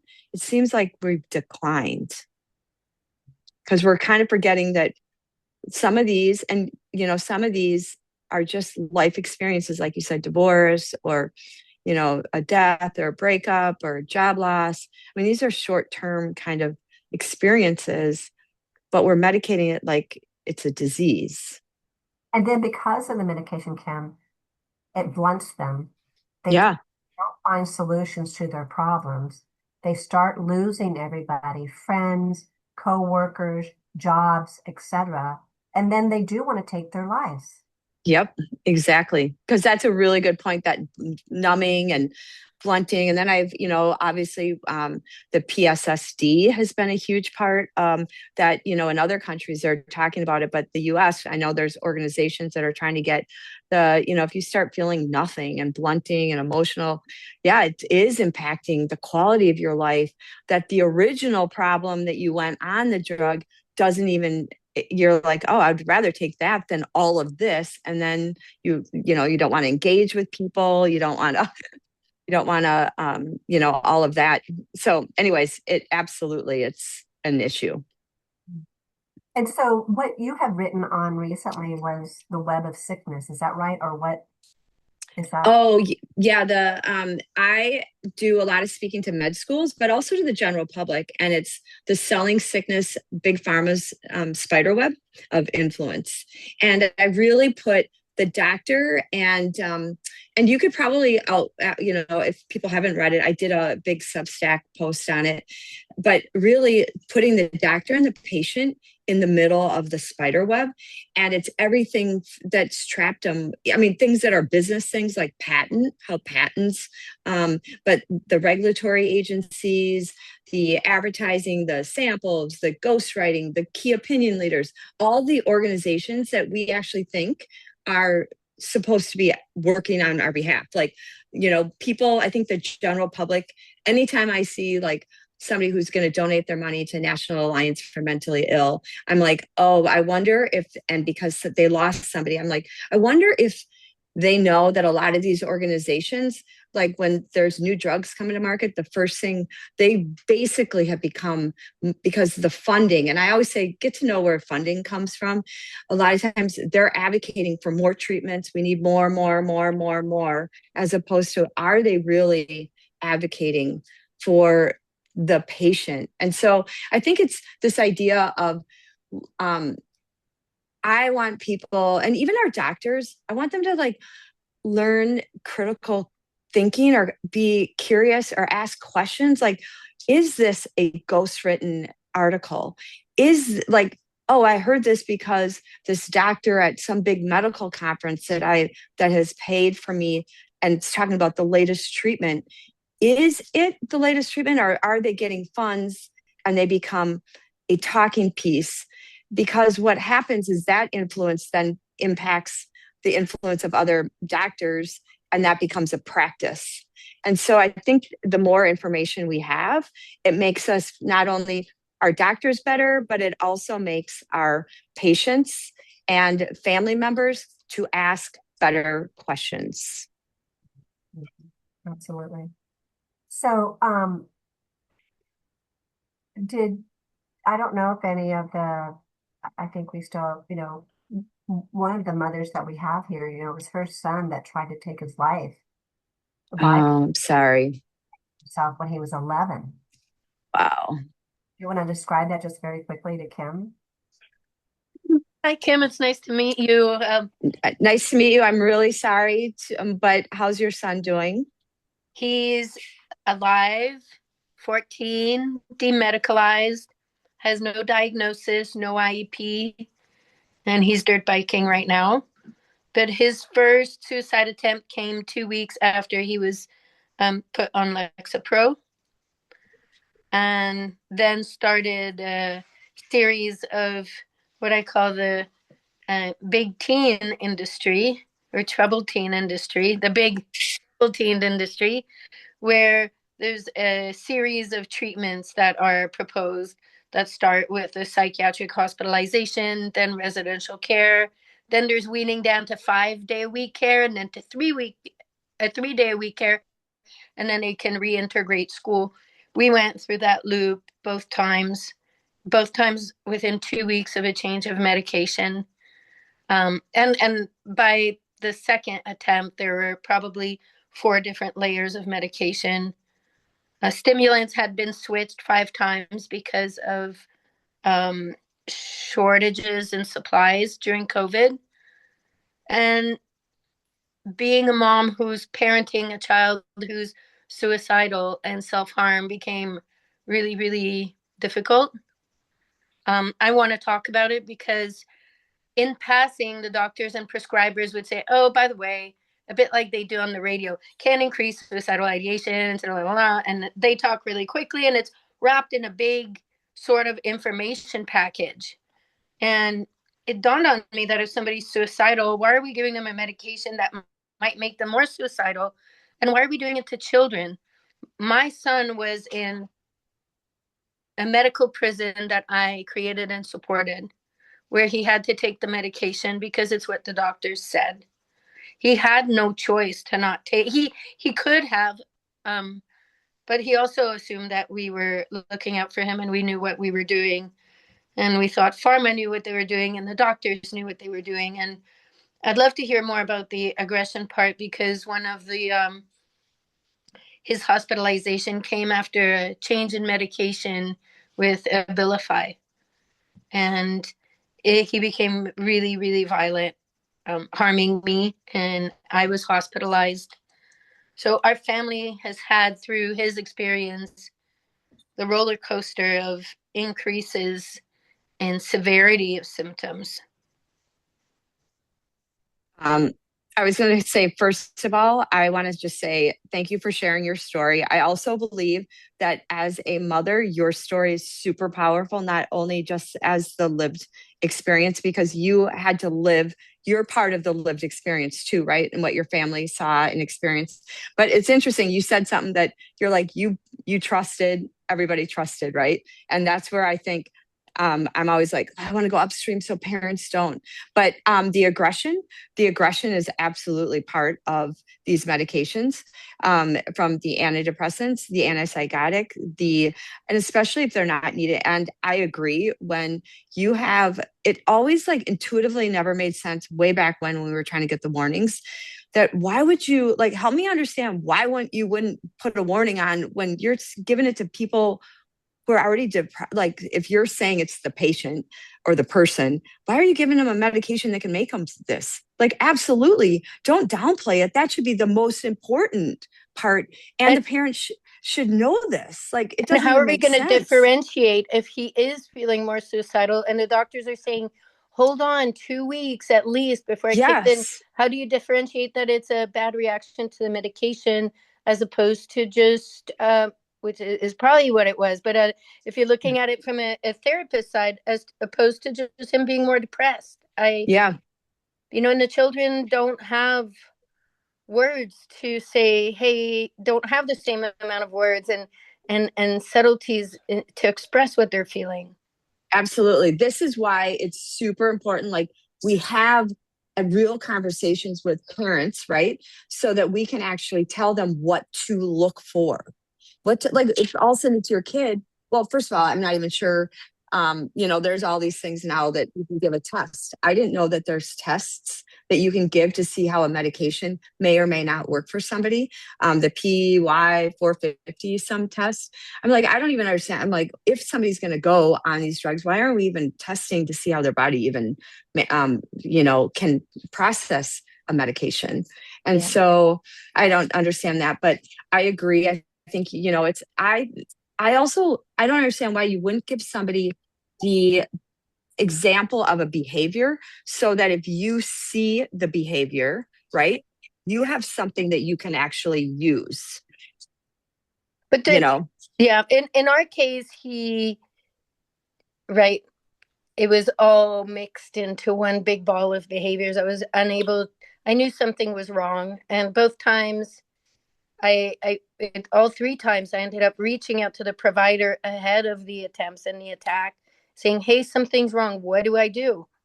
And by the time the provider would reach back out, they would say, you have to stay at least 2 weeks on it. And both suicide attempts and the attack happened within 2 to 3 weeks of the new medication. And anytime you want to tap into my experience or give my information to another parent, I'm happy to speak to anyone. Yeah. Well, I think it's I would love to have your contact info, and I know Susan will probably she'll connect us, because I think also, I'm just going to say one more thing that I've seen. I say this all the time to doctors. So I go, we don't ever like underestimate the mother's intuition or a caregiver's intuition. Like, if something is like in you is like, there is no way this is my son, this is my kid, mama knows best. Yep. And when we go against our intuition is when we get in trouble. And we also give our authority and our power and our questions, like, we're giving somebody outside. And I say that no matter what, no one's going to care more about you or your loved ones. They're not the ones than you will. And they're not the ones that are going to live with the harms. You are. Like, so they might say, stay on it for 2 more weeks, but everything in you is like, no, this doesn't, like, my kid is, something's not right. And so push, and not be afraid to push back and go against your intuition, because you have an intuition that your kid way more than that provider or doctor does. But also, why can't we have this conversation? Like, I don't know. For the providers, I don't understand why we don't listen more to somebody that comes to us and says, this isn't making sense. Like, why are we just also trusting the data, or like it's what the data says, but if the data is flawed initially, we're all trusting things that aren't accurate. And so you're arguing against mama's best, mama knows best, as I always say. So anyways, I really, really appreciate it. The provider does not know the client. The provider does not know the mother. And you don't Yeah. know they're suspect because you think if there's something wrong with the kid, then there really has to be something wrong with the mom, or else the kid would be okay. So you're coming from all of these different directions. You're giving a medication that doesn't solve a chemical imbalance. What it does is that it makes you imbalanced. It makes people Yes. makes people blunted. We're doing this to small children. What I saw so much with small children is that you put them on these medications and they start cutting themselves. They start jumping out of windows. They start drinking things they're not supposed to drink because they want to kill themselves. And when you ask them about it, they don't really want to kill themselves. They're just feeling so terrible. They want the thing to stop, whatever. And that's exactly like one of the things that I learned with through litigation. There was a document called, the akathisia is the side effect, right? But Pfizer chief medical officer wrote about it, that if a patient gets it, and we're talking adults, we're not talking kids, we're at least adults. I mean, kids probably don't know what's going on, or they have the words, as she had said, but felt like their heads heads outside their body, but quote unquote, less that it is a side of the disease, it's a side effect of the drug, and quote unquote, death can be a welcome result.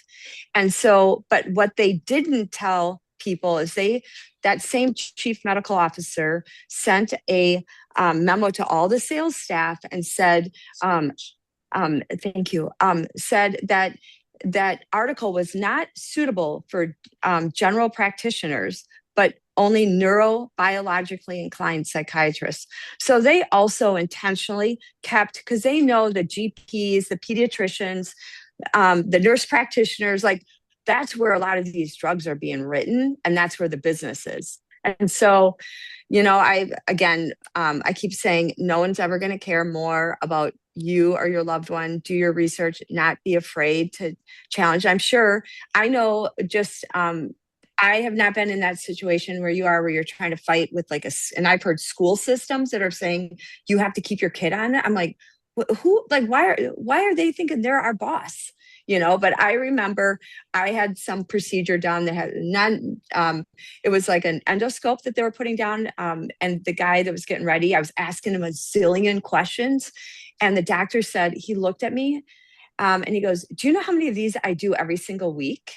And I was like, oh my God. He was like, and I go, do you know how many I've, and first I go, first of all, I'm not questioning whether you're good at your job. I've never had any of those. That's never going, you're putting that in my body. I have the right, and maybe I'm afraid. Like, have you thought of that? And I questioned him and pushed back, but I was like, because I learned the hard way of not questioning, never even asking the question, not even being curious about the medications that my husband took at the time, but even my parents now, like I'm always trying to ask them to ask questions, because again, they don't live with the harms you do. Kim, when I was doing some research for today, and I can cite it at some point in time, but what it said is that half of people in the United States are on mind-altering drugs. So whether it's the SSRIs or the antipsychotics or the ones for anxiety, it's also the ones that they're using on the elderly for neuropathy, gabapentin, all of these different that were psych drugs that they're refurbishing in different ways. Yep, absolutely. A huge amount. Christine, what time is it there? Late? It's late. It's 11:36 at night. Oh, are you in Europe? Yeah, I'm in the Netherlands. Oh, nice. And I'm going to say our break, I see people are coming back to go back from our lunch. We had a short, it's the second day. So I probably need to wrap up, but I'm so glad. I wish I could have been earlier because I love the work you guys do. And I to have met some of you other people too. So email me and we will talk before you leave. Okay, perfect. And maybe we can actually get together when I'm out here. So good to see you guys. Thanks, Carolyn, for sharing. Ash, always good to see you. Good seeing you Huge, too. huge fan. You know, I'm a huge fan of yours. So I love the work you do. Thank All right. you. Bye, guys. Bye. Thanks for sharing. Absolutely. Thanks, Susan, for having me. Thank you for coming. Talk soon. Okay, guys. So what a delight this was. It was a delight for everyone to come. And I'm glad that we didn't wrap up. We were just about to wrap up and we didn't. I think it's wonderful whenever we can have, like Kim's voice, where she did sit on the FDA board for 3 consecutive terms. Like that's a long period of time. So anyways, thank you all so much for everything. It was a pleasure and we'll see each other soon, right? Okay. Take care, everybody.